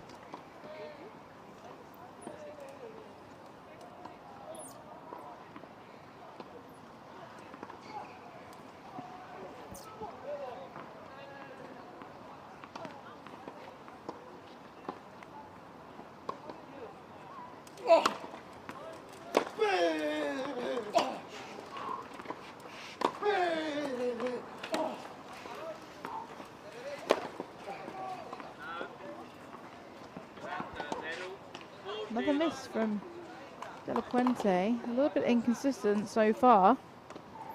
But Mickey now with 3 opportunities to take the first set.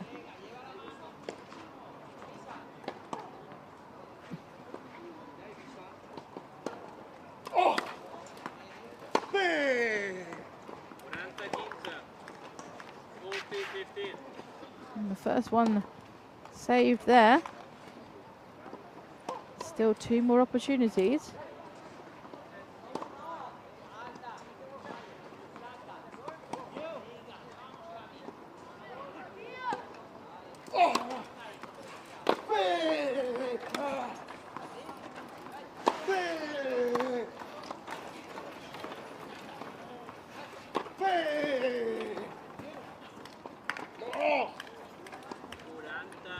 Another one saved.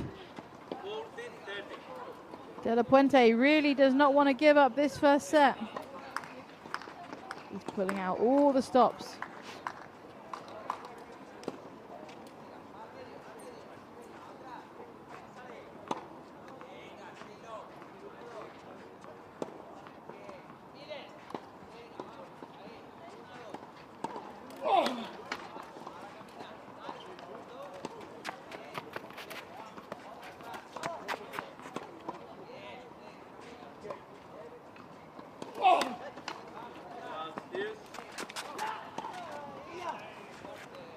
Wow, having had 3 opportunities to take the first set, Mickey now finds himself on an even keel. It's Juice, still 2 points away from taking set number 1, but a much more comfortable position for De La Puente.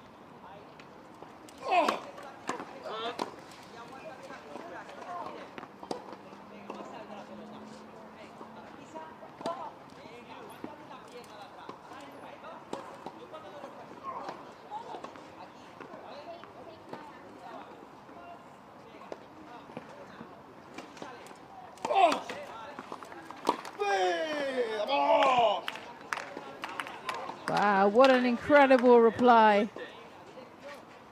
Outstanding return of serve from De La Puente. And as I said earlier, this man, when his back's against the wall, he somehow manages to pull out his A game.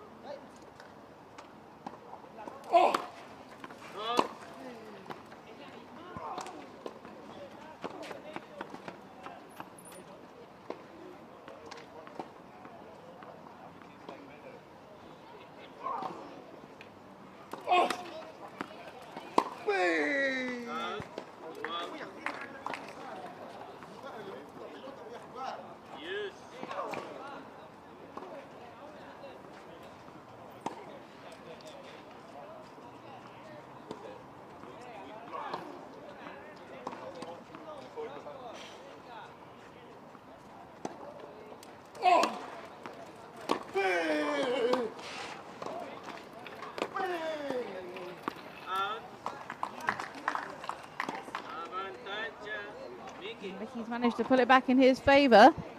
Again, he is 1 point away from clinching the first set. Will he do it on this occasion? This is the 4th time he set up this opportunity.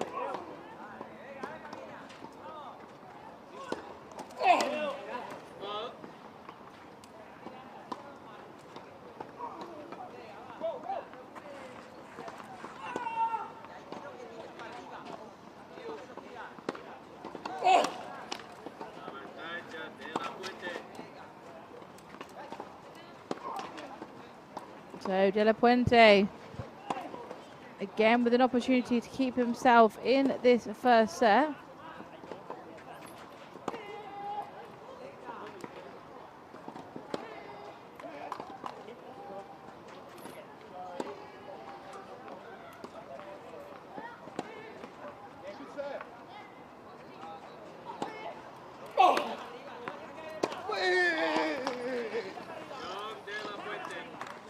Has a strong return from De La Puente, and he's happy with that one.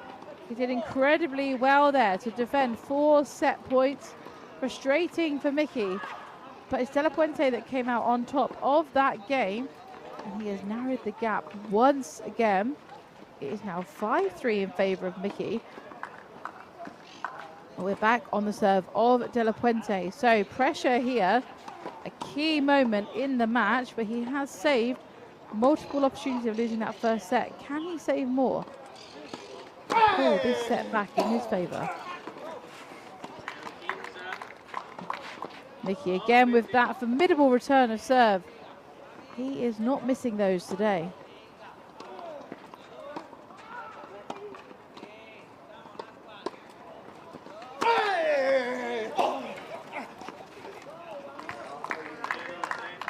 Strikes again. He is loving the serve of De La Puente.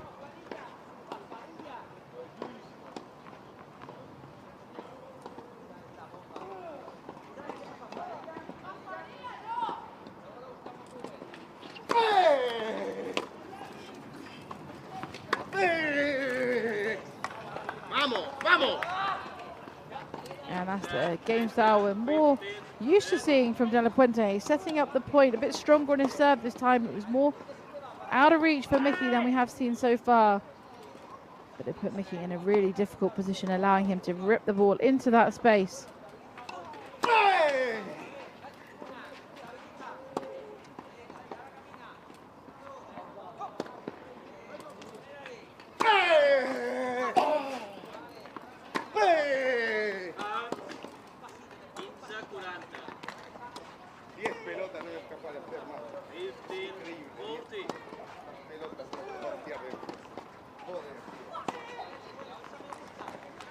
So now Mickey has earned himself 2 chances again to take this first set. Will he capitalize this time? What a time to bring out an ace like that down the tee. How does he do it every time? He is in a tough spot. He brings out his A game.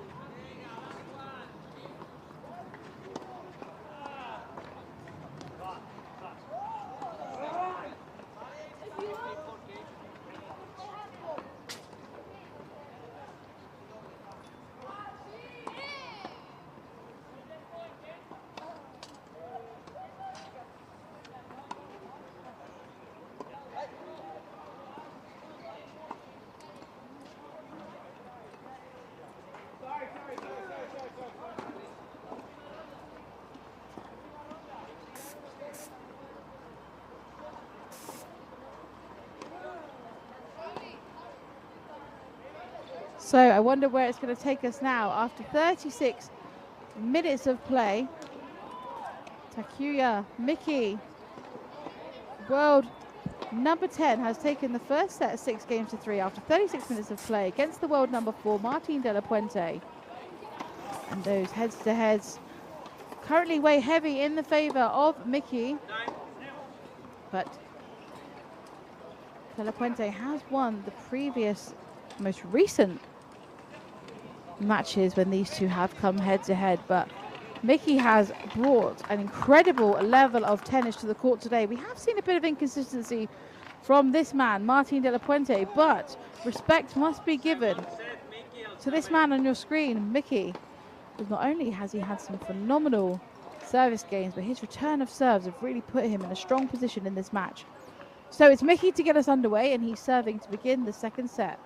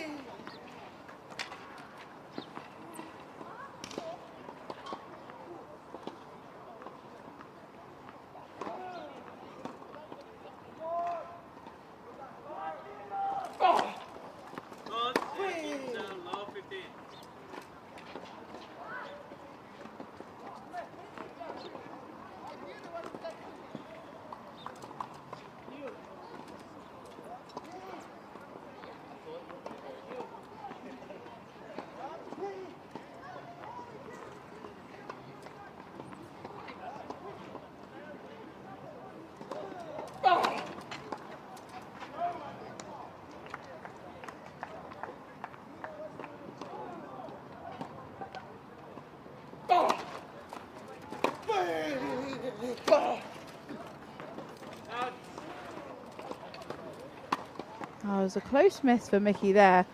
I think that both players are just checking. De la Puente moved away quite quickly there, so he looks confident that it was a good call. And that bow of the head there from Miki consolidates that it was just wide. It wasn't a miss by much.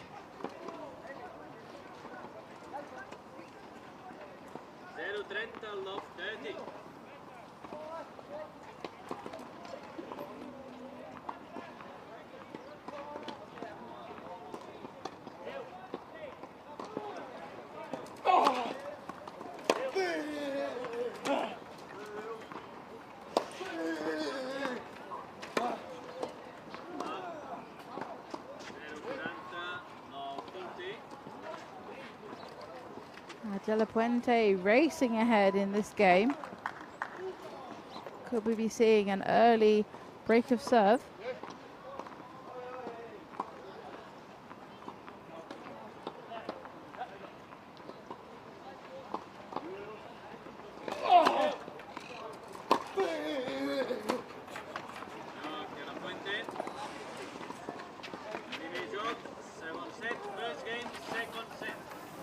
That was quite the contrast there from what we saw in the first set from Miki. Those service games have been strong up until now, but it feels like we may have just seen a shift in momentum as we begin set number 2.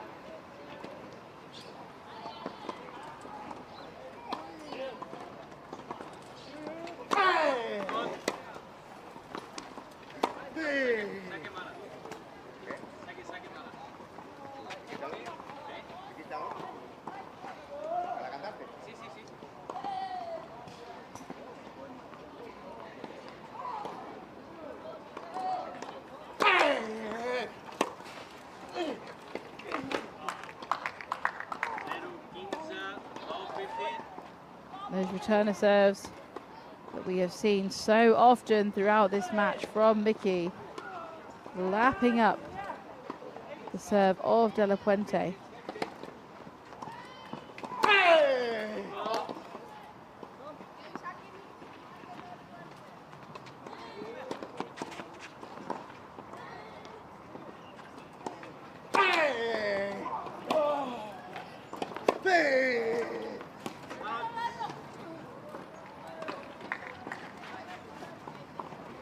De La Puente there, I think just looking to his coaching team to confirm it was out, but the umpire has come down and that finger in the air sign no player wants to see does confirm that it was just long.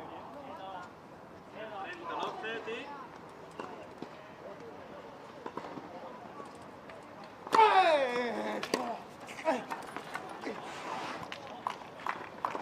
Peru 40, love 40.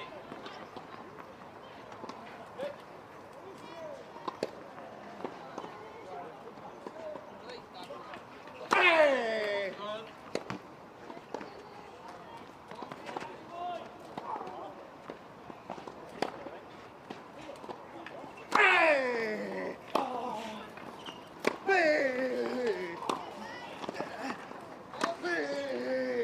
Out. So, Mickey.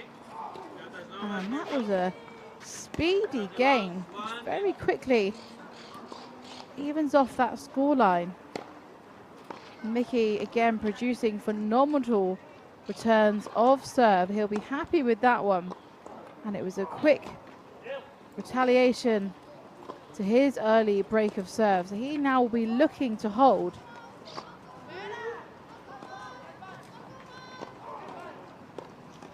A quick ball change here.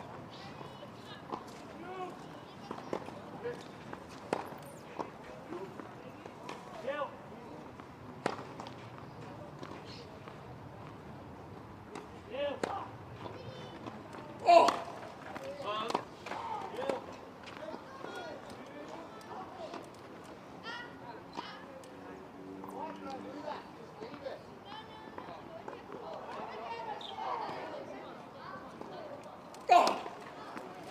Zero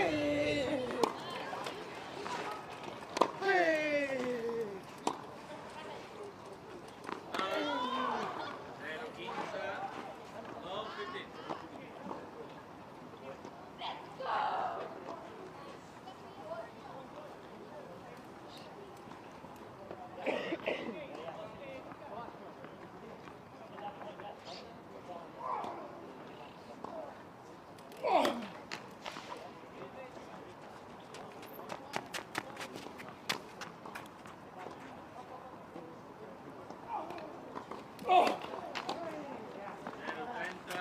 30, love 30. Mickey struggling here in a little bit of trouble. Not where he was hoping to be, following on from that convincing break of serve in the game prior.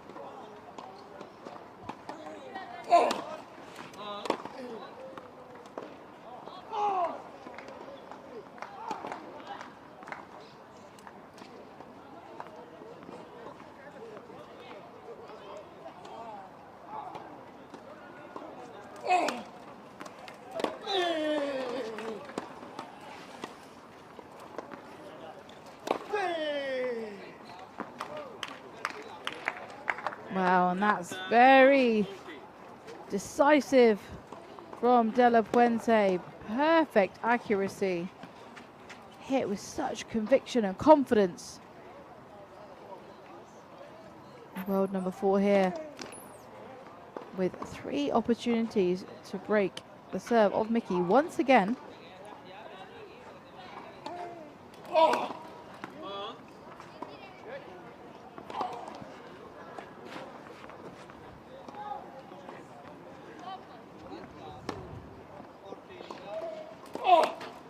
Late second service.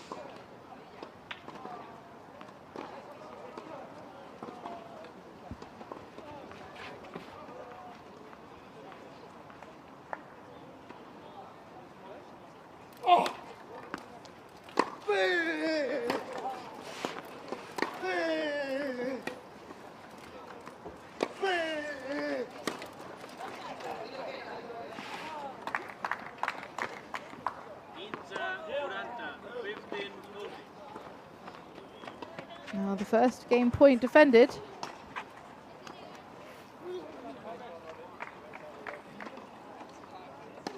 Mickey is still in a difficult position.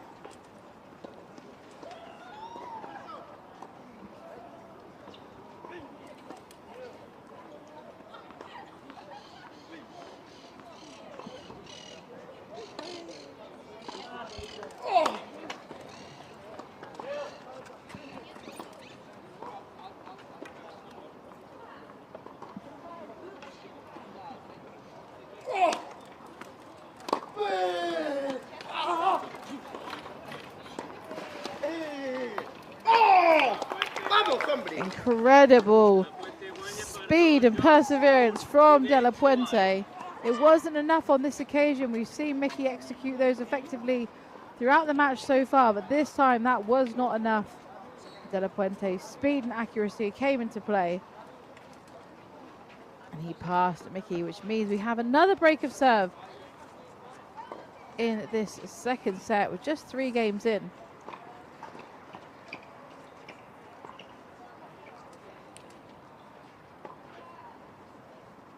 Minutes of play. It's certainly an interesting match going back and forth all the time. And it's really interesting to see these two players playing here. The first 2 of De La Puente's wins against Mickey came here in Barcelona in 2022, but those wins were on hard court. The last 2 wins that De La Puente has had over Mickey have been on clay.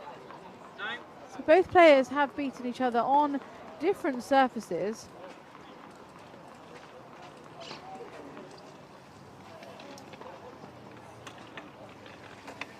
And Mickey here won 4 singles titles this season, all ITF2 levels. But another player that has really accelerated through the rankings, has improved his game dramatically over the past couple of years.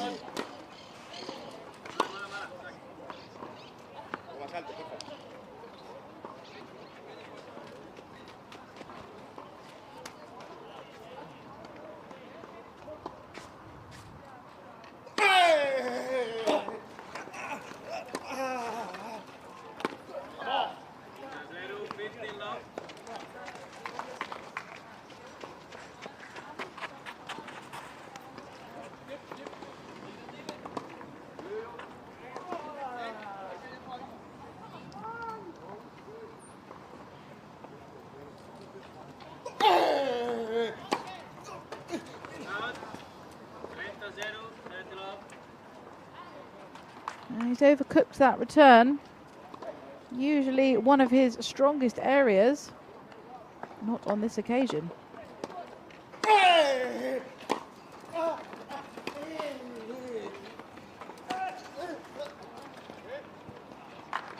Oh, and that's beautifully placed.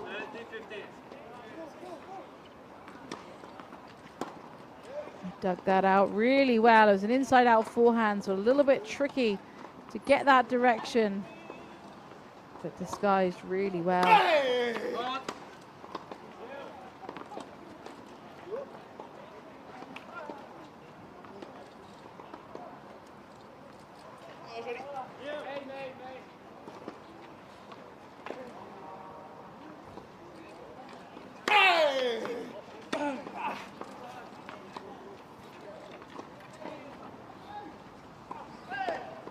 I wondered if that was going to happen. The umpire is going to come down and double check. It was quite a tricky one. It was just long. There was no call. So umpire has changed his mind, but De La Puente left it with quite a lot of confidence there.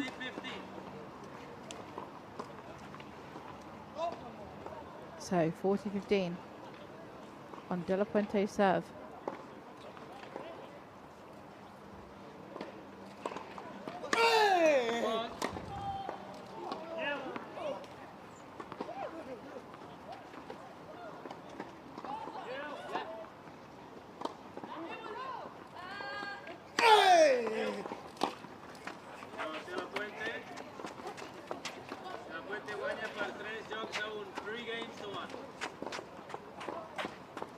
So it's De La Puente now with a substantial lead in set number 2.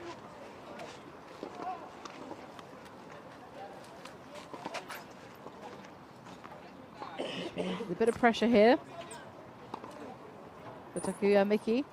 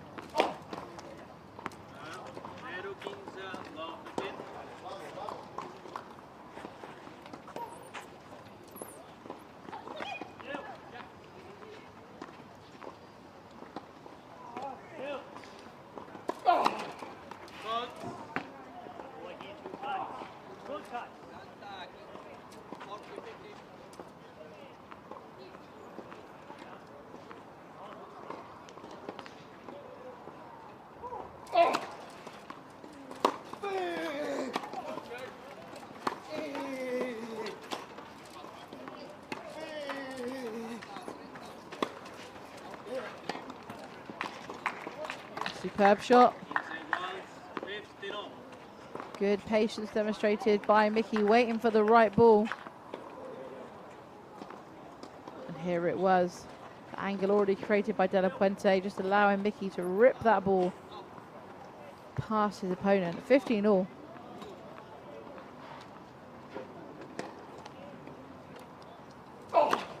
Left for service.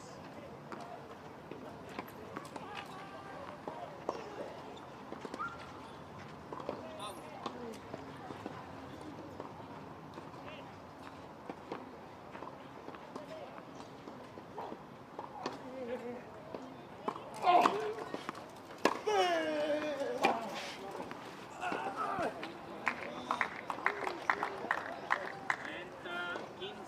30, 15. Solid play. That 1-2 combination of dreams.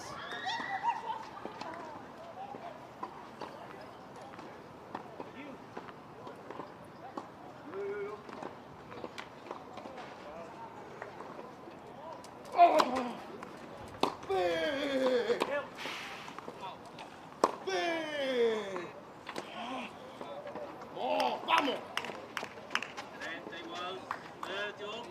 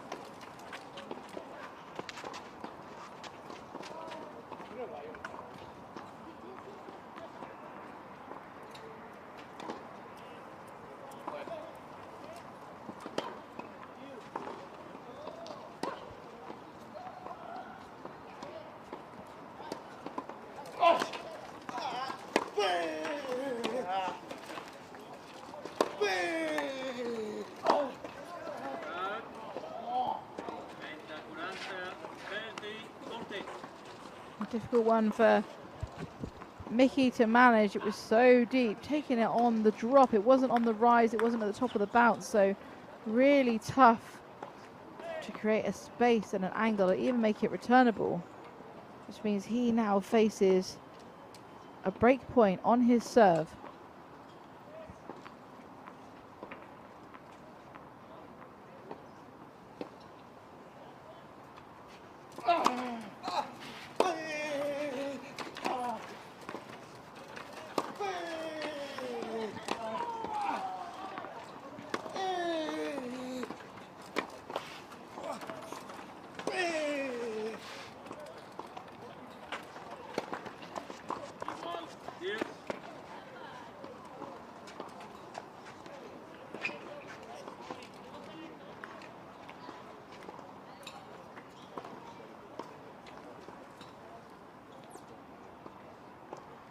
Gracias. Gracias. Gracias.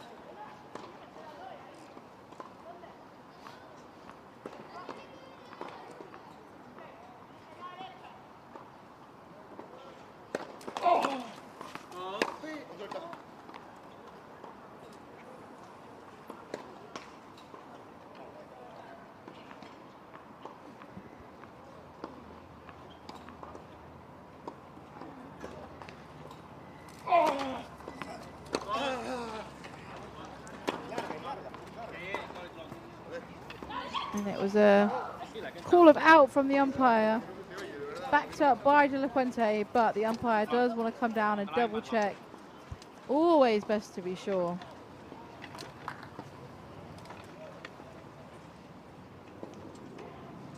You can see here a little bit more closely. You can see it was just that bit long.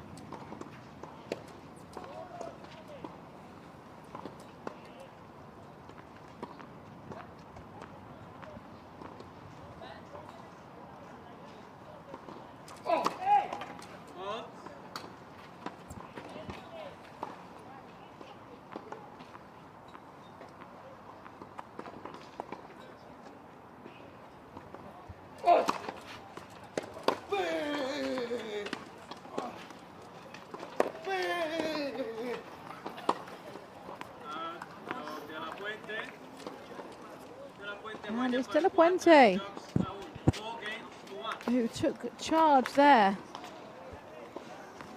And has found a way to have a substantial lead in the second set. A stark contrast to set number 1. We've really seen the momentum shift here after just 22 minutes of play. What a contrast. Set number 1, we saw Mickey flying through. Although De La Puente was struggling to gain some consistency and string points together, credit has to be noted in the favor of Mickey. He was bringing out a world-class performance, but in this current set, a few more inconsistencies from Mickey, and De La Puente has upped the ante.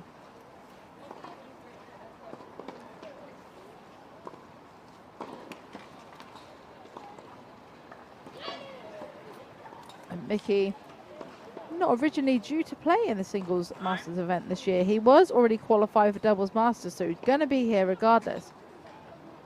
However, there was a late withdrawal from Ruben Spargaran, world number 7 from Holland. And that meant that Mickey, just a week ago, found out that he booked his place here in the singles masters. The singles masters made up of the top 8 men in the world.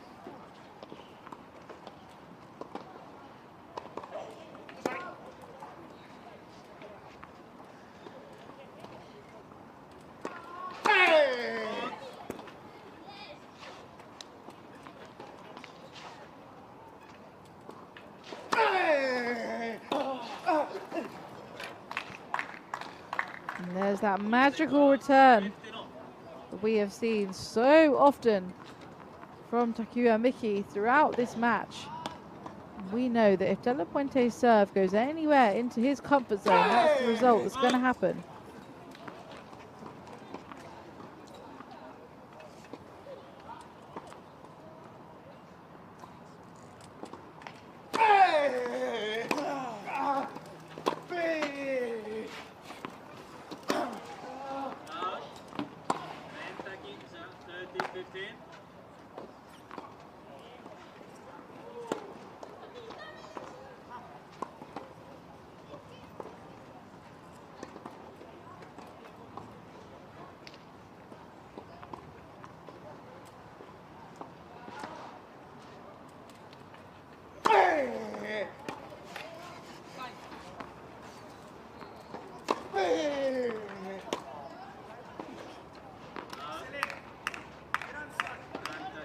And it's good chair skills from the world number 4, just negotiating his way out of those tricky deep shots. And that means he has the opportunity to extend his lead 1 game further.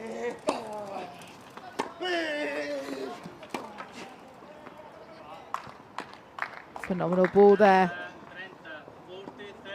from Mickey. Does a really clever job at utilizing the whole court. That backhand often unreadable.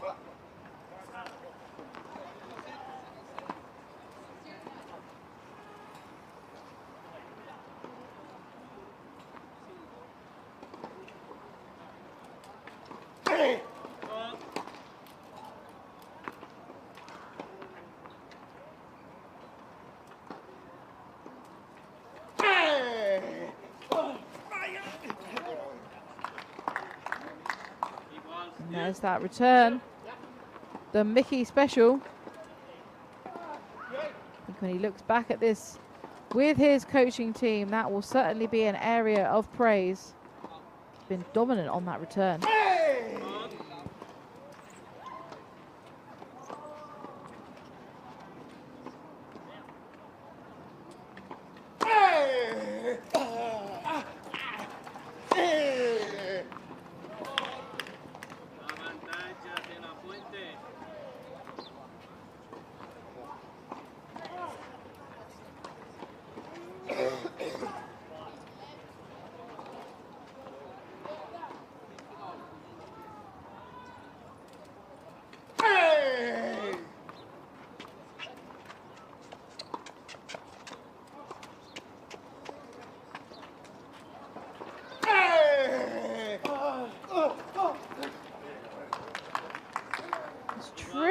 remarkable. He can create whatever he wants off of that return. This time, a reverse backhand down the line, that aggressive arc and kick off of a serve as good as De La Puente's. Truly outstanding.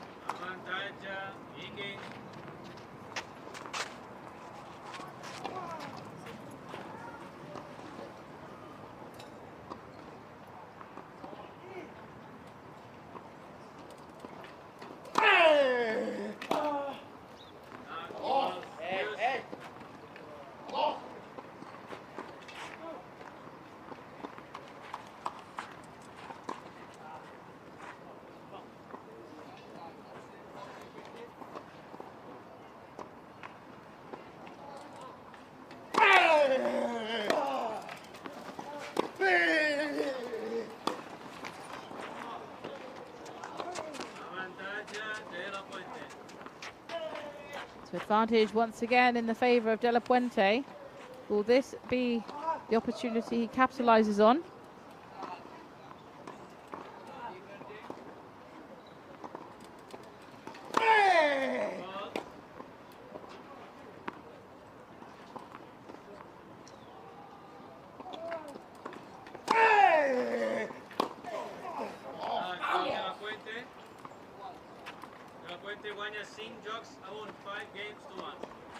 And he found a way. De La Puente now leads the second set 5-1, meaning he's just one game away from getting his name in the set scores and bringing it to 1 set all. He's very close, but we know that this man, Takuya Miki, will bring his A game whenever he needs to, and he's back against the wall. Both these players fight really hard when they're in these difficult spots. It's Miki to serve.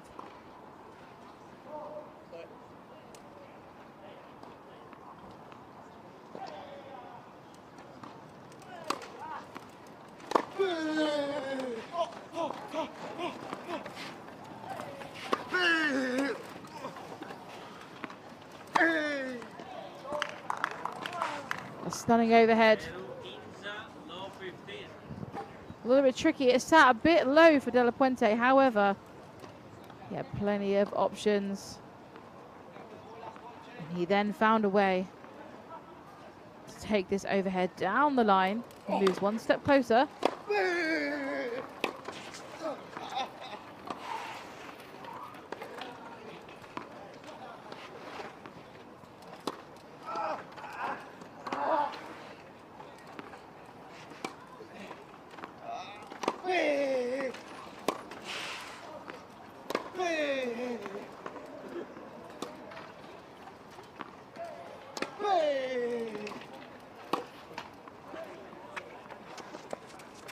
Wow, a moment to celebrate the superb chair skills of Martin De La Puente. The speed and the balls he reached during that rally, phenomenal. We didn't even have him on the screen at some points. He was so far back and it was waiting in anticipation to see if he could return it. But really good chair skills and excellent work around the court.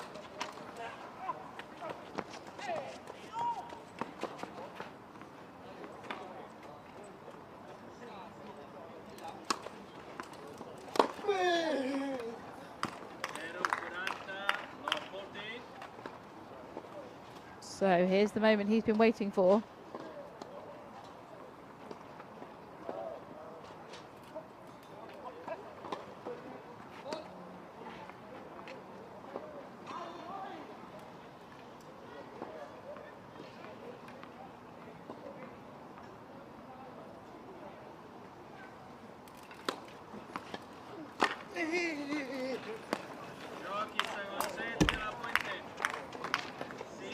And he's done it. De La Puente takes the second set, 6-1. And that means that we now move into a third and final set for the second time here on centre court. We had it in the women's singles this morning, and now it's time for the men. But these close matches really do just show the caliber of player that are at these events and how close they are in ability. A few tweaks now made to the court. Grounds crew doing a stellar job maintaining these courts. Really important to smooth them out, make sure the lines are nice and clear. Of course, clay in the standing game can get a little bit dug up, can leave lots of marks on the court. With the wheelchair tennis, tires and wheels leave a lot of marks, so really important just to freshen them up for our third and final set.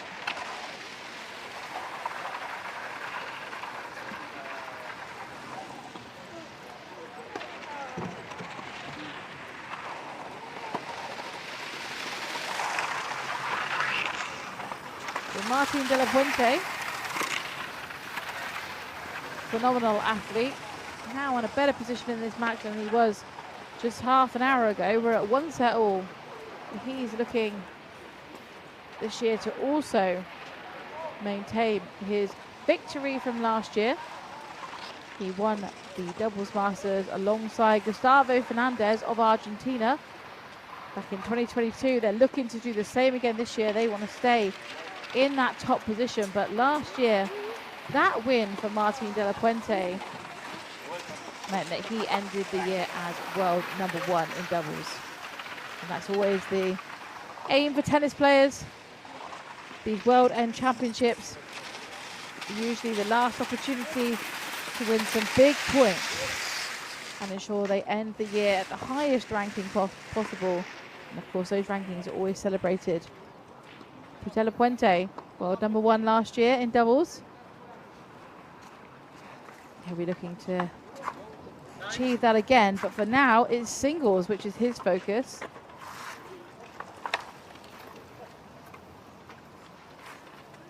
And he's now looking to have a repeat of that second set. De la Puente certainly upping the intensity and variety of what he was bringing to the court. So, 1 set all, Martin de la Puente to get us underway for the third and final set.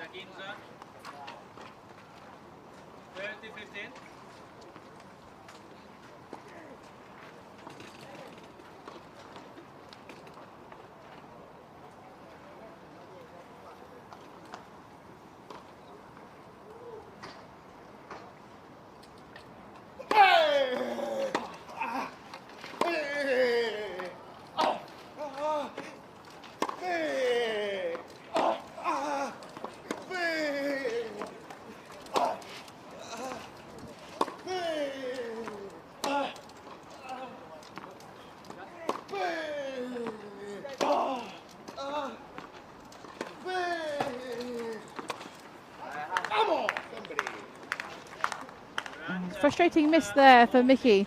It was a good solid rally. He was moving up the court where de la Puente had put in that short ball, the right thing to move onto it and try and create something a little bit different, asking more questions of the world #4, but caught it on the half bounce, which means de la Puente has a game point.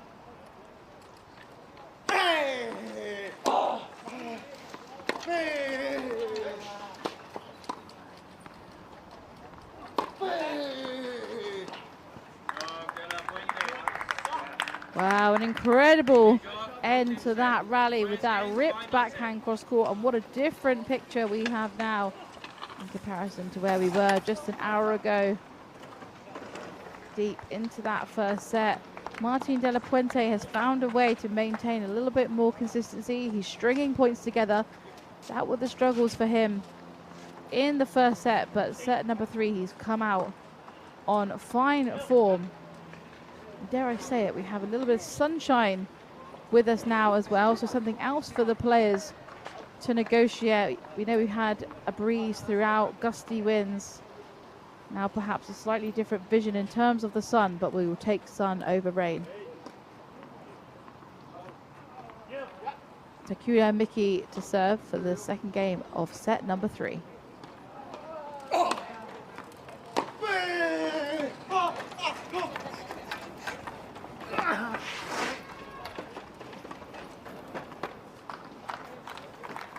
Wow, incredible speed. A phenomenal reach from the world number 4, but he did all he could do, and Miki, with plenty of options, just places that ball down the line.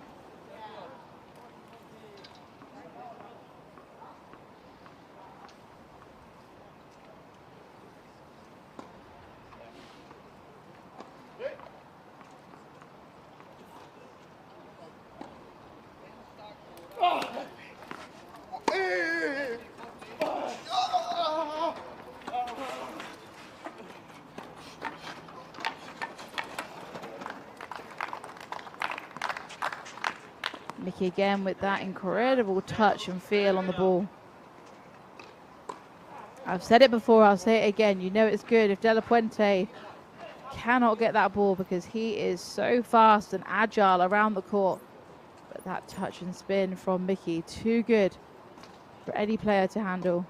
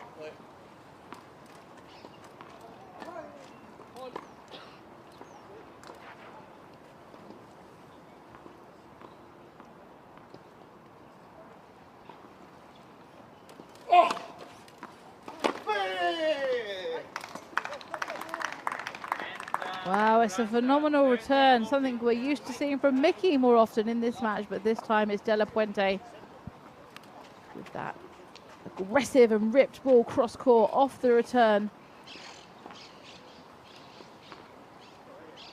An opportunity here then for De La Puente to break early in the third set.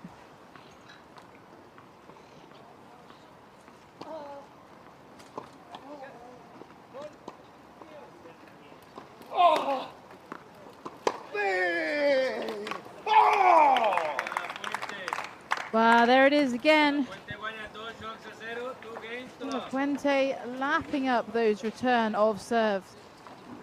Mickey, on those last couple of serves, not quite creating the challenge that is required against such a strong opponent.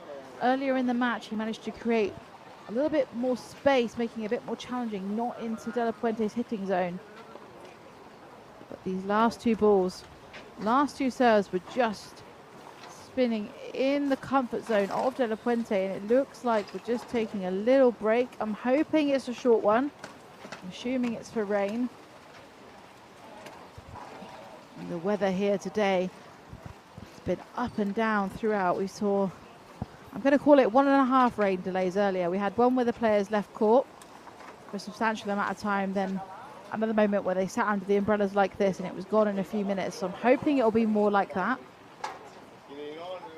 Looking across to the other courts, it looks like they're doing a similar thing. We're just 10 minutes into this third set.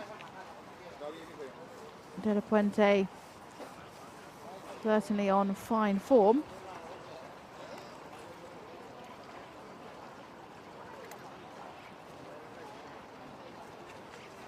So we will just wait and see whether the call is to stay on court or whether players need to leave and have a break. Do stay with us. I'm sure we will have an update very shortly.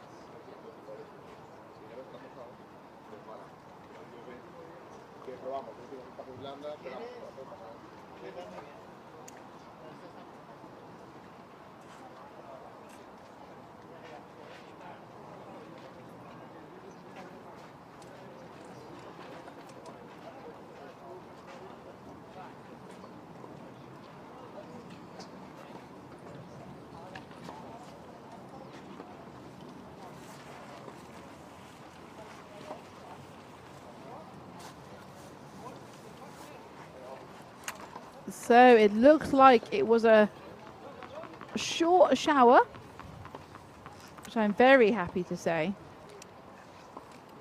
And players are going to come out and get ready to resume this third set. Luckily, it wasn't long enough to warrant a warm-up again, so players can go straight back into the match.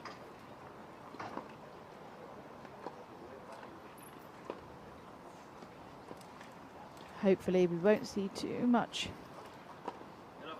of the stop-start moments due to weather throughout the rest of the afternoon. So, as a reminder, we are at 2-love in the third set in favour of Martin De La Fuente.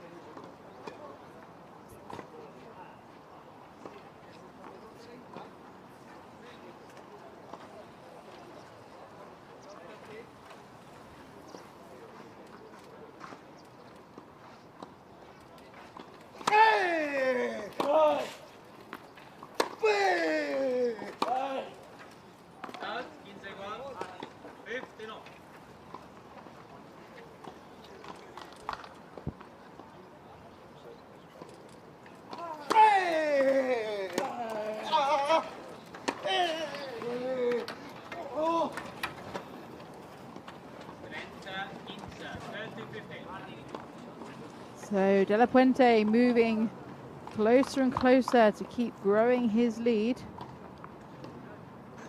Eager to hold his service game, which he has struggled to do in moments during this match.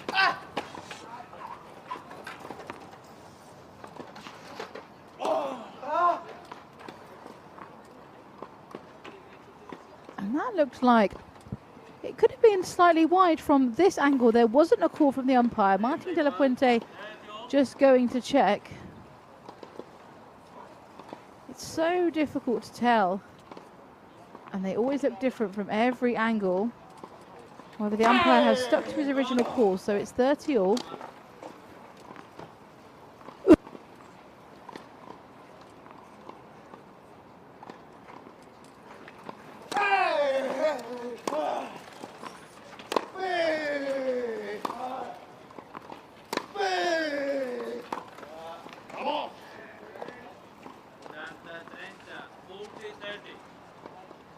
So strong point there from De La Puente. He is now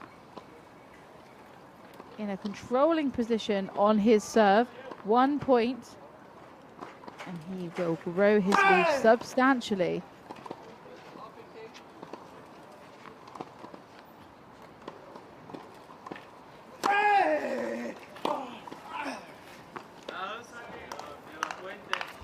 And he's done it on the first opportunity there in that game. He now leads 3 games to love, and those 3 games he really has brought out a solid and strong performance. A little bit more what we're used to seeing from De La Puente. It felt like a slow start, but again, I will say it.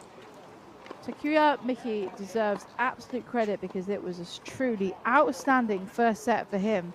But De La Puente has found a way to dig deep in just 17 minutes of play. We are at 3 love. I can't see any drops of rain. I hope I haven't just jinxed that, but weather looking like it's going to hold out for us for now. And these 2 gentlemen had a long wait to get on court this morning. Of course, they're now having a long match themselves, but they will be back for doubles later on. Do remember, if you're joining us for the first time today, we've got singles and doubles in action. So today, we saw a fantastic women's singles match this morning. We have the match that we're enjoying right now, but there will be 2 doubles to follow. So do stay with us following on from this match. But we still have plenty more tennis to come from these 2 top 10 players. But a lot of work to do, and perhaps something to think about, maybe some things to change for this man, Miki, because at the moment he is trailing love 3 in the 3rd and final set.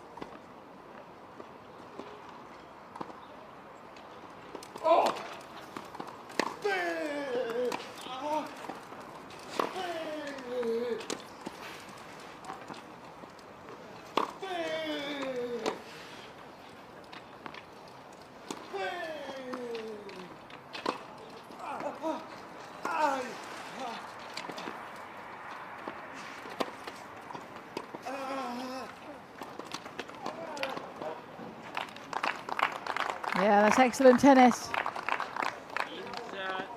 Good rally from both players. De La Puente, as per usual, reaching some phenomenal balls. But he could just get a racket on that one. And Miki with that incredible touch and feel, placing the ball cross court, miles out of the reach of De La Puente. 15 love.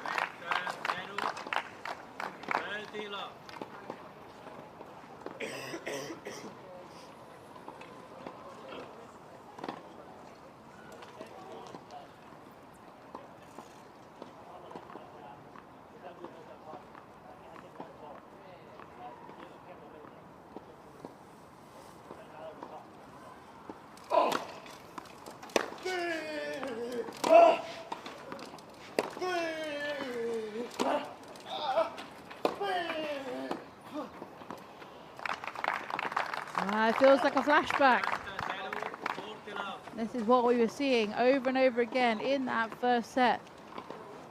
Mickey really dominating, creating spaces, and then just utilizing that front part of the court.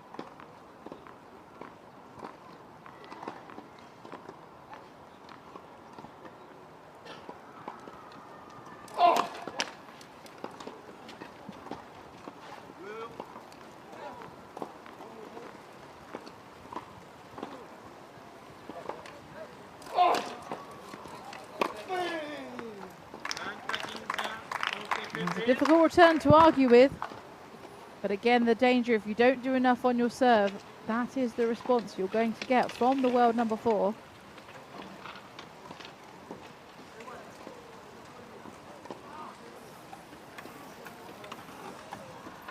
And it looks like we've got another, let's hope, short shower.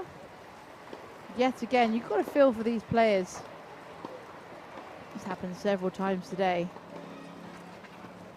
Can be very frustrating and can really interrupt the momentum of the match, but let's hope it's a short one like the last one. So we will just see how this unfolds, so do stay with us and fingers crossed we won't be long.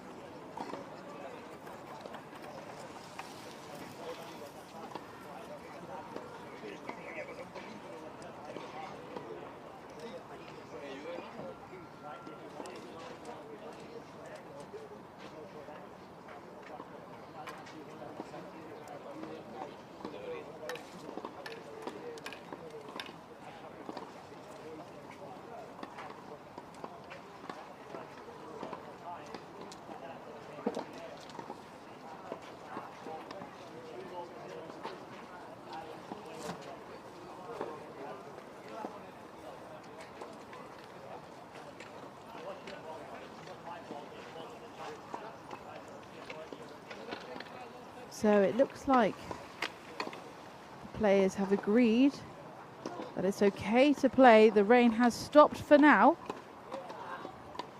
And let's see if we can get this match finished before another shower encroaches upon us. So 3-love, and it's 40-15 on the serve of Mickey.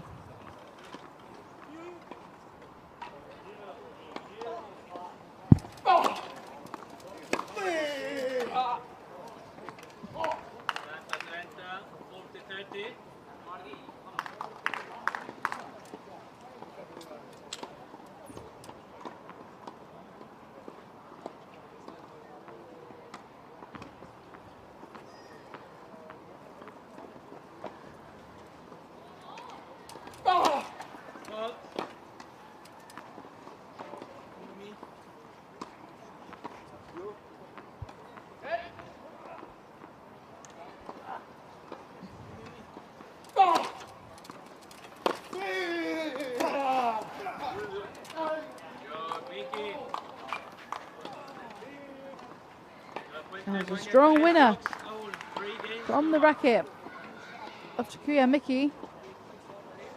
He has narrowed the gap slightly. Martin de la Puente still with a 3-1 lead.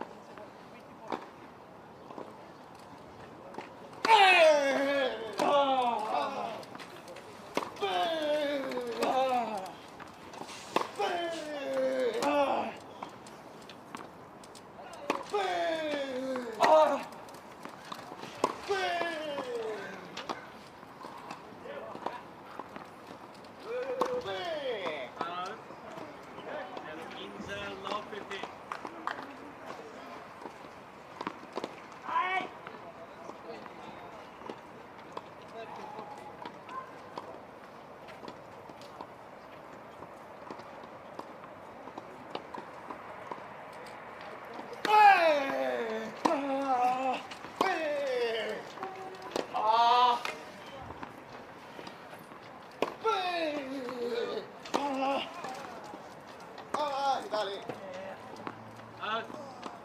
I mean, you could hear the call there from De La Puente. He knew that was going wide even before it had gone over the net.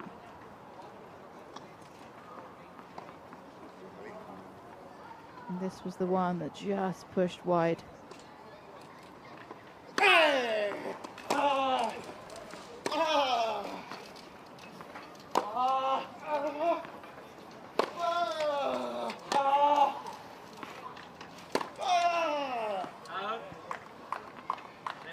There's another error from the side of De La Puente, which now means he's in a very pressurizing position with the love 40 on his serve. Mickey very close to narrowing that gap once again and really making an impact in this third set.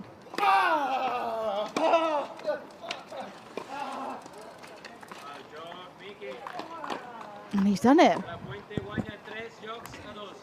What a turnaround in terms of the scoreline. De La Puente still in the lead with 3-2, but Mickey winning those last two games in a row. The rain delay certainly hasn't had effect on his performance. 27 minutes of play so far in this third set. And if you look at the comparison between the first and second set, it just shows how close these games have been and how long they've also drawn out due to the delays as well. So these players dealing with a lot of things going on today.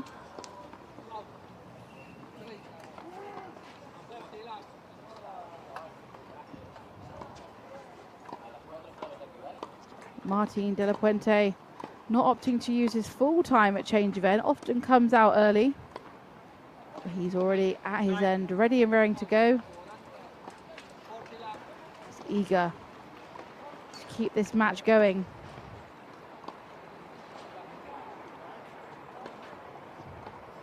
Mickey now just gathering the balls, ready to begin another service game. He's looking to close that gap and even out the scoreline in this third and final set. Can he do that?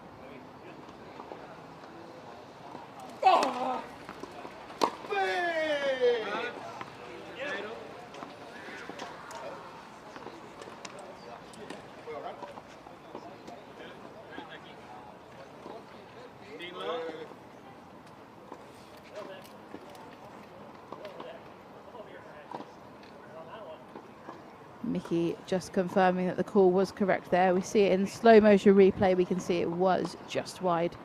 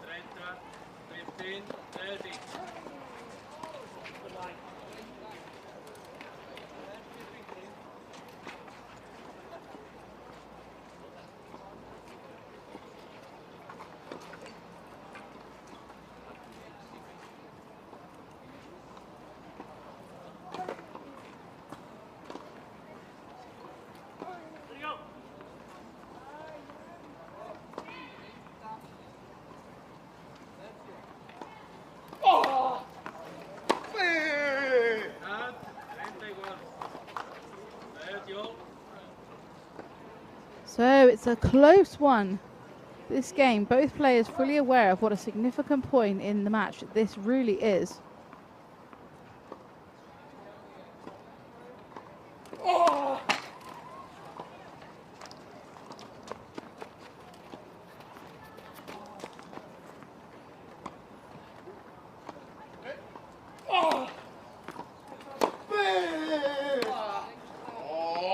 Vamos. 30, 40, 30, 40. A cheer there from De La Puente. Happy to have turned the score line around in this game. However, still work to do.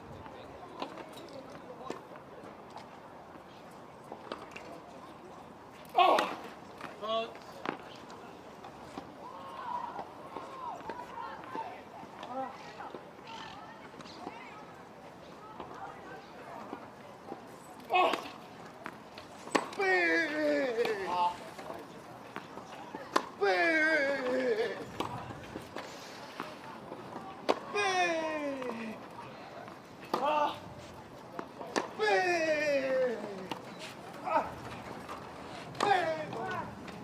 ¡Por arriba! Use. The scream of frustration. It's a really good rally. He was there. He had his racket on it, but he could not generate the height that was required, which means the score pulls even to Juice.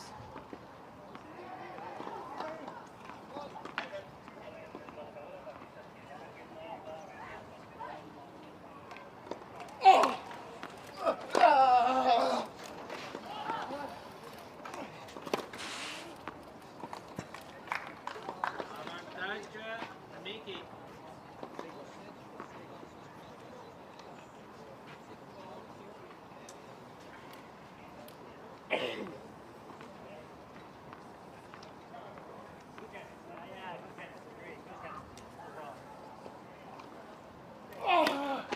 Late first service.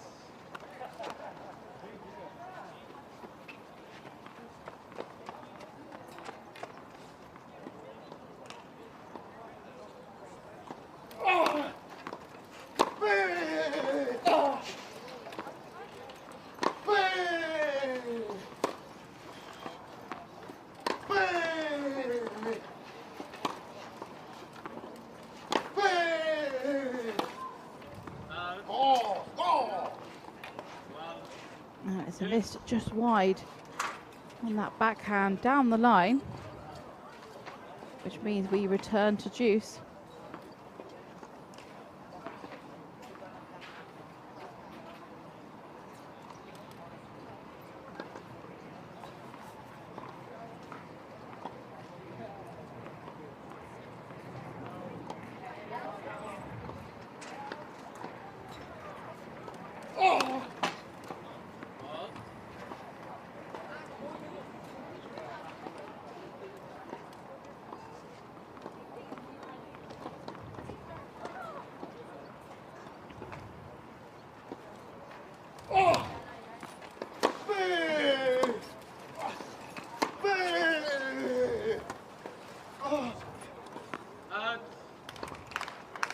Yeah, that was a tricky one. Mickey's back was to the court, unable to create any control or angle with that ball.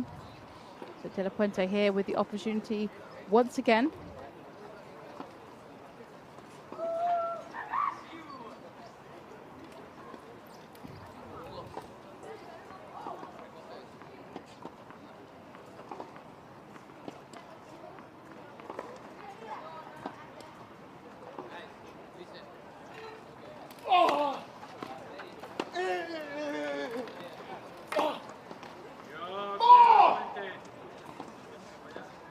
And that was the point that De La Puente has been hunting for in that long sixth game of the third set. But De La Puente comes out on top.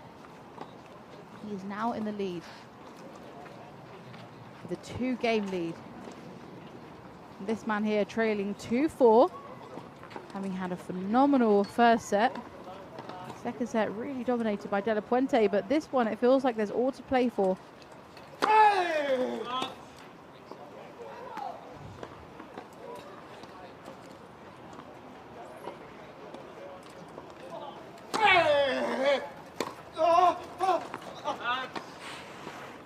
Vamos, Martín. 0, 15 love.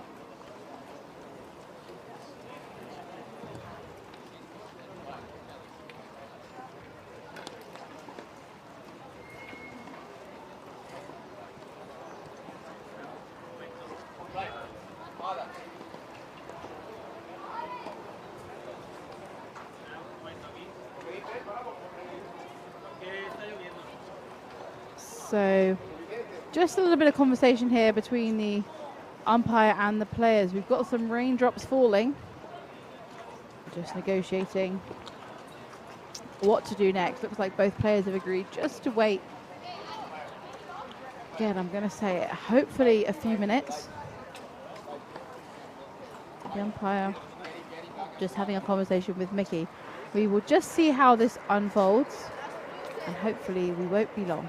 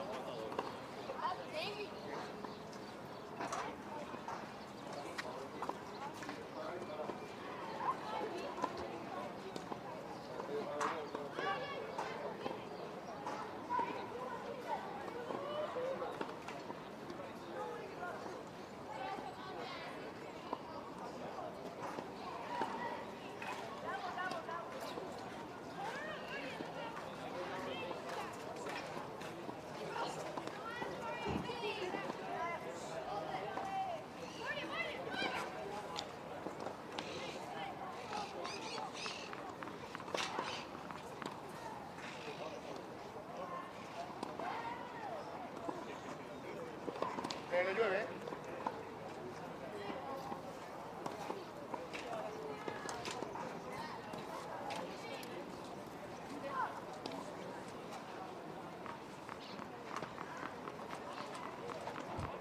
So it looks like we are back on. Players have agreed it's okay to play. Umpire back in his chair. Inter 0, 15 love. So we are going to get this match back underway. We're at 4-2 in the third and final set in the favour of De La Puente. And it is 15 love. Hey! Hey!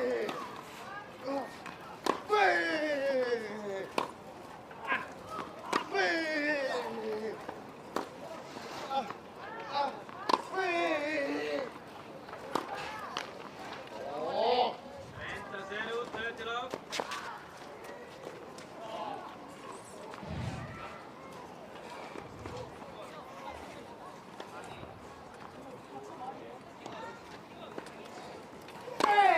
On.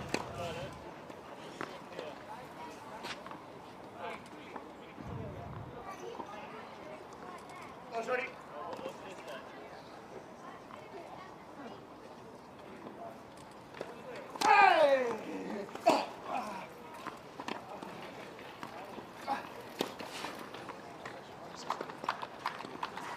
Inter 15, 30, 15. Too much for De La Puente to handle there. Mickey did have a lot of space to choose from. De La Puente was still recovering back. 30-15.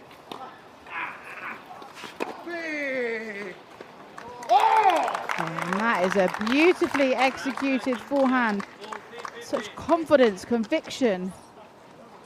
It shows when you really commit to that ball, the results that can come off of that racket from De La Puente, truly outstanding. He now has a game point. Out. Shots, De La Puente. And there you go, he took it on the first opportunity, 5 games total. which means he is now in a 5-2 lead against Mickey.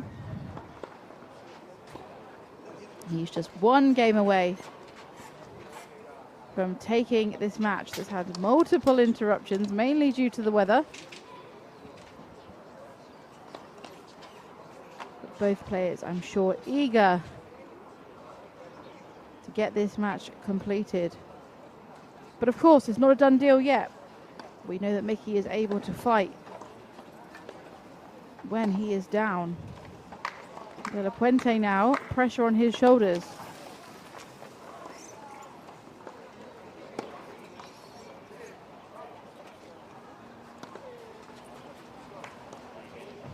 The umpire just getting back in his chair,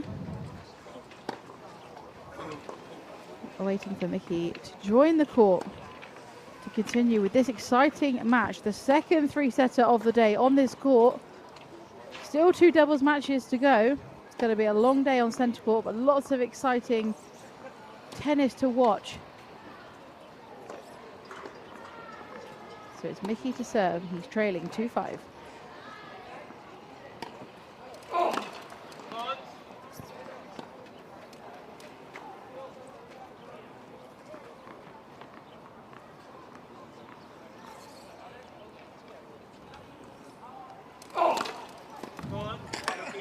Love 15.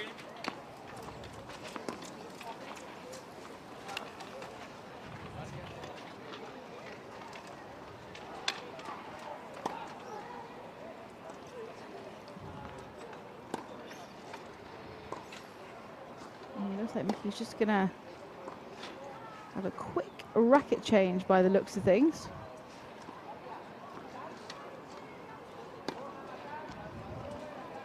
Yep, he's made his selection. So back he comes. It is love 15 following on from that double fault.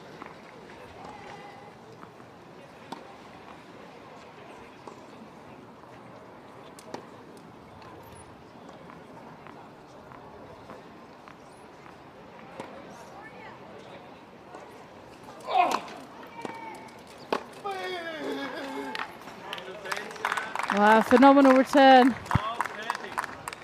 That short break certainly didn't interrupt his groove. Ripping that ball straight down the line.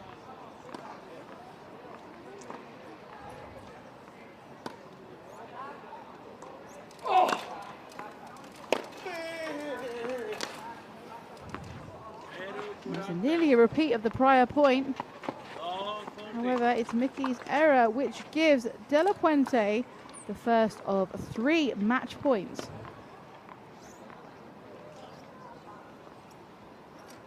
Oh,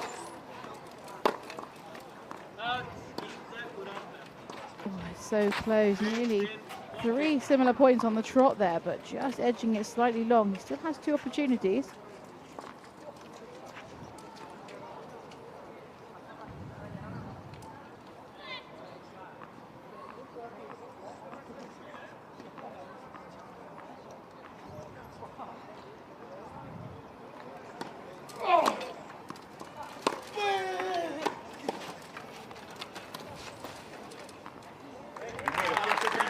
What a way to take that win with that beautifully placed spinny drop shot, backhand slice, truly phenomenal. And it's Martin De La Puente who finally takes the match. It's been a long one, a long 3-setter. Rain delays. And that smile and fist pump says it all. Well done, Martin De La Puente. He did really, really well. We're sending a love heart back to you as well. It did so phenomenally well, especially after coming back from that first set where Mickey performed so well. But here's that match point again. That is completely unreachable.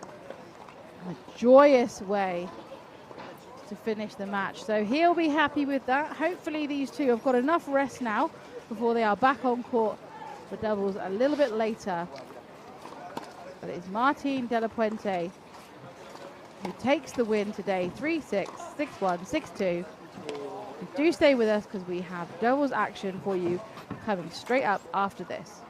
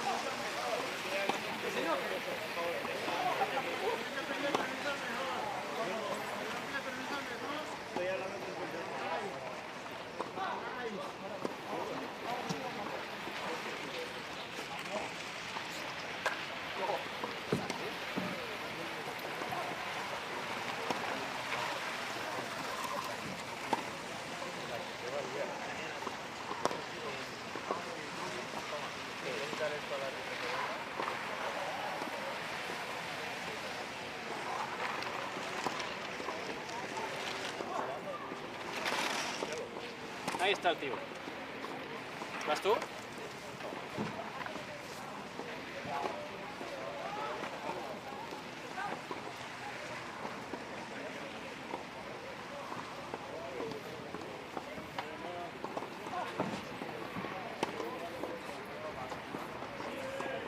El de la línea.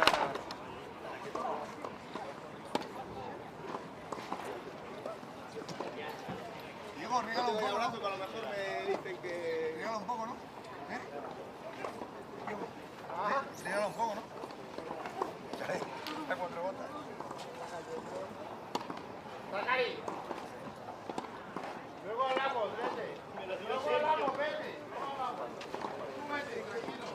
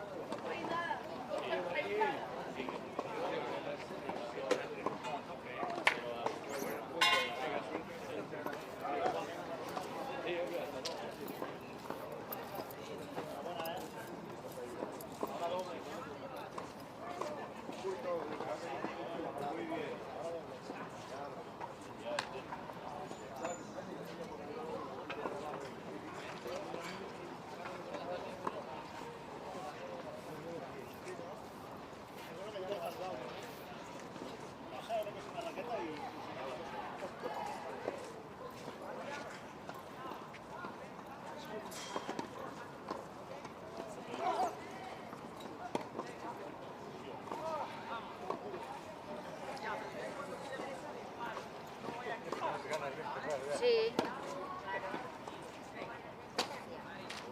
¿Quiere terminar?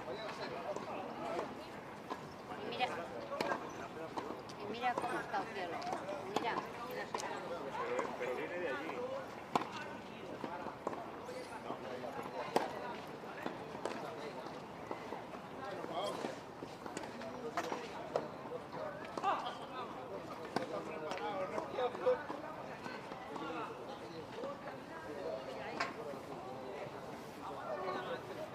¿Te tienes que cambiar las bolas tú, Jaime? Que se lo has preguntado a Raúl. Sí, 11-13. 13, no lo había entendido bien, ¿no? ¿Eh?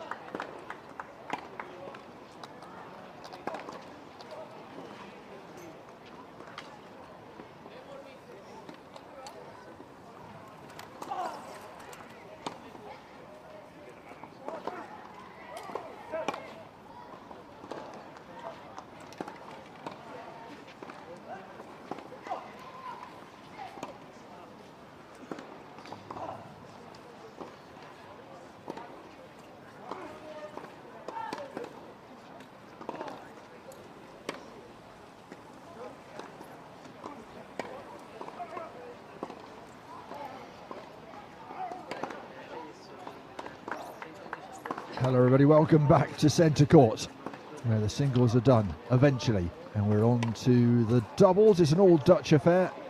Lizzie de Groot, Iska Griffin up against Lizzie de Greef and Aniek van Koot. It's been a marathon day so far. Well done to Louise, who kept us going through two very long singles, exciting singles affairs. Both three setters. Iska Griffin involved in one against Montagne, which he eventually won. Last two sets going to tie breaks, of course. So she is back in action here.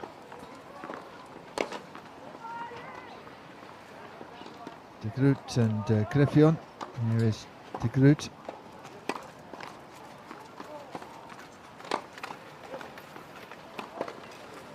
Playing their first doubles masters together.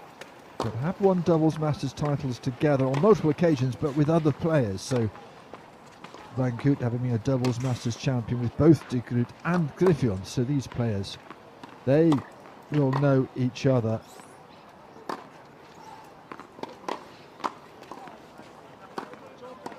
Six years of age now.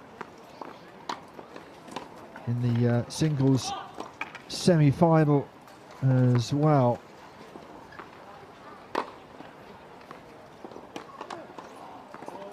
So a good tournament so far, and a chance to get into the final here in Barcelona to take on either Tanaki and Zhu or Kaniji and Monjan.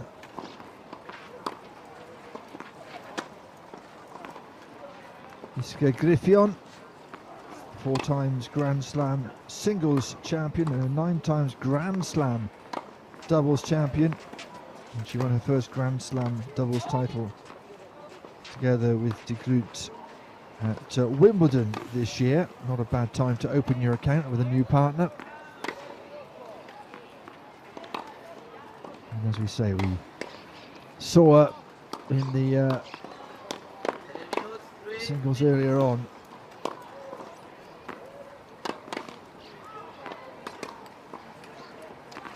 That round robin was a real tight one, wasn't it? And she's there or thereabouts, battling with Van Koot for a space in the singles.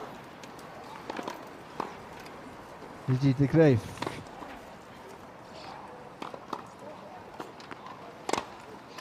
Also the Netherlands, just 19 years of age. They have something of a production line, don't they, of fabulous wheelchair tennis players. De Greef, a 2 times Junior Masters champion, 2 times ITF Wheelchair Junior Player of the Year, and did win the Catalonia Open on Saturday and beat Iska Griffin in the final, having beaten Van Koot in the semi-finals.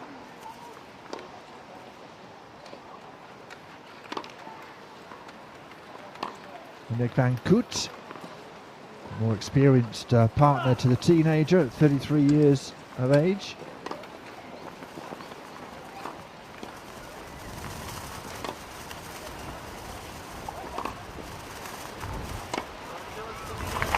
Very experienced, a 7 times doubles masters champion with 4 different Dutch players, including oh dear,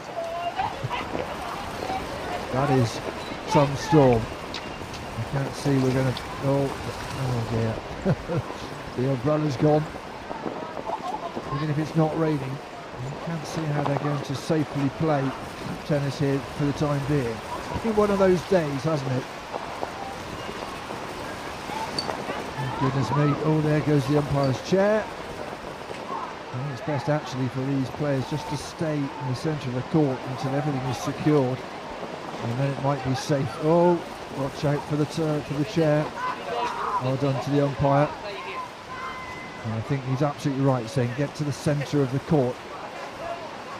Well, we knew it was going to be a little bit inclement this afternoon. We've had showers, in fact less rain than we thought, but this is not ideal, is it?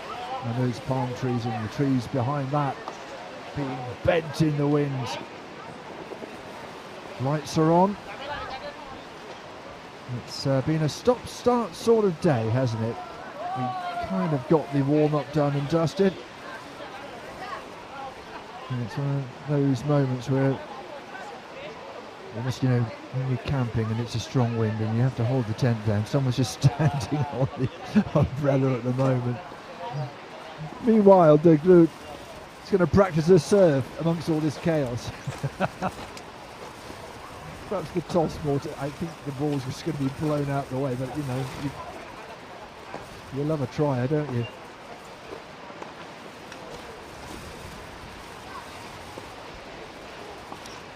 That's the weather that's coming.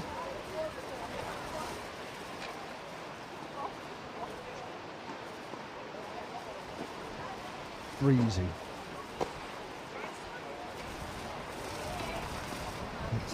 There's some variable weather around Europe at the moment. Big storm to the north of Europe. Better climbs here. Just our cameraman on the gantry's holding on.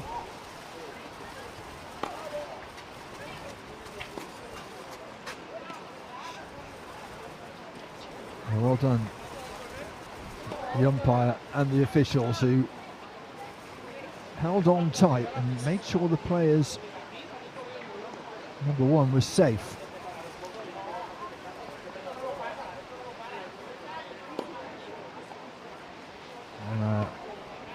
Yeah, that cover's seen better days. It's like a massive umbrella that's been blown inside out.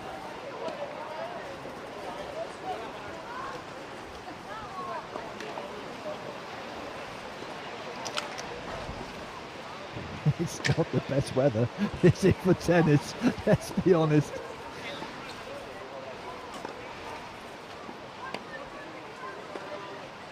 Oh dear.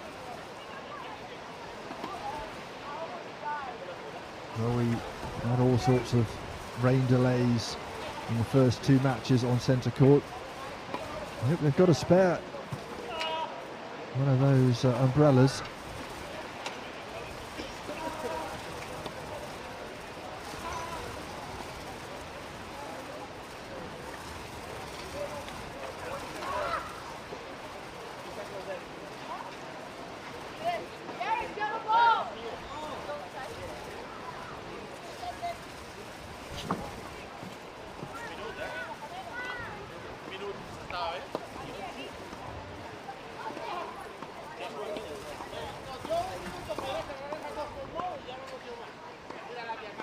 Well, it just seems that we're going to have to take a short break here.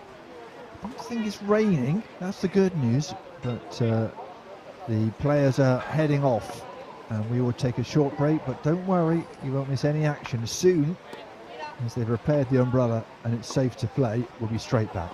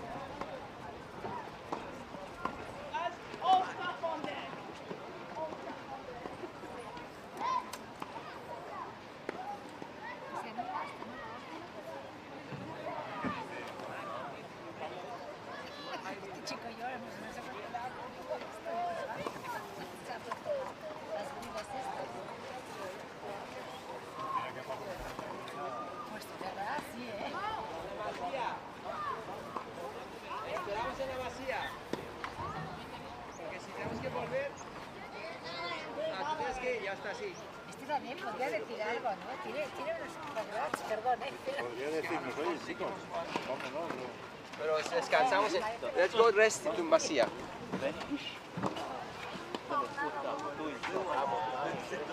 Vamos, let's go, come on, come on.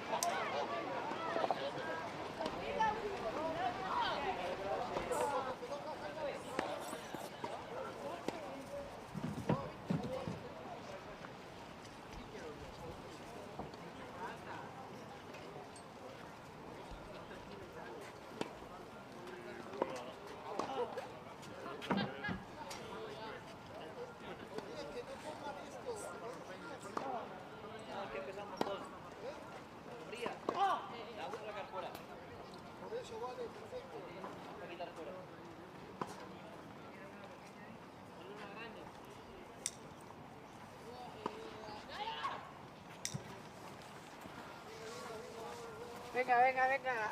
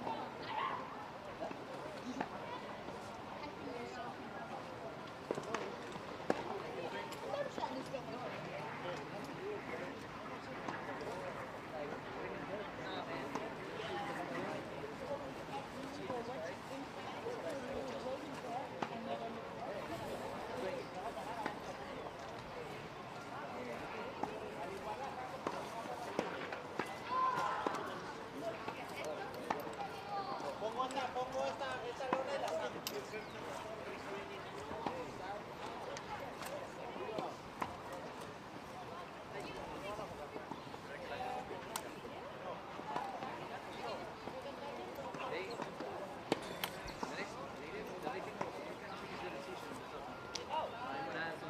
And then you get another 5 minutes.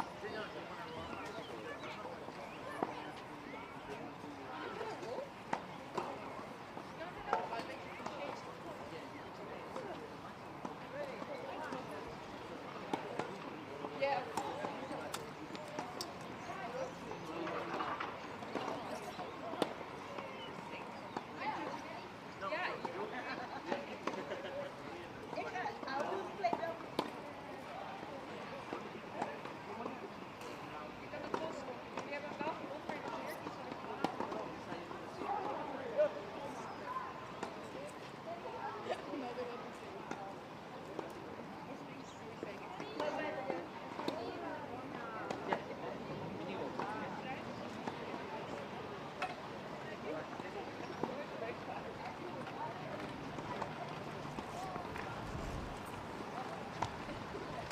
Well, we're back out on court. Hair still intact. Wheelchairs undamaged in the carnage of everything falling over. We are good to have another bit of warm up. Smiles all around. Lizzie de Grief seems to be happy enough. The umbrellas have been dispensed with, probably sensible at the moment. We have gusts at the moment. You can see in the background the trees bending in the wind. Gusts of around 30 miles an hour, heading towards 50 kilometres an hour in new money. But obviously a little sheltered on the court will make serving a little difficult. Van Koot, 7 times doubles Masters champion, I mentioned, with 4 different Dutch players, or we were mentioning before our mini hurricane came through. 3 with Didi de Groot, 2 with NEC Van Koot, and 1 each now with the retired Marlene Buis and Sharon Laurel Raven, so very experienced. Yeah, it's not all clear skies and sunshine at the moment.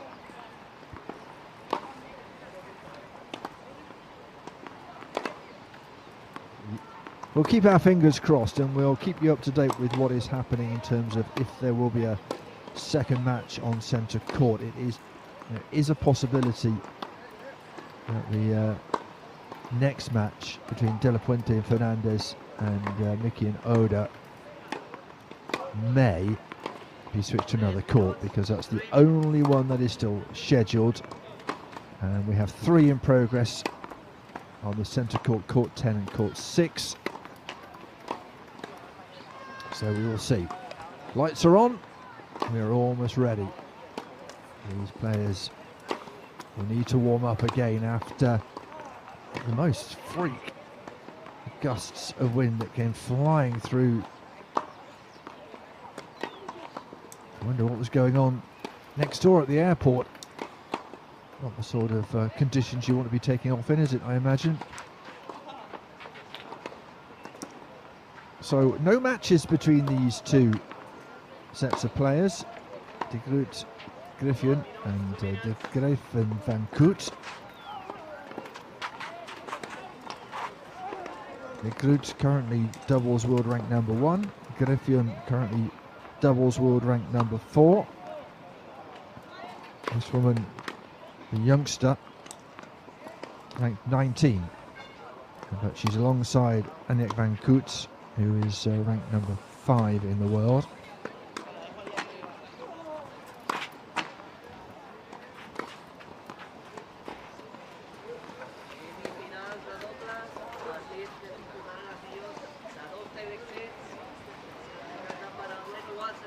Okay, we're almost ready to go. De Groot and Griffin closest to the camera. Their opponents, Van Koot and De Graaf, are on the far side.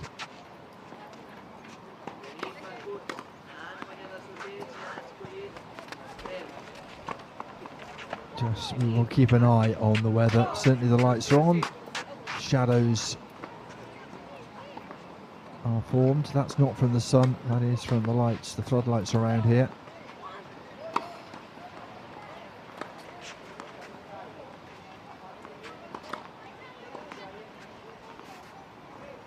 Still breezy, won't be easy. I wonder if I have quite a few drop service games as a result, but we'll see. We will see.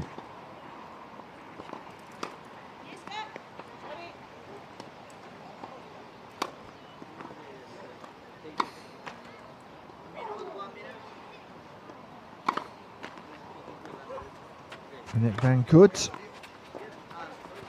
3 times a Grand Slam singles champion and a 23 times Grand Slam doubles champion, a real veteran now. It'll be interesting to see her interaction with the youngster De Graaf.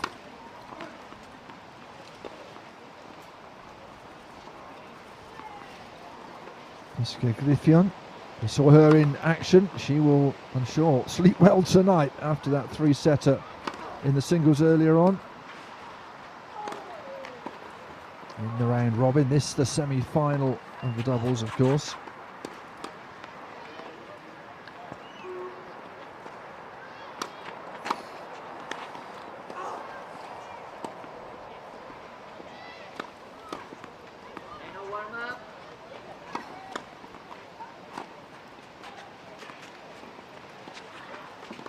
Is another one who's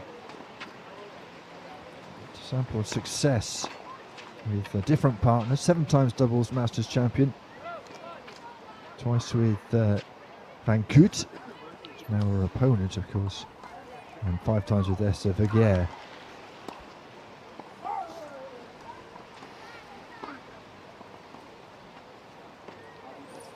Not the warmest out there. I mean, it's not. It's Barcelona. It's not freezing cold.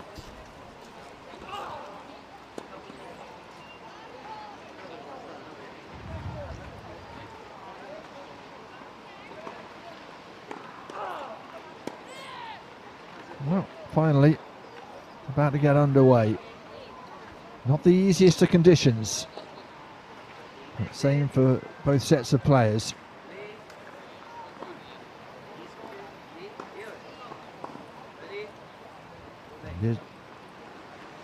Griffin is about to get us underway, but I'm hearing out on court there's a bit of rain falling. We'll keep our fingers crossed.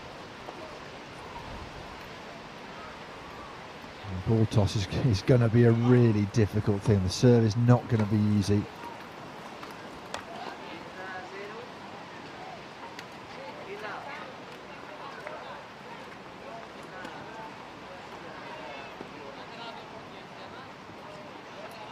Look towards the umpire, given the weather. Van Koot.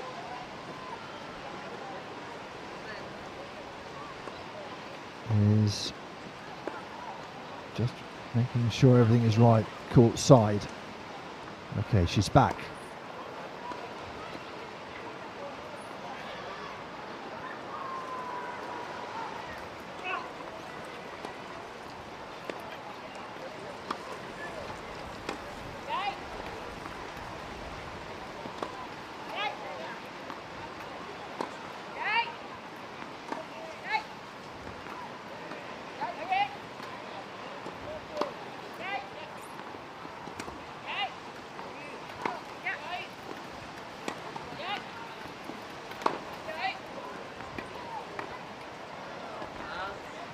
That was right on the line, really good from De Groot. And it's a good start from De Groot and Griffin. And Griffin really dealing with the conditions very, very well indeed.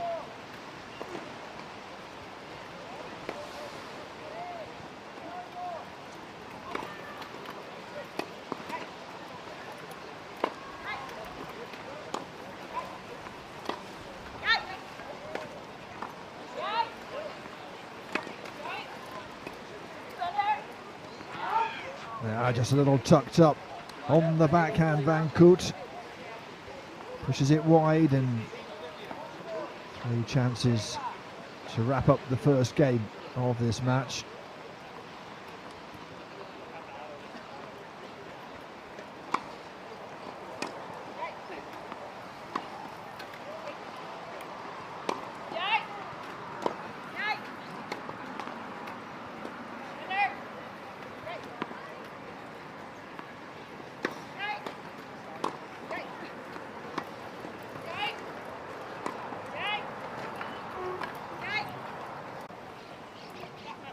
Oh, down the line by the teenager Lizzie de Greef. Good rally.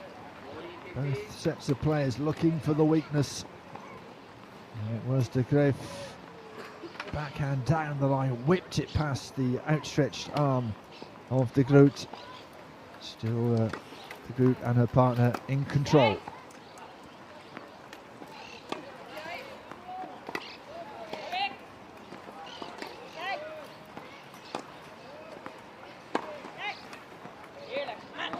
Oh, that's wonderful from de Groot.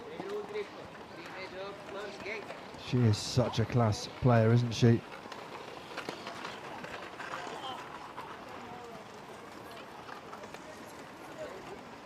No chance at all to get there. And it is de Groot and Griffin who hold serve in the first game of this match.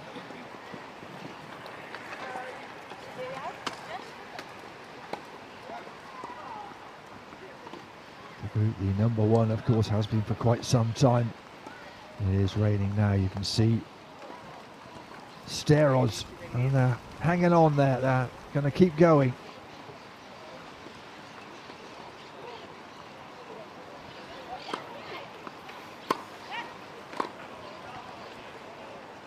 It's a very decent cross-court shot from Griffin.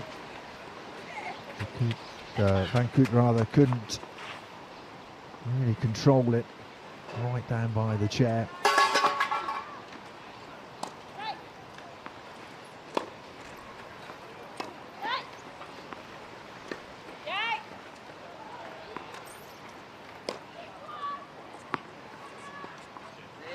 Now, on the line, not sure she hit that particularly cleanly, but it certainly did the job. It wasn't in the centre of the racket, but look where it landed.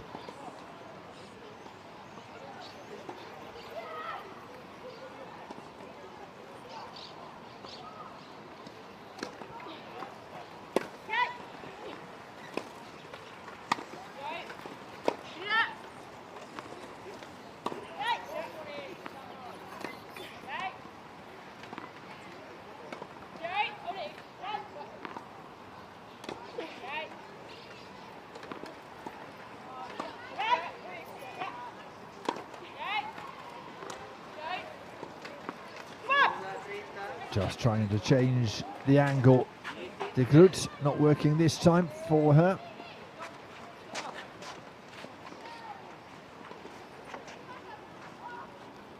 She's been very impressive in the singles. And these two have been very impressive in the doubles as well. 2 straight sets wins so far for them.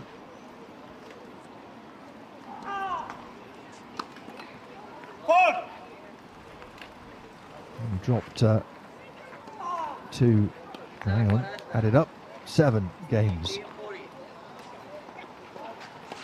in those 4 sets, so they've been pretty good, and certainly De Graaf, she has work on her hands.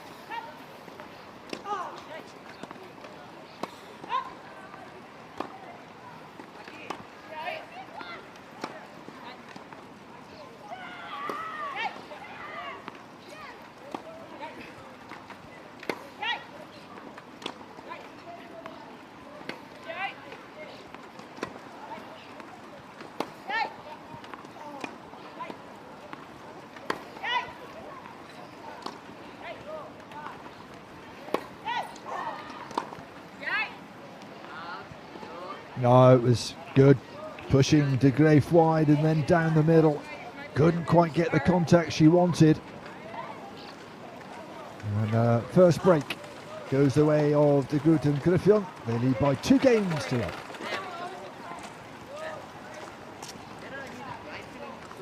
And the rain is continuing to fall here. 7 minutes of this match gone. Got that far. Oh dear. It's going to be lovely and sunny tomorrow, if that's any help. It's been one of those days, hasn't it, where the weather has not helped.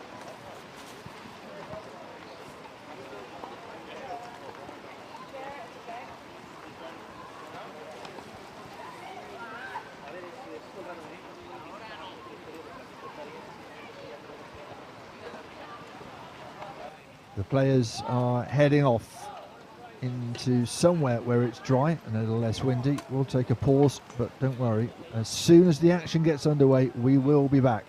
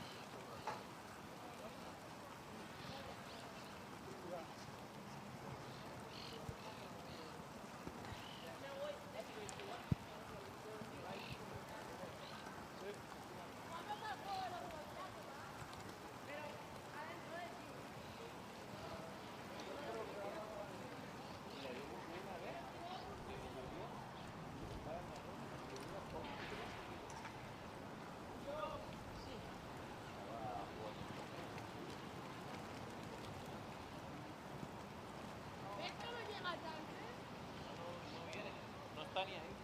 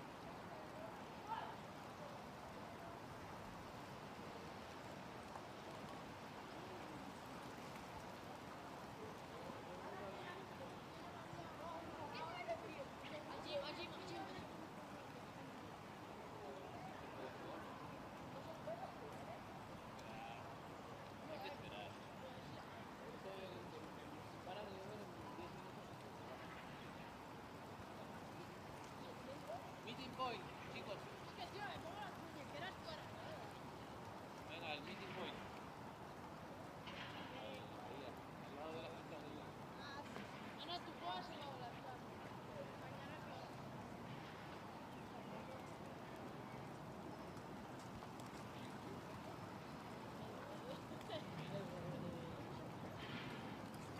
Siempre. Como Eduardo. Barcelona. Muy importante pregunta. Porque los de dentro deben hacer otra vez.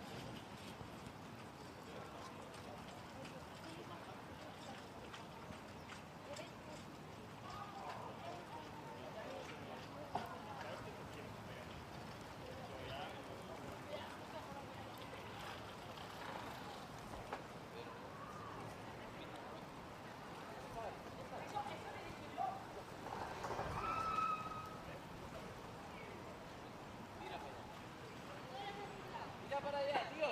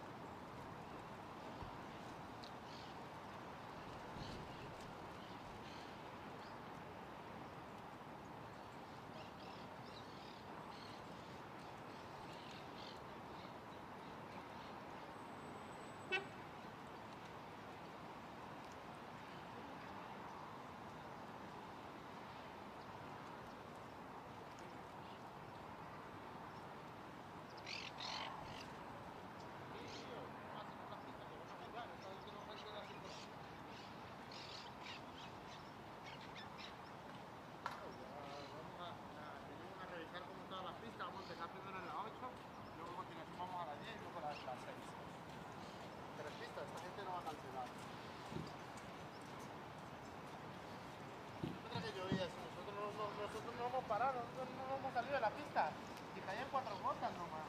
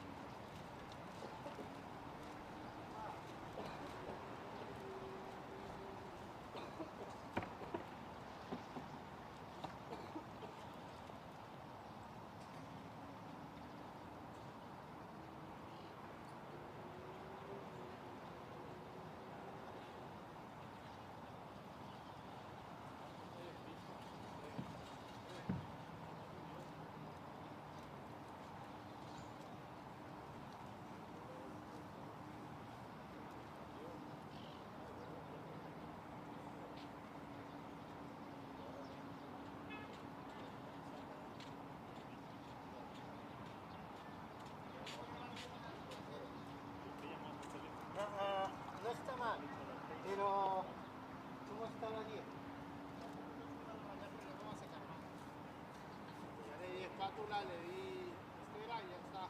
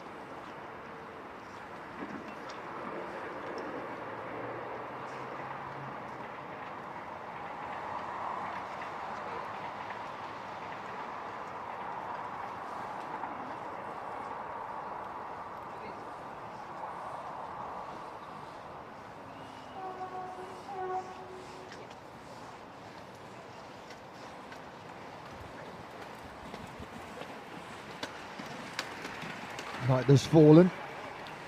The rain has stopped falling. We are hopeful of getting underway. Let's keep our fingers crossed. What extraordinary weather here in Barcelona. Rain on and off, and then that windstorm. I wonder they're trying to keep warm.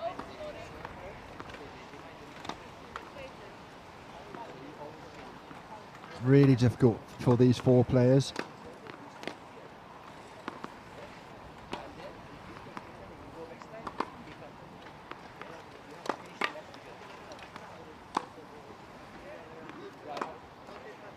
Just an update in terms of scheduling. Just to let you know that the match, there's supposed to be 2 doubles matches this afternoon. Now this evening, the second one, Martin de la Puente, Gustavo Fernandez up against Takuya Miki and Tokito Oda of Japan. That's been moved to another court, just obviously because we are running out of time. So this is the last match on the centre court. I think our umpire is safe from toppling over in the high winds, but these athletes will have to get warm again.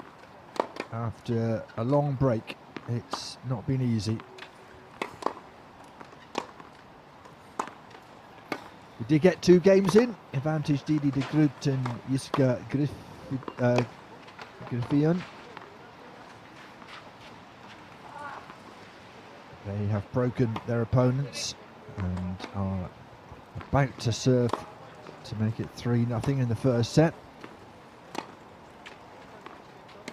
Certainly the best ranked pair in doubles.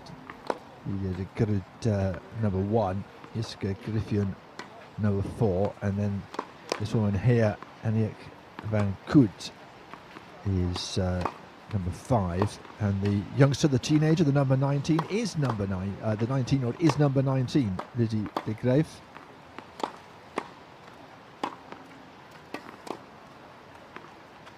Just trying to get warm. It's for Barcelona, not the warmest. Bit of brightness in the distance. It's not much help to us, is it really? Down by the coast, it is blustery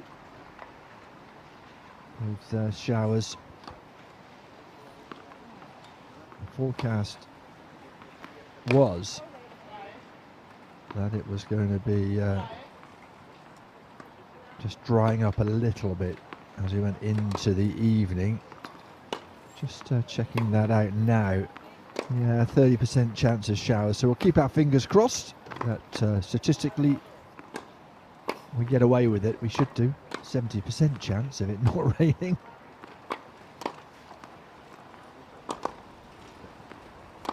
There is the dominant woman in women's wheelchair tennis, Didi de Groot, and the youngster just setting out on her journey, Lizzie de Graaf.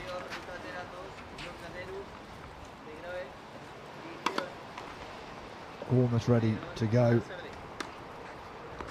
De Groot, a 20-time Grand Slam singles champion. Not far behind in doubles, 17 for her. She just always looks so poised, so composed.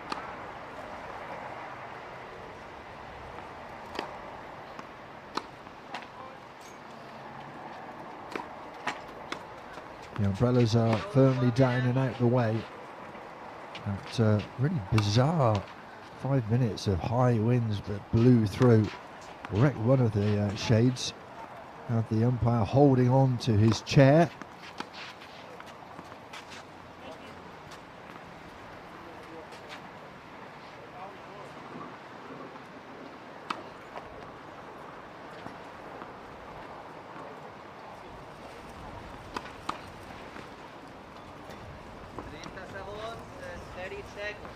Griffin has decided that a poncho will keep her warm. Can't say I blame her. This is the youngster, de Graef. In the previous warm-up we talked about how she has really managed to take a hold on the junior titles and is certainly making a splash now when it comes to seniors.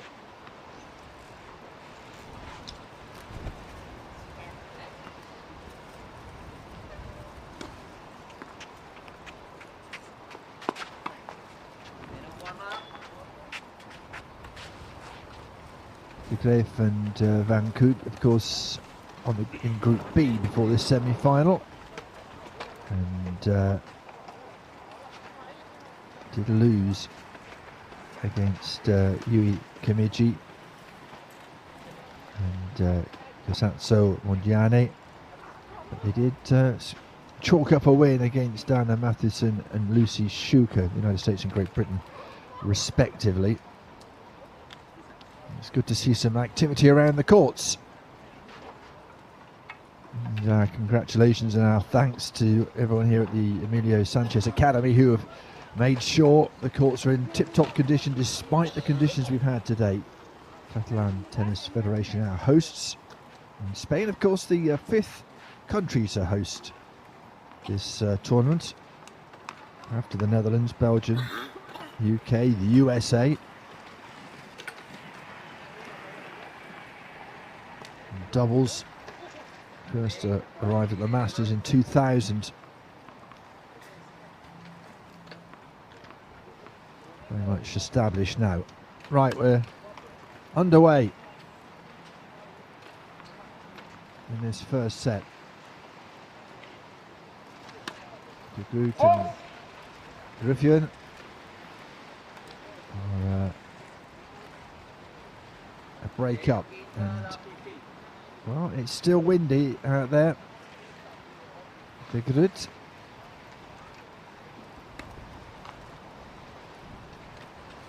They struggle a little bit. You can hear the wind. You can see it on the advertising hoardings, the wraparounds. And there's another fault. The wind is blowing the ball around during rallies, and it certainly is something you have to consider during your serve.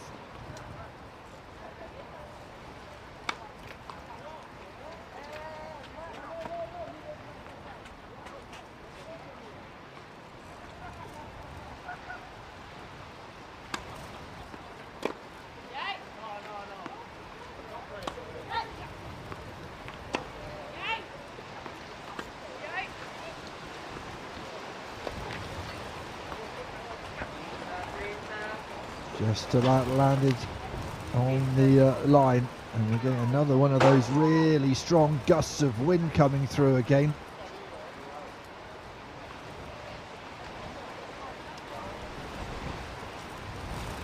So difficult to serve in these conditions.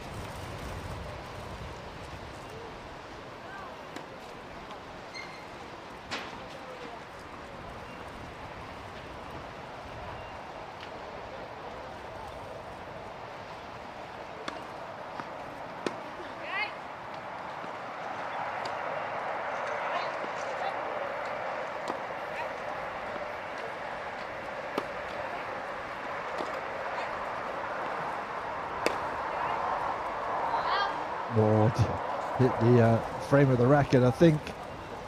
De Groot. 2 break points for Van Koot and De Graef.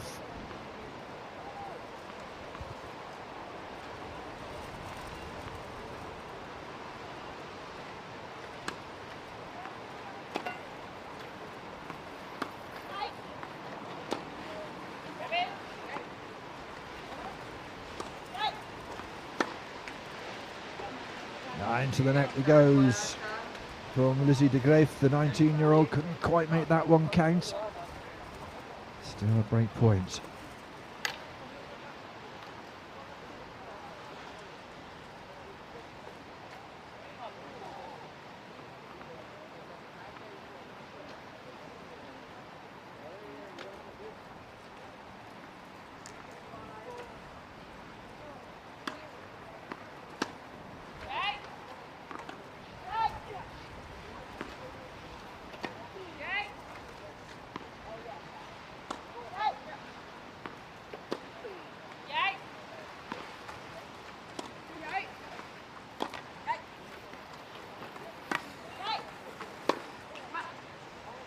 Oh, it's good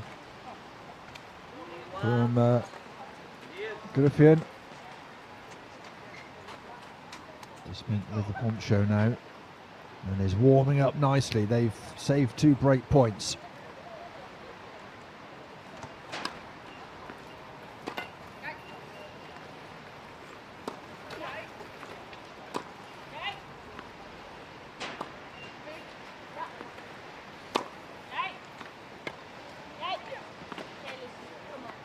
Couldn't quite get hold of that one. It was good from de Graaf.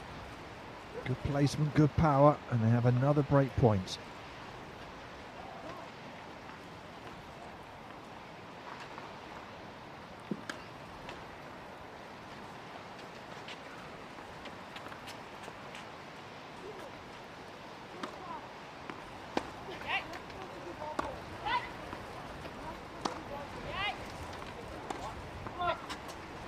Oh no, had time to line that one up, couldn't do it.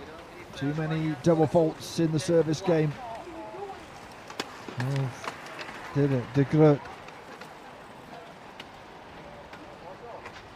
And they have the break back. Van Coat and de Graaf.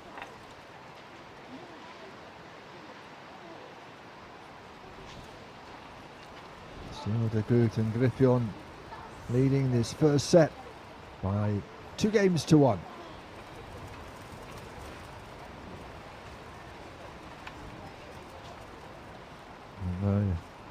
Those pairing of de Groot and Griffin keen to get out and get on with it. Been a long day. Griffin first out on centre court this morning. Will sleep well tonight, I'm sure, as long as there's no rattling of the windows from this wind.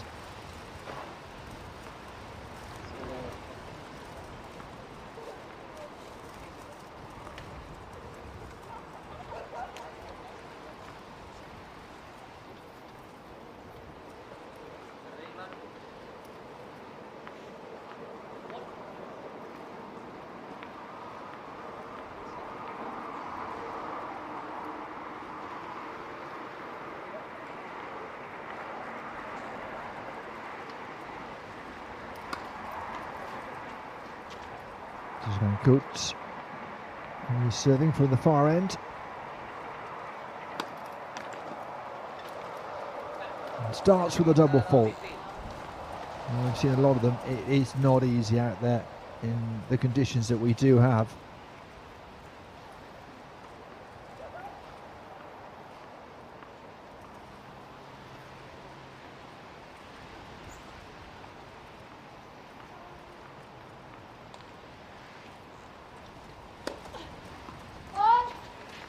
See there, just reaching for the ball, not looking comfortable at all.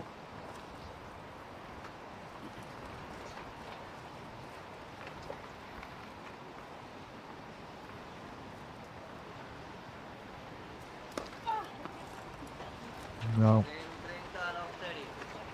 Another double fault.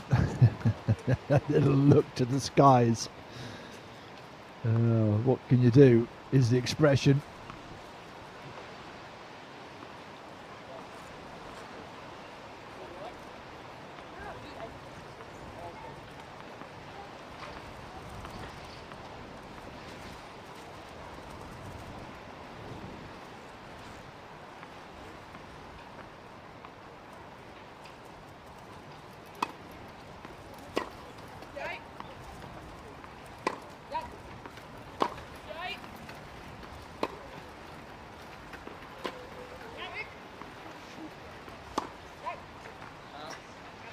It's gone long. Good work from de Groot. Ball kept following her around the court. She made sure it went back over the net accurately enough. Forced the error. 3 break points.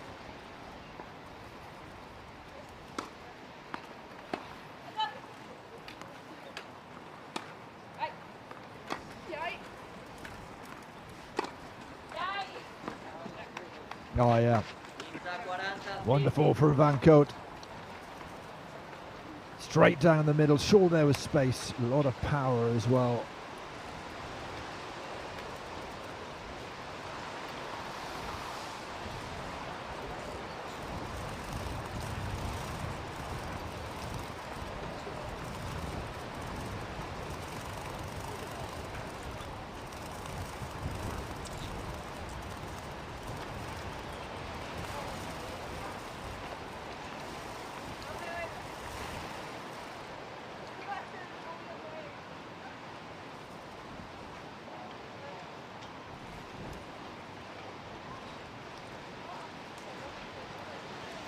Something in the eye of the Groot.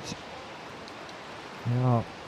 Well, we very often talk about which way the sun is, and serving into the sun at the moment. It's which way is the wind blowing? Well, it's from behind the server at the moment, and a little bit of clay or something in the eye of de Groot, but she's okay.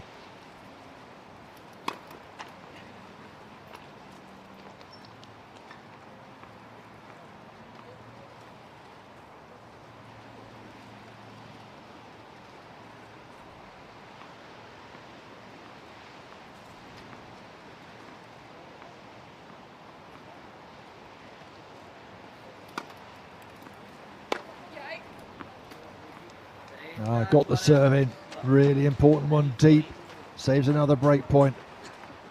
And this Griffion just stretching a little bit for the return.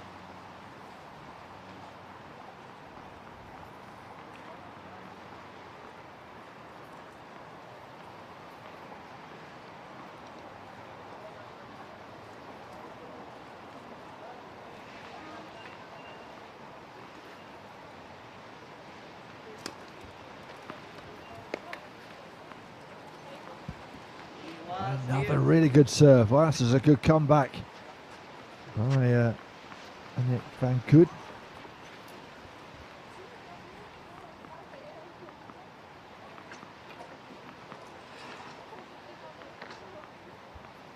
Back to Juice.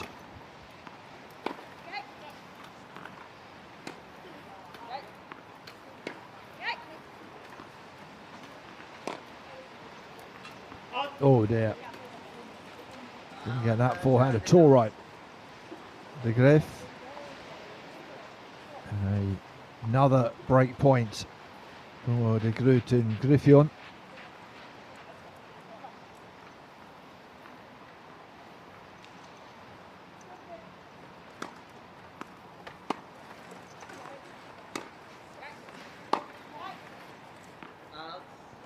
Yeah, it's out. It was a really good backhand from Van Koot, who's just getting her serve sorted in these conditions now. It's taken a while.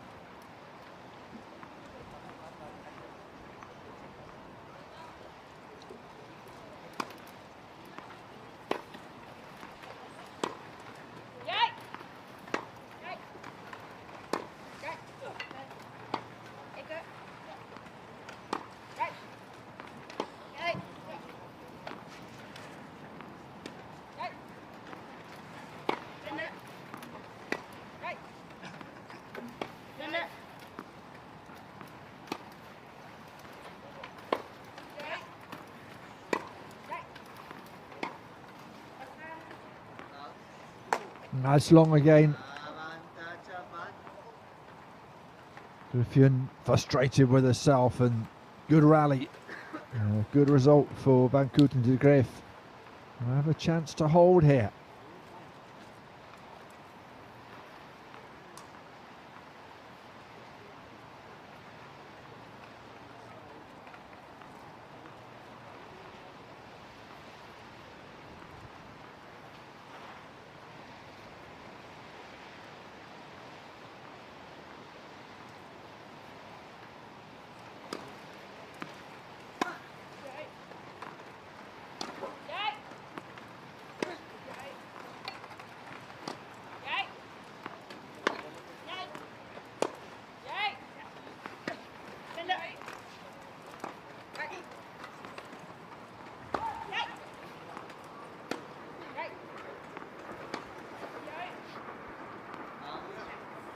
Getting more luck, aren't they, when they target that woman rather than the world number one.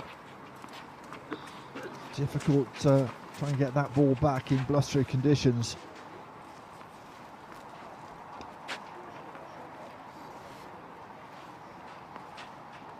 And we are with serve at 2 apiece in this first set.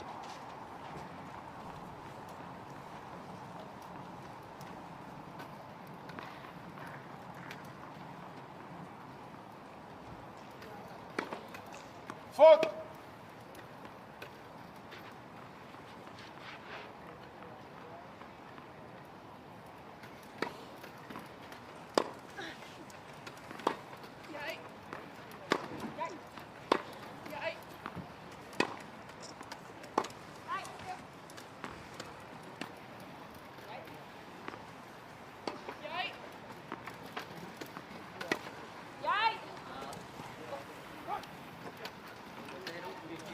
Was that long? Yes, it was. Only just.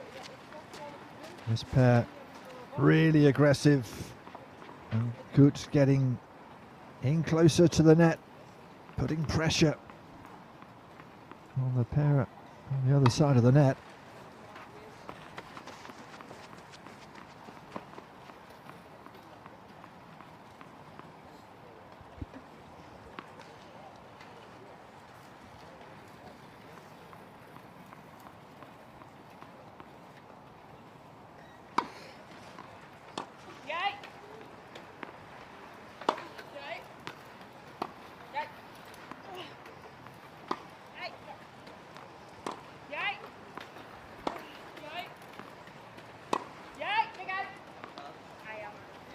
It's long. Good communication between De Groot and Griffiths.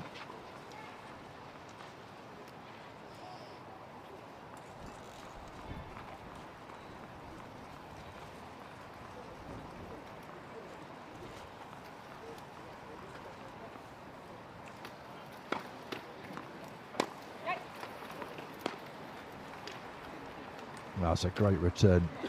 They had a little conversation, didn't they, before that point? I think that was what they were discussing, getting in, being aggressive, hitting the ball early.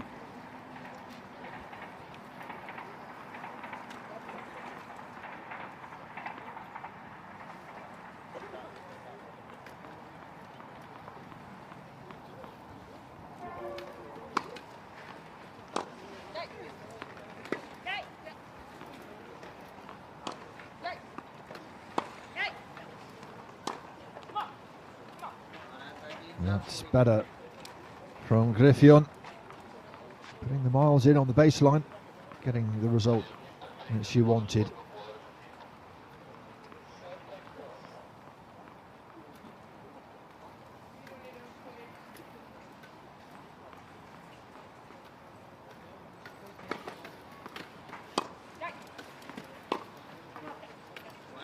Again, putting pressure on the server, who has to get the chair back, ready to receive.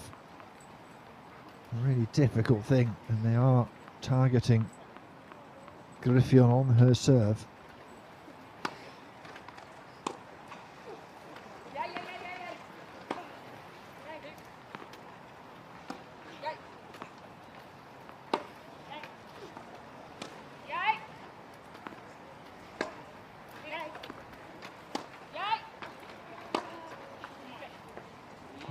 No, looking to whip it with a top spin over the net. We are at deuce. Opportunity perhaps for Van Koot and De Graaf. They have been really aggressive in this game.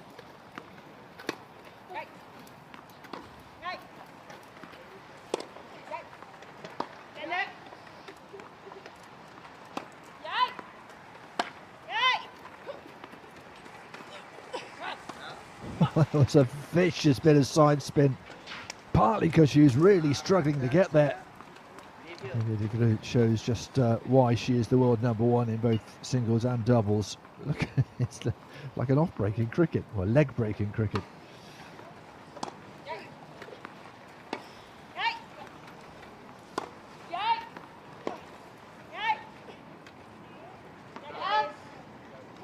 Look how much that moved in the wind. It's blowing from the far side towards where our cameras are, but also a little bit side to side from left to right, and it just pushed it out by some distance.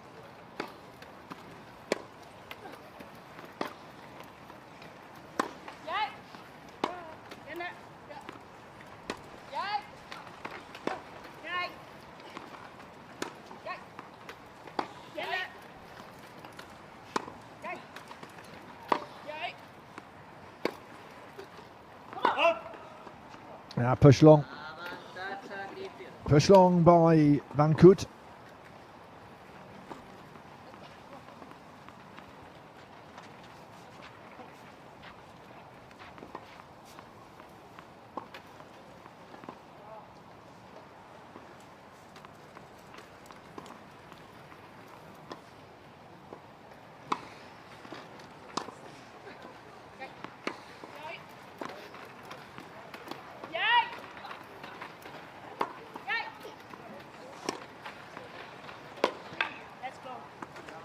Yeah, really great from Van Koot and de Greef.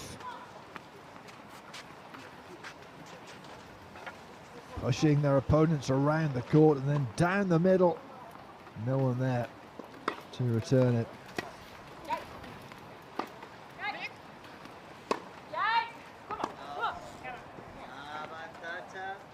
That was long, only just.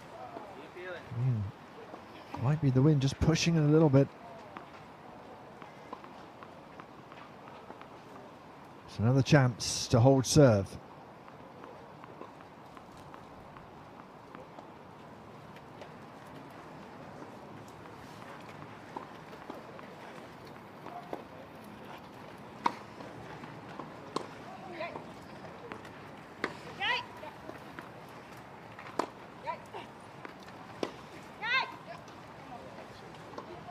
Into the net it goes, and that chance is squandered.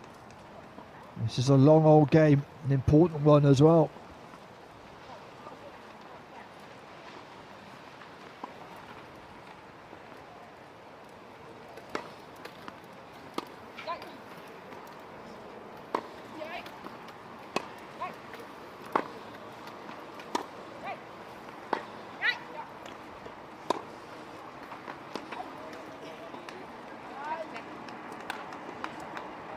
Again, the ball following de Groot around. And there is another break point here. She's being put under a lot of pressure.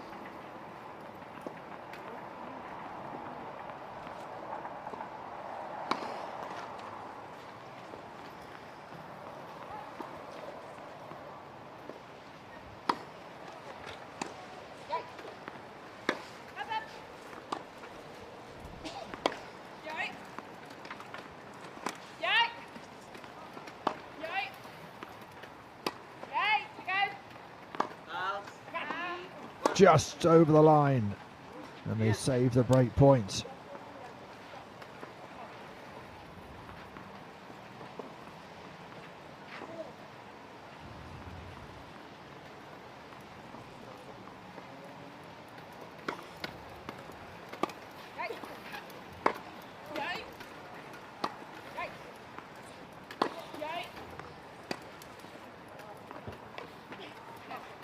Oh, wonderful. Look at the angle on that shot.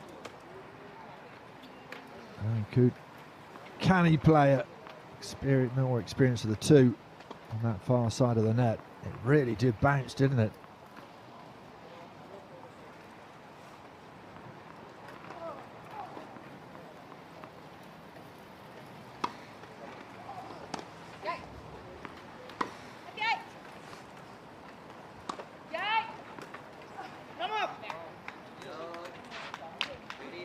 Well, they have worked very hard for that. A long old game, and they have a break.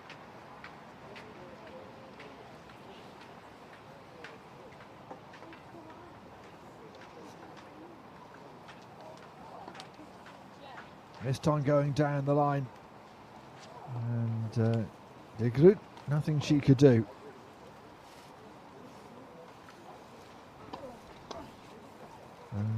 Gut and de Graaf.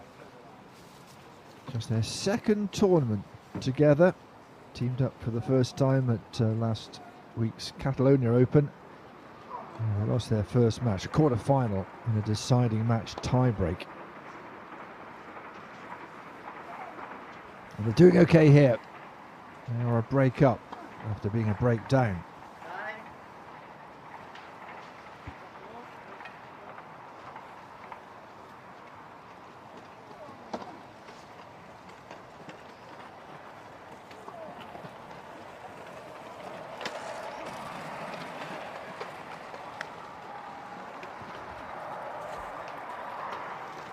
Darkness has fallen here with the sounds of the airport to one side, the train track to the other. And we are busy here on centre court. Someone's making tracks to the final. Who will it be?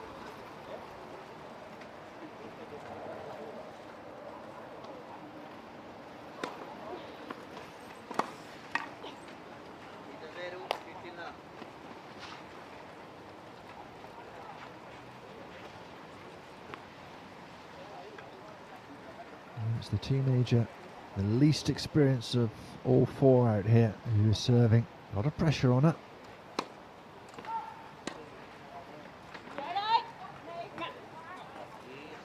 Down the middle. That was a wonderful shot.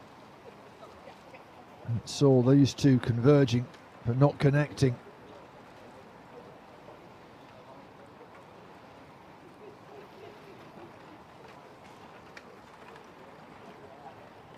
Pinpoint accuracy.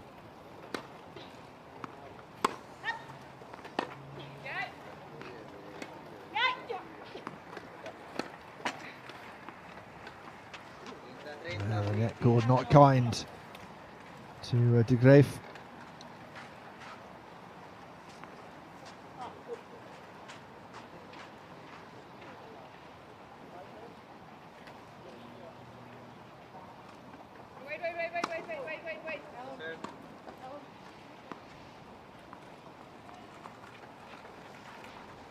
Not ready to receive, but she is now.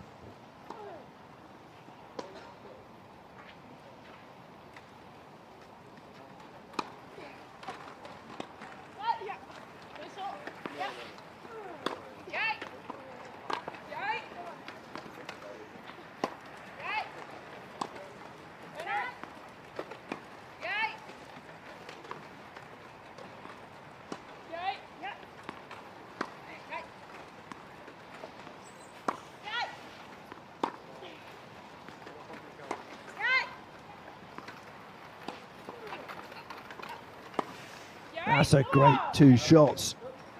Great two shots from de Graaf that set up the point for them. Lovely rally. Really easy on the eye to watch, isn't it? When there's so much movement.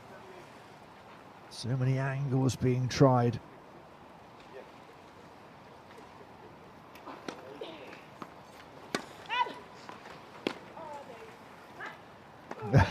That one not so elegant. Top of the racket frame, and it goes sailing out of the court.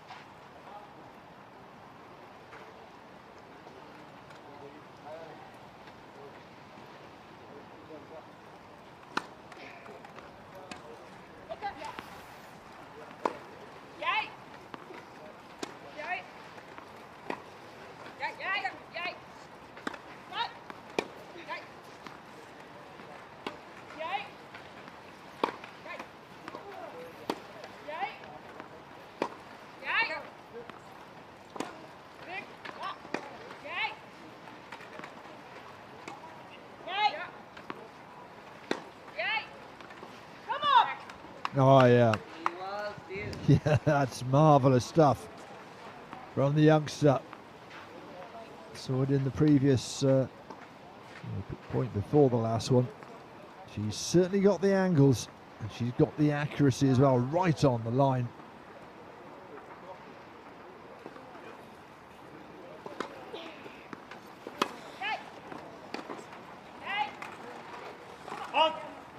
And that one drifts out of bounds. Another break point for De Groot and Griffiths.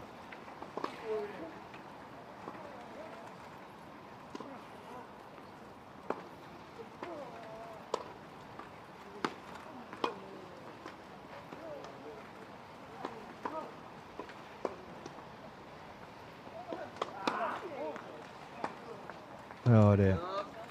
It was a really hard fought game. It's a shame that it's finished like that. Double fault from Lizzie de Graaf. And we are back on track, back on serve. 3 apiece in this first set.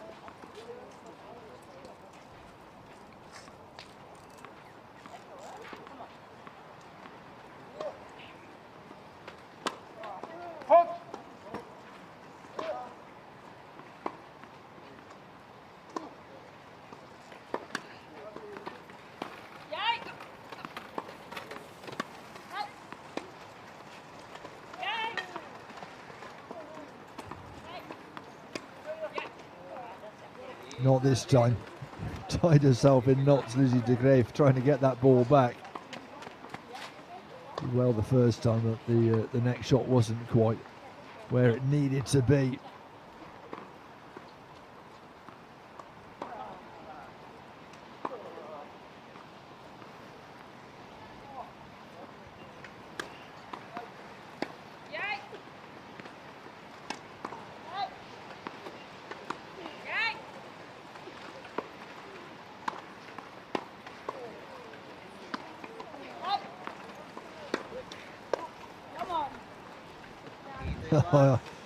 Good resilience. De Graaf again, centre of the action. Did so well to get that ball back. And then had the advantage in the following exchange. Wonderful stuff.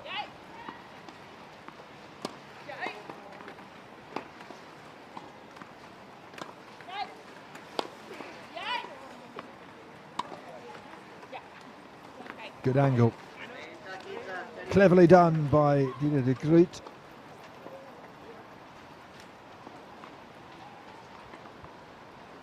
All these players having to work hard on their serve. It's a tight old match, this one.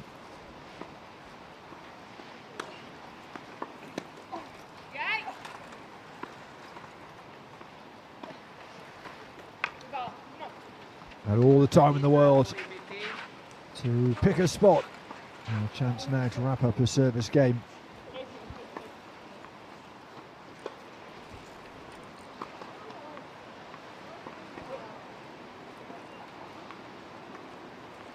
So 40-15.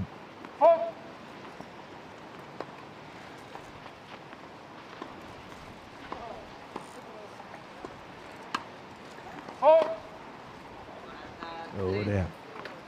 Putting herself under pressure with the double.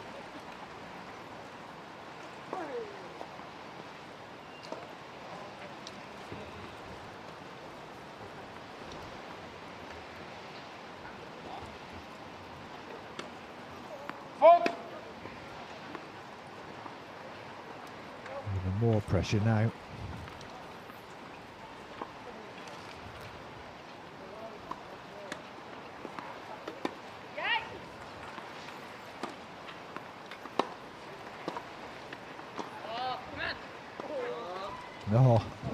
Oh, little drop shot does the trick.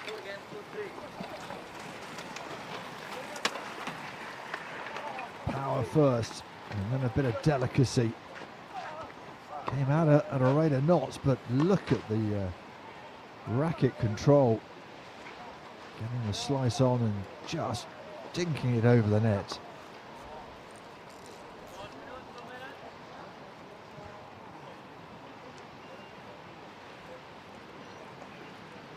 Four-3.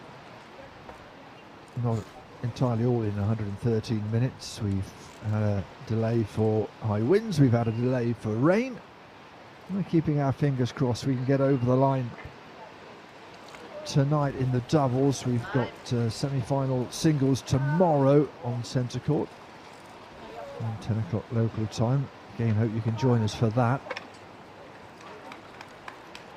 But our concentration, our focus on this enthralling doubles match, an all Dutch affair. And it is Van Koot and De Graaf who will be under pressure now to hold serve.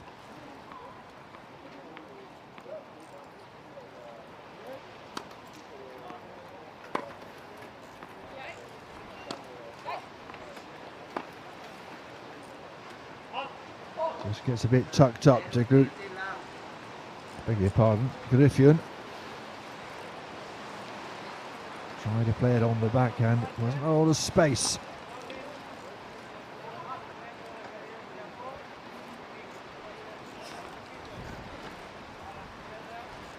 And the wind just getting up, making it difficult for Van Koot.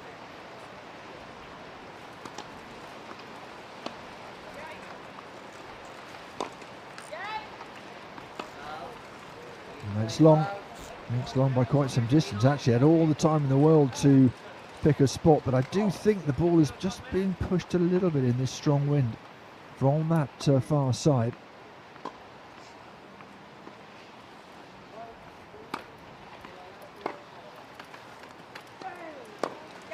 Yeah.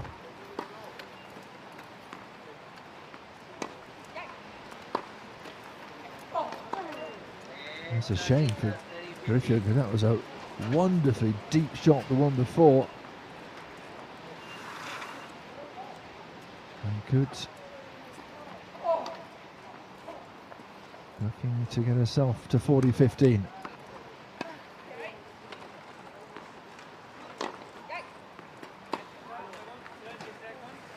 Not enough on that one. And they do have a couple of points. Van Koot and De Graaf to hold serve here.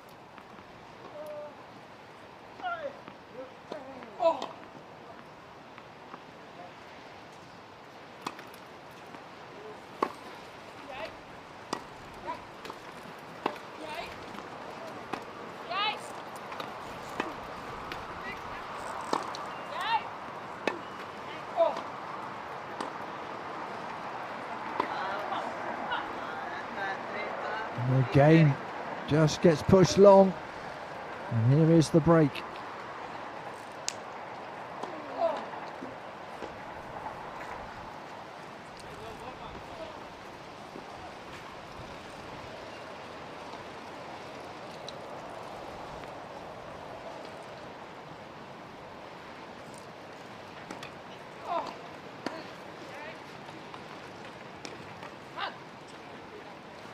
Just got away from that again.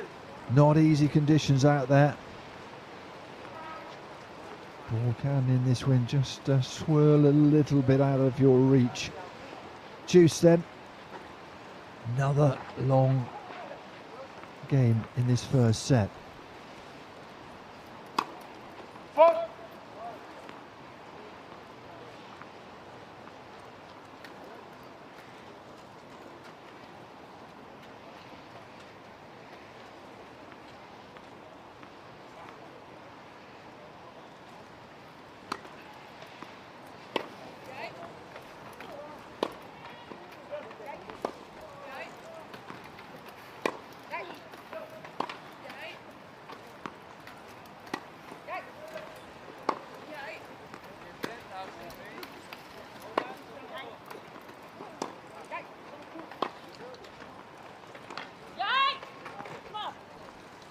Oh, didn't Griffin do so well to change direction and get a decent shot down the line. Too good for De Graaf.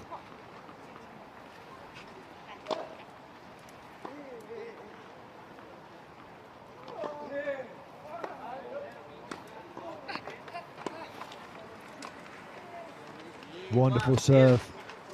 Swinging out wide.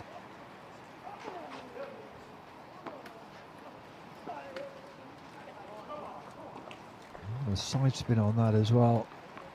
Just not enough power to get it back from Griffin.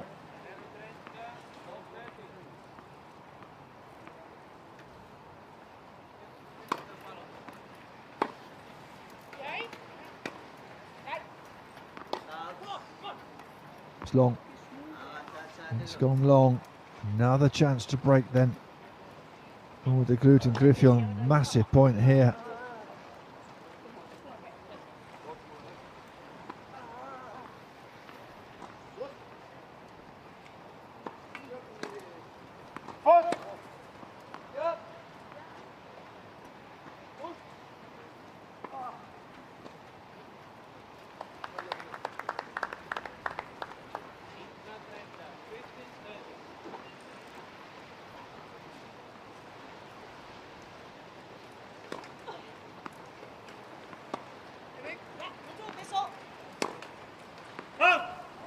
No, it's gone long. De Graaf, a lot of time to size that one up, gave it everything, but it wasn't accurate enough. And there is the break that really puts De Groot and Griffin in the driving seat in this first set.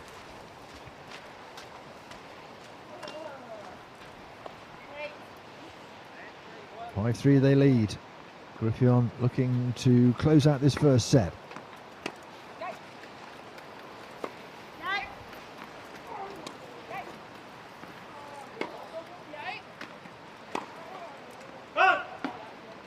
It's wide, definitely targeting Griffin. It's a backhanded compliment, isn't it, to De Groot? They want to perhaps keep the play away from her as much as possible.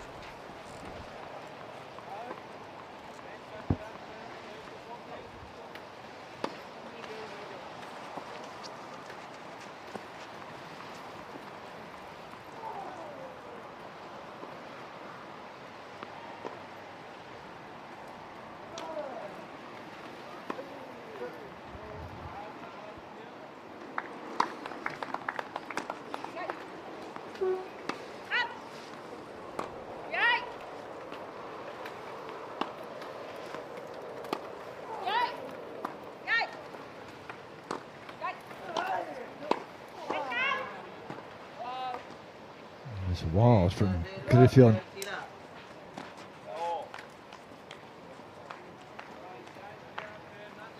Really good play from these two. Got in there. Tucked up her opponent with that shot and getting close to set point here.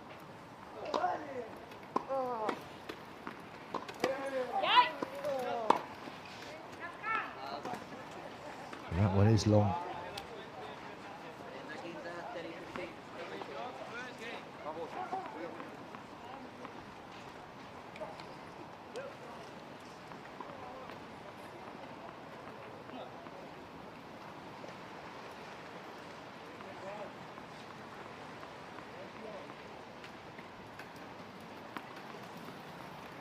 Real trouble with the ball toss in this blustery condition.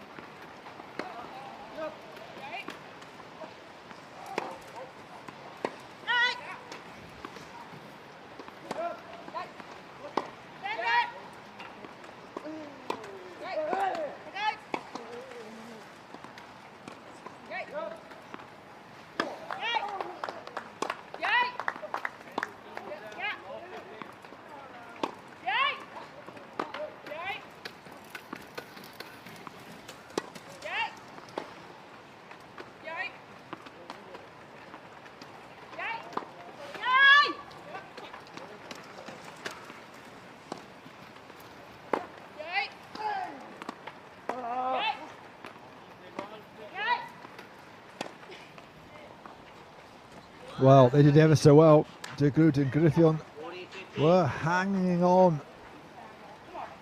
You push one way then the other, and somehow they got the upper hand.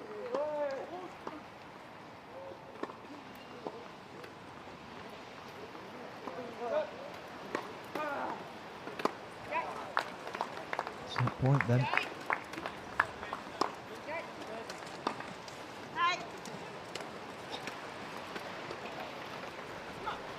Goodness me, what a difficult shot to play. De Graaf, that ball was just curving away and away and away. Wasn't much you could do about that. Did well to get to it. And now here's a break, and that is the first set. Look at the way it just kept moving, and that's not just the spin on the ball, that is the conditions here. Oh, she did well to get there, really, Lizzie de Graaf.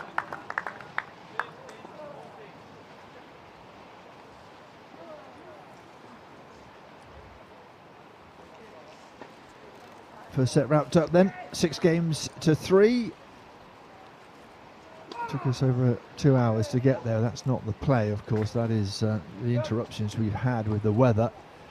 I can tell you it looks very much as if whoever wins here will take on Yui Kamachi and Kusatsu Munyane in the final. They are in the ascendancy over Manami Tanaka and Zhu Zhenzhen, 7-5 and 4-0 in the second set.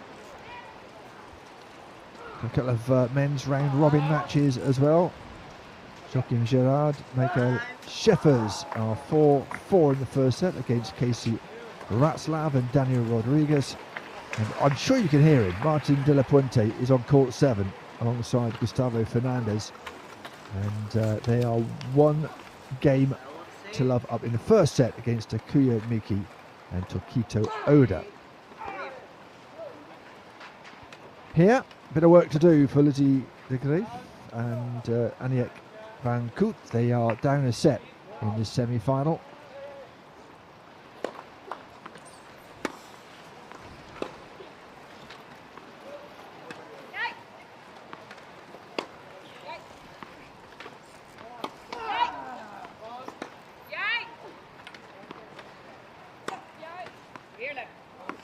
Oh yeah, wonderful shot.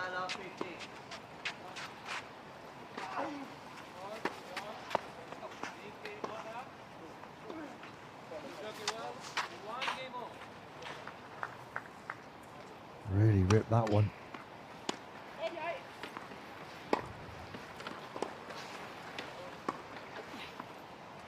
Oh yeah. Oh, came to the net, was courageous and executed a really difficult shot.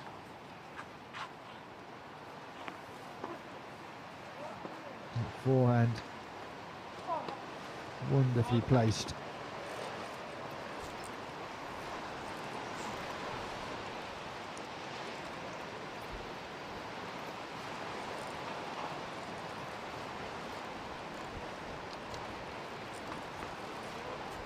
Just see how the ball is being blown around here. So difficult for these athletes.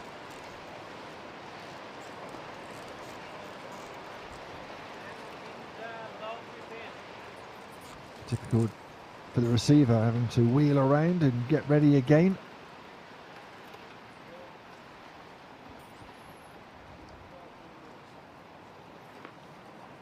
This time gets blown behind her.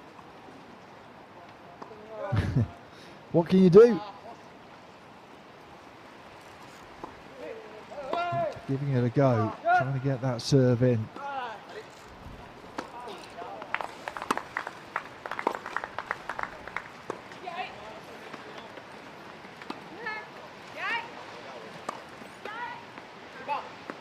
It was wide open down the middle after Van Koot had come to the net.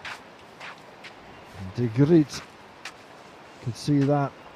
Wonderful forehand, whipped it quickly. No response.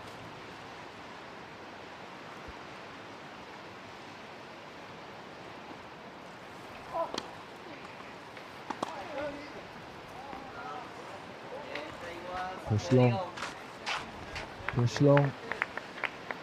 One thing you mustn't do is just let it drift towards the baseline, because it very often here in these conditions will be pushed too far.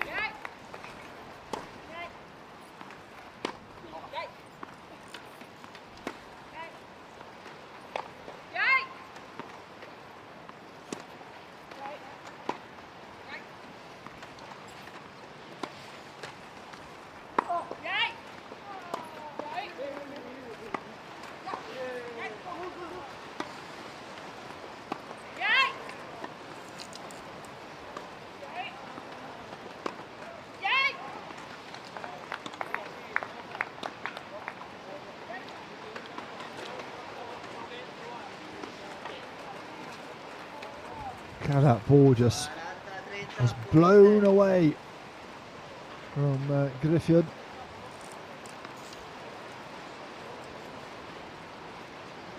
Watch it there. 2 bounces and it's gone about 6 foot to the right.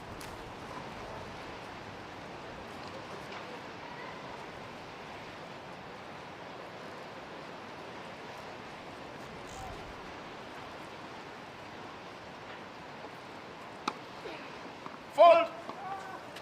I think De Groot's have been doing a great job under these circumstances to get the serves in more often than not.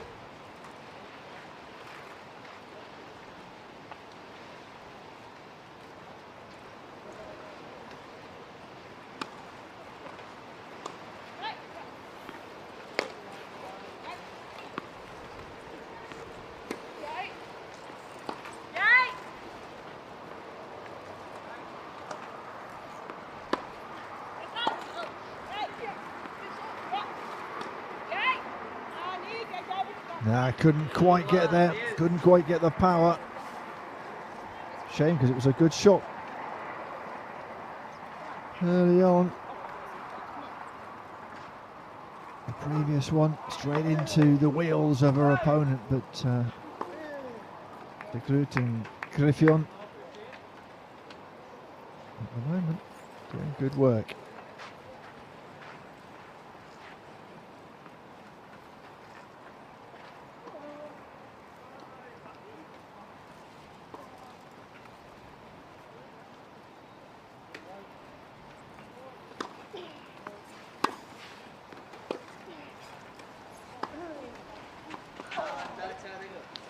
Chance for a break. They've held on to Groot and Griffin. They know that it's not easy to serve. And they want to make sure they have a couple of breaks up their sleeve.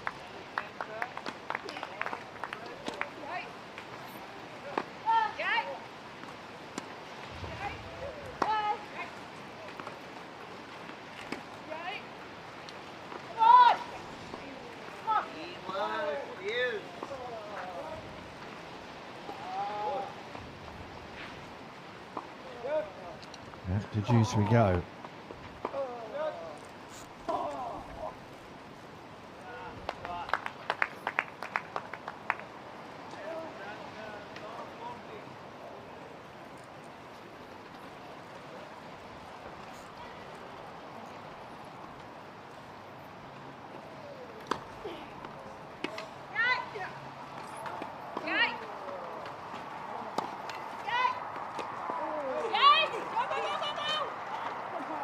Oh, what a shot that was.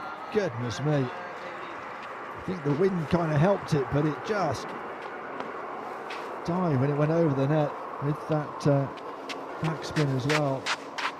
That was a wonderful effort. Fault!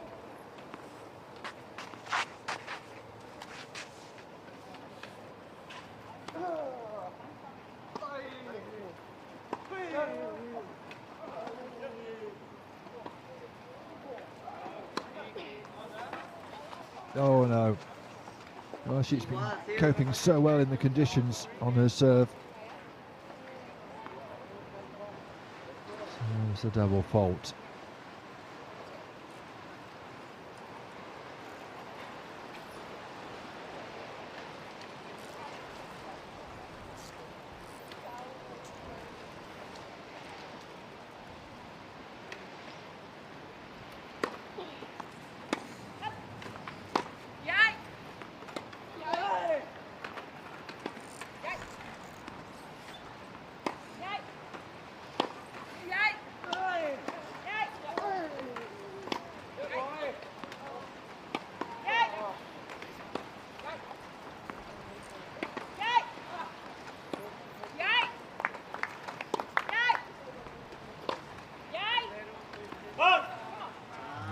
Curves out again. Another break point.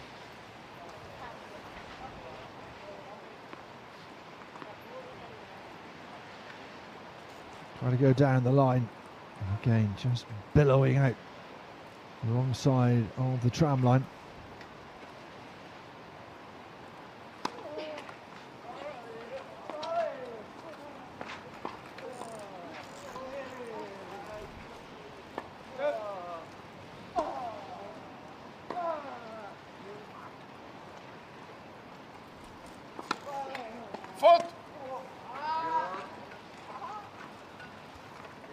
The double fault will do it. That's a real shame for Izzy de Graef. Struggled with those elements. And they have dropped their service game. The first one of the second set. And it is de Groot and Griffin who lead. One game to love in the second set, and by that first set score of 6-3 as well.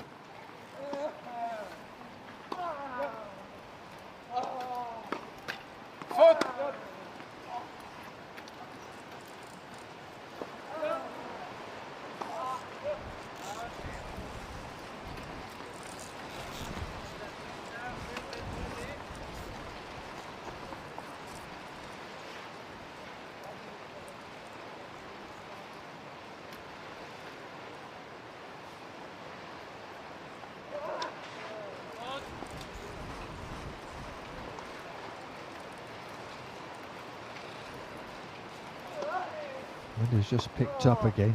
You can see the difficulty they're having for this near side.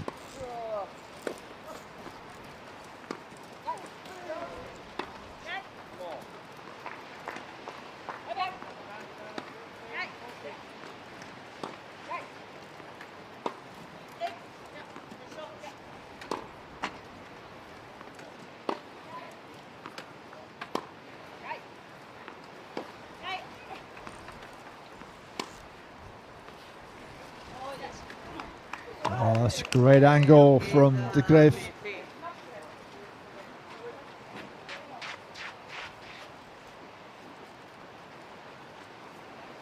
Wonderful forehand. Top spin, zips over the net.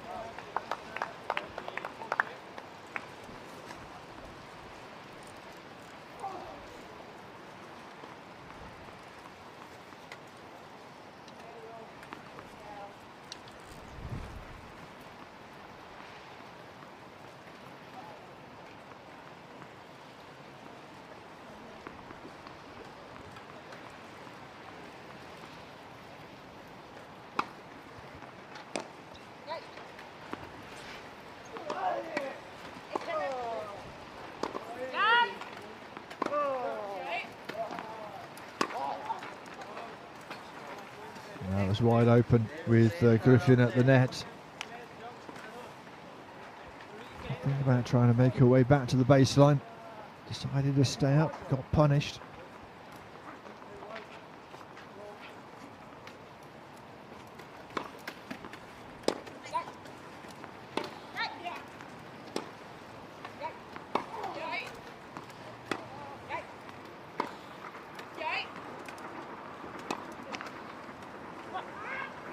Unforced error. You can hear what Van Koot thinks of that. Very frustrated.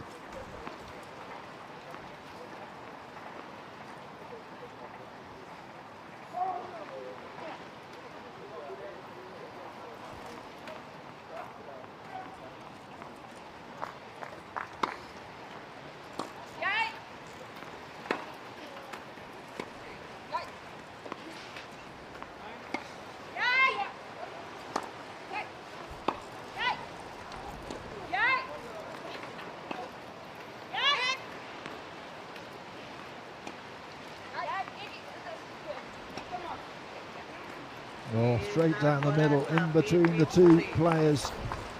Couldn't have placed it better, really. Izzy de Graef.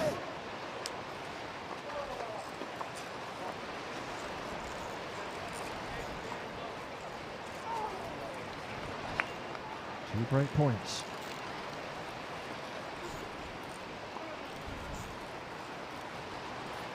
That's what they're having to deal with. Very vivid illustration, and it's blowing into Miss Griffin's face. So difficult. She's got quite a high ball toss, and that's really the trouble they're having.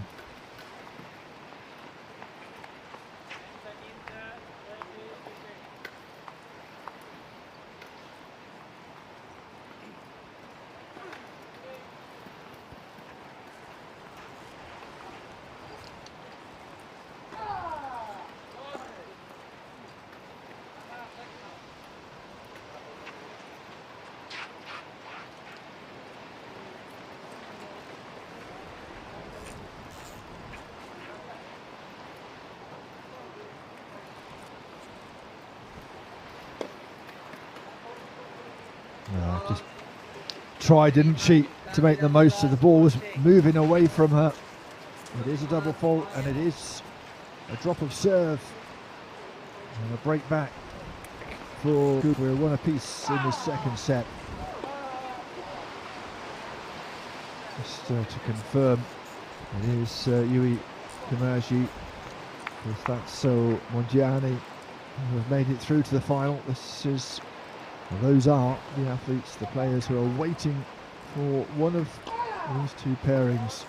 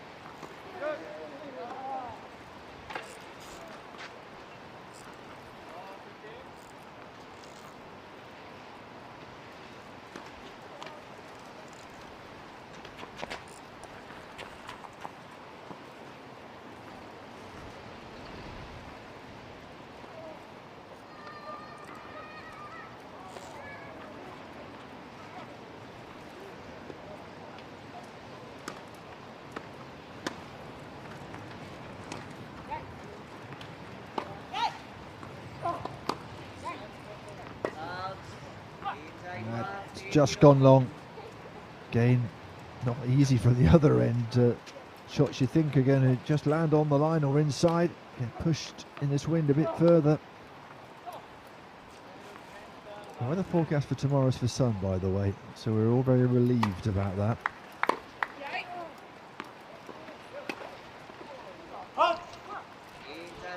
Again, goes wide, a little bit too much on it from Aniek van Koot.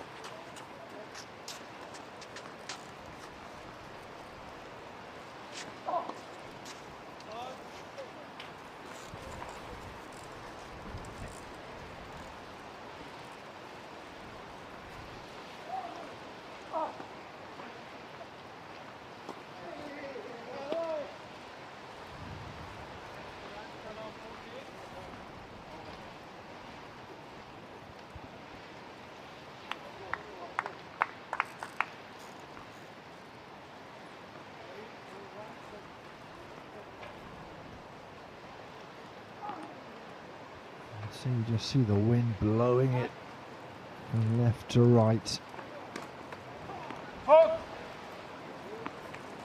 So difficult, you have to feel for these players.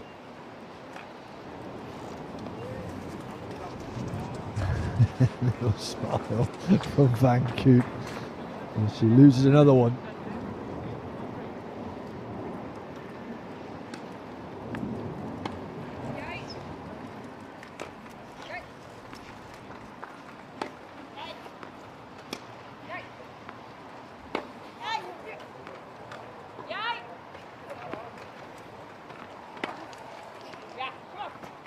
Oh, wonderful.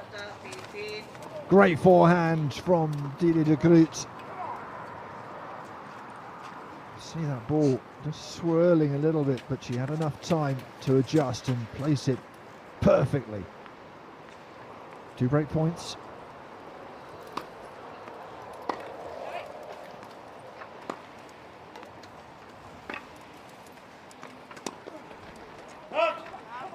Oh, and that cross-court little drop shot from Griffion does the job, and another break of serve in this second set.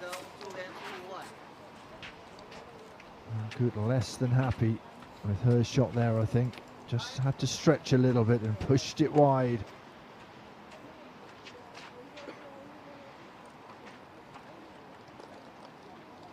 Second set. No one's hold of the serve yet. De Griffin lead 2-1.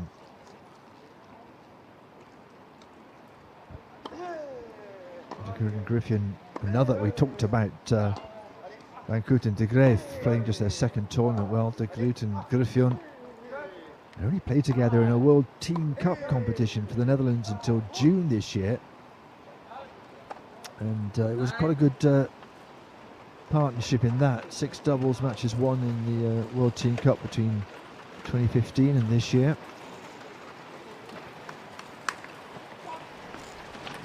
They played their first other tournament together at the French Riviera Open this year, and were runners-up to Comigi and Montani, who they may face again in the final here.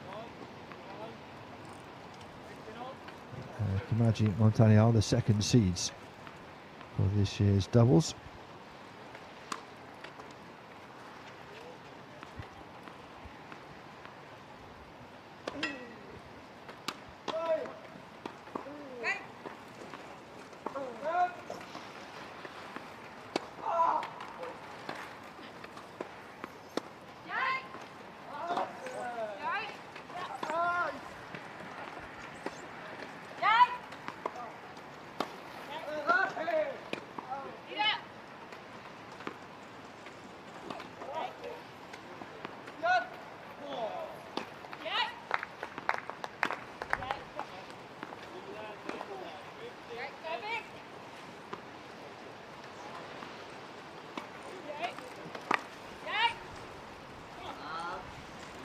As long as a good effort from Griffin, sized up her options and decided playing it right into Van Koot was the option.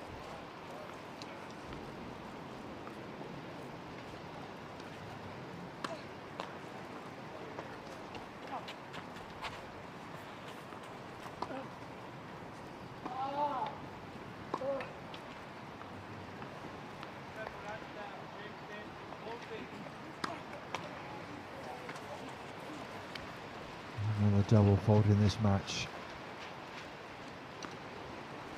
Never easy in these conditions, never easy.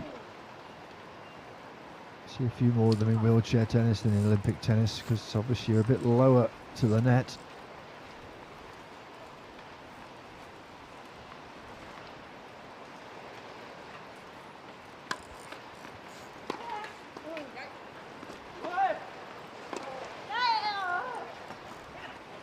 Right, she could see a massive gap between the two and went straight down the middle. Griffin. What a vim and vigour on that forehand. Great winner.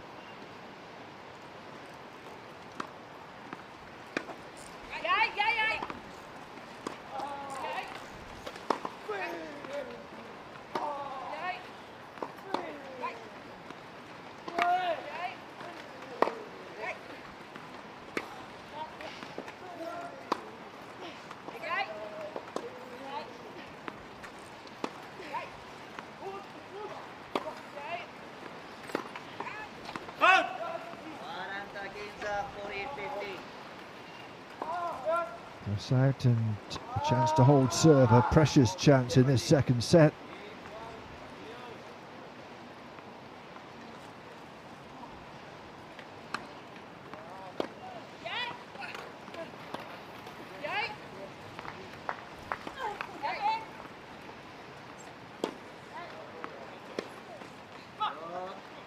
And they'll do it.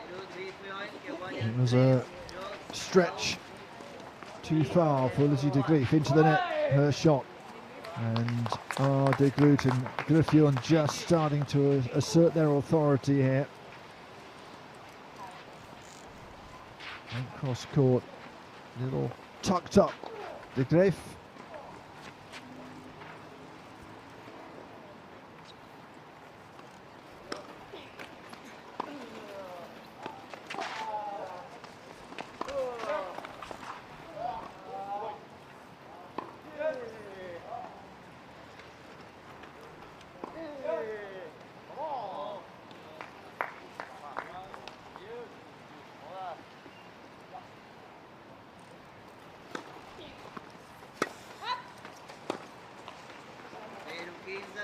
Again, accurate from Griffin, straight down the middle, putting pressure straight away. It was very good from her.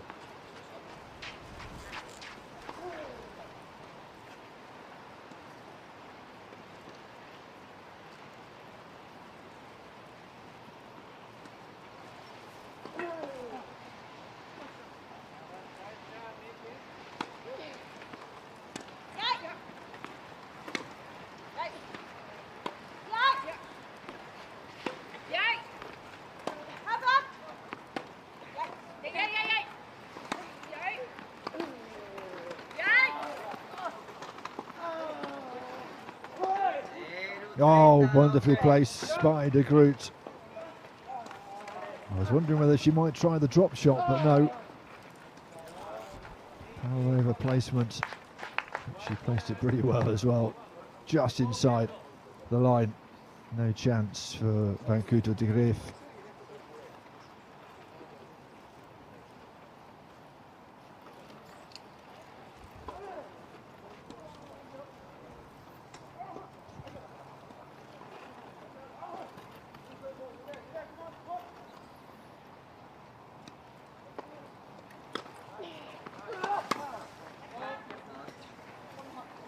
Long this time from Griffin.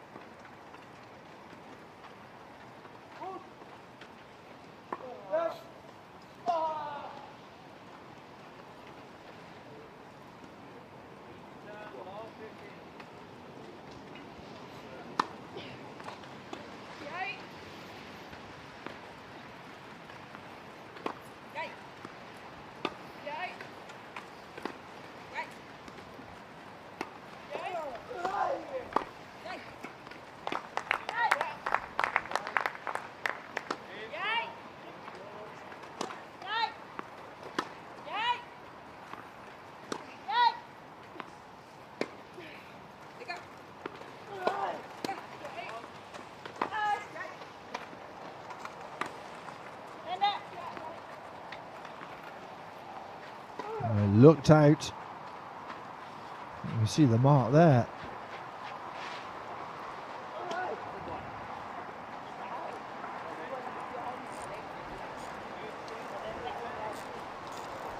I was going to say it's in. Nibble of the line.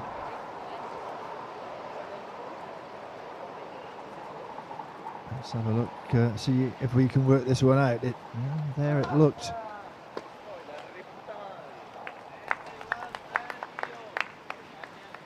Oh, it's hard to tell from that angle, isn't it? Anyway, break point. 2 break points is the result.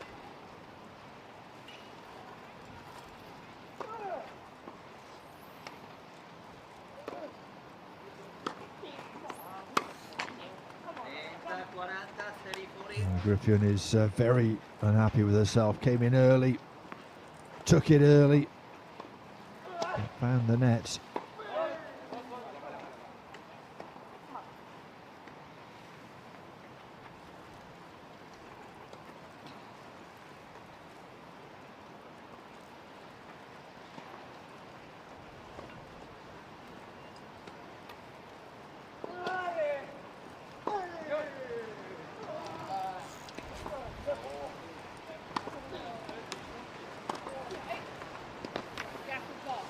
Yeah, it's wonderfully taken by De Groot, straight down the line.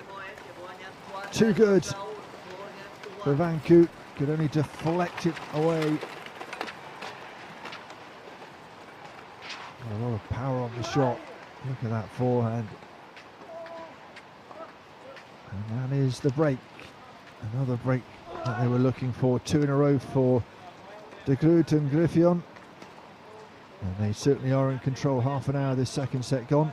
4-1 they lead, and by a set to love as well.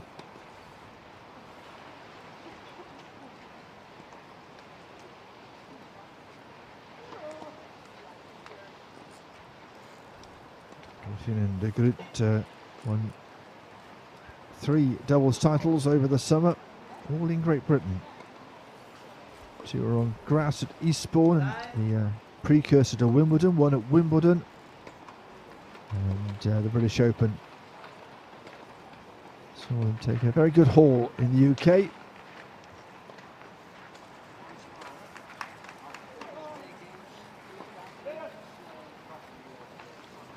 We're looking to, well, they might win the US Open against Kamaji and Montiane. But Griffin fell ill, had to withdraw from that, but they really are serial winners in doubles.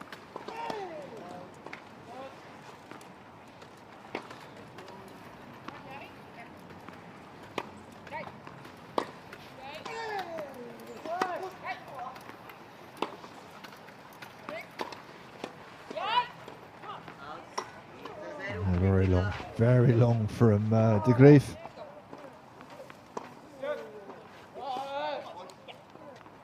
Yeah, just discussing how to play in these conditions. It's still breezy.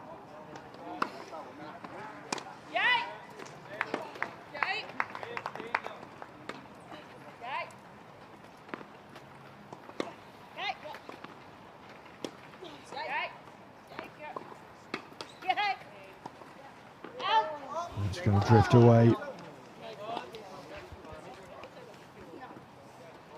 Got to be careful on that far side. The wind is pushing it out. I think it was going to go out anyway, but it is something to be considering for these athletes, these players.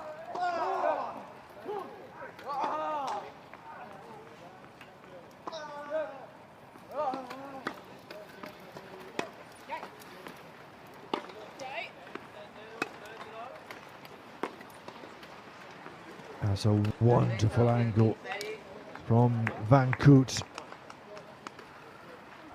Little smile from both of the players. Look at that. Such delicate play.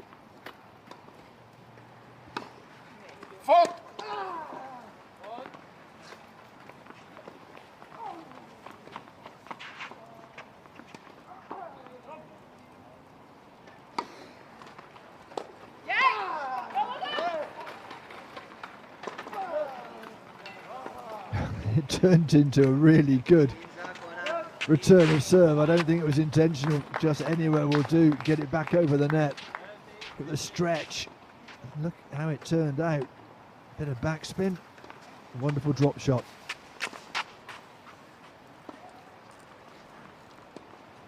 Chance to break back.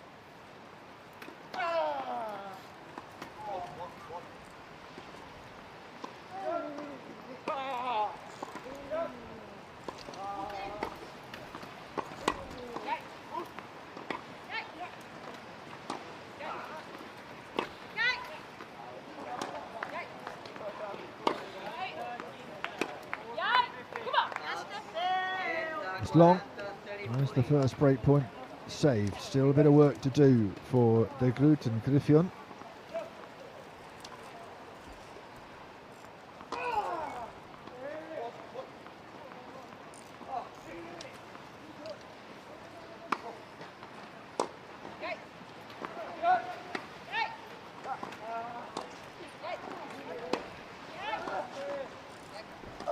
Oh yeah, on the line.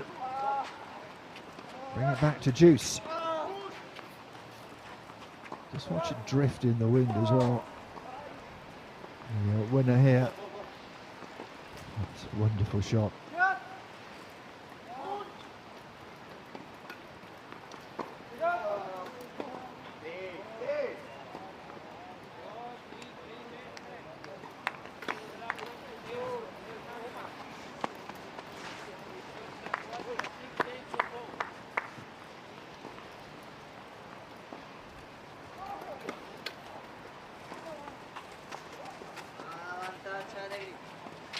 Gives away another break point.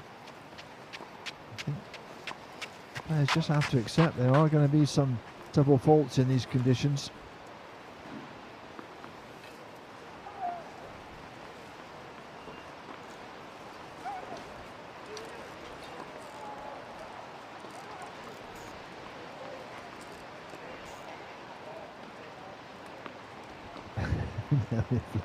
Flies behind.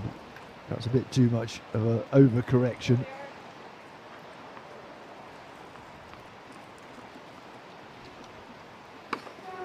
And there's a certain amount of, at some point, you just feel you have to go with the serve.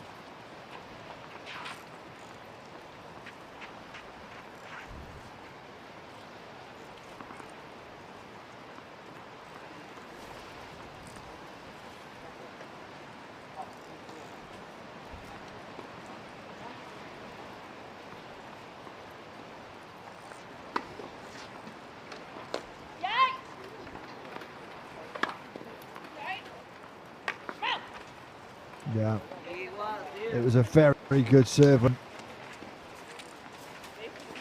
Back to Juice.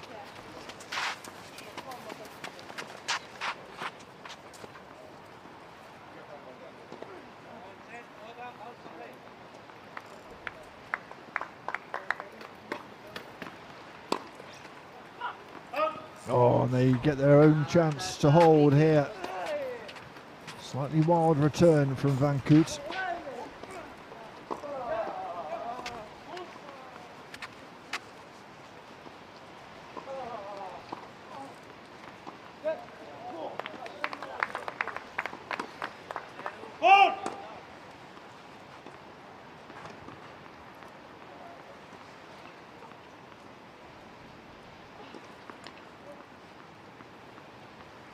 Make sure she's comfortable with that ball toss.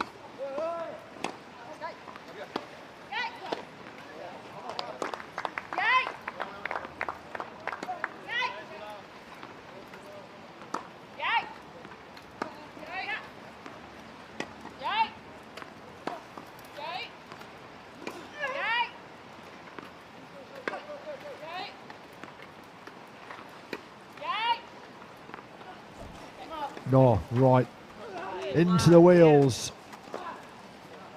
Oh, figure it. Not much you could do about that. Just again, the wind got a little bit large on her. To Juice again in a really important game, and a really important point.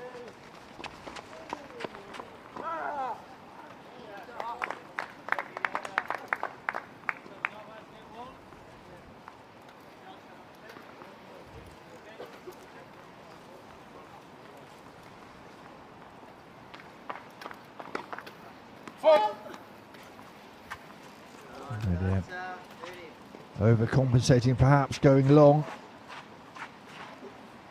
What a topsy-turvy game this has been, a service game for Iska Griffin.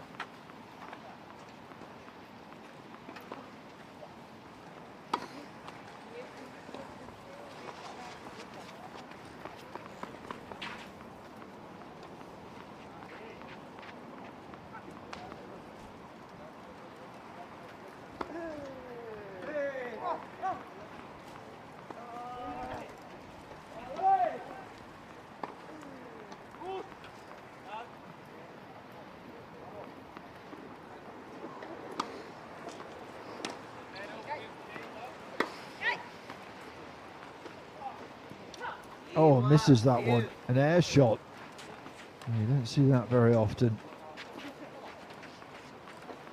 That point squandered. Or hurried perhaps on the shot.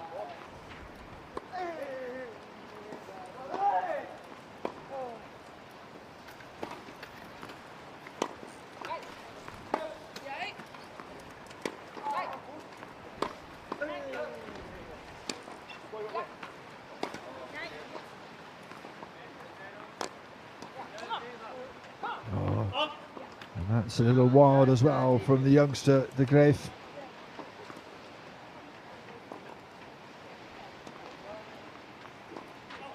Another chance to hold serve. This has gone one way, then the other.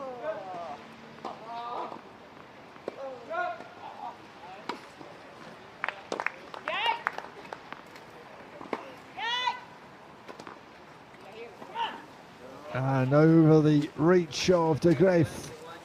Oh, it took a while, But they got there in the end. They hold serve and have the advantage here, leading by 5 games to 1 in the second set. Torrid last couple of points for Lizzie de Graaf. That one bounced wickedly over her head.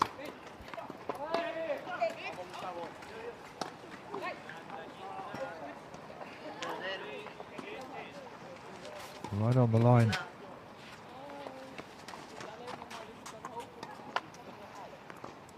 Sure, de Groot and Griffin would like to wrap this up as soon as possible. Griffin has had a match first thing this morning as well.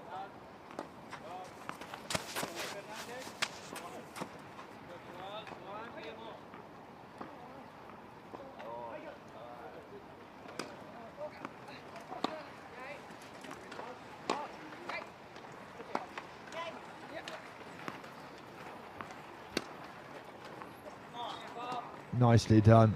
That's better. That'll make her feel better, de Graaf. Lots of time to size it up. Executed perfectly.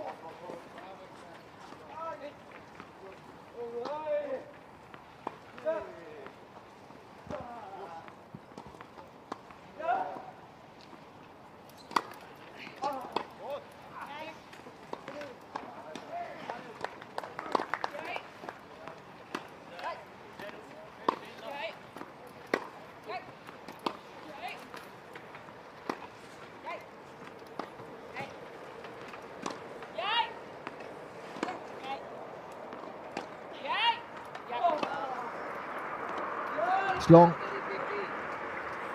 It's a lovely point, wasn't it? Lots of angles. Trying to get each other out of position.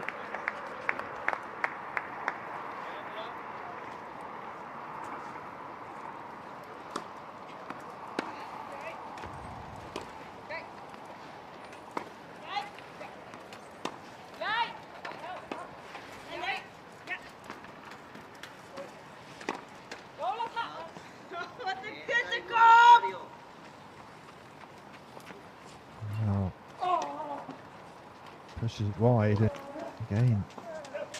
Had to rush a little bit, but certainly got to the ball in good time, but pushed it long. Whether the wind had a little helping hand in that, hard to say.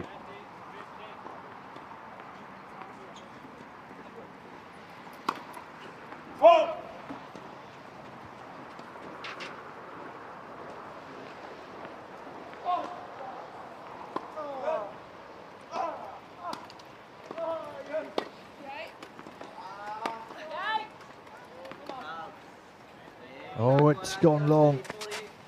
Pushed long again by Van Koot. And a match point then for de Groot and Griffin.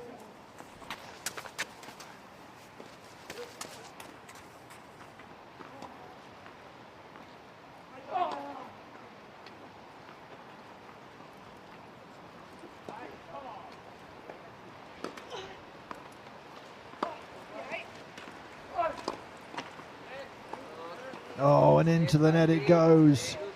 What a shame. They fought hard, didn't they, in difficult conditions. But in the end, the better ranked team come through. Really de Groot, Jiske, Griffin take it.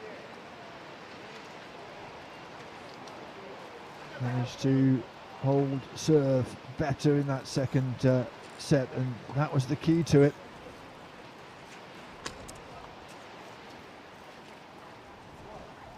It's taken a while, but they're through to the final. De Groot and Griffin win this one 6-3, 6-1.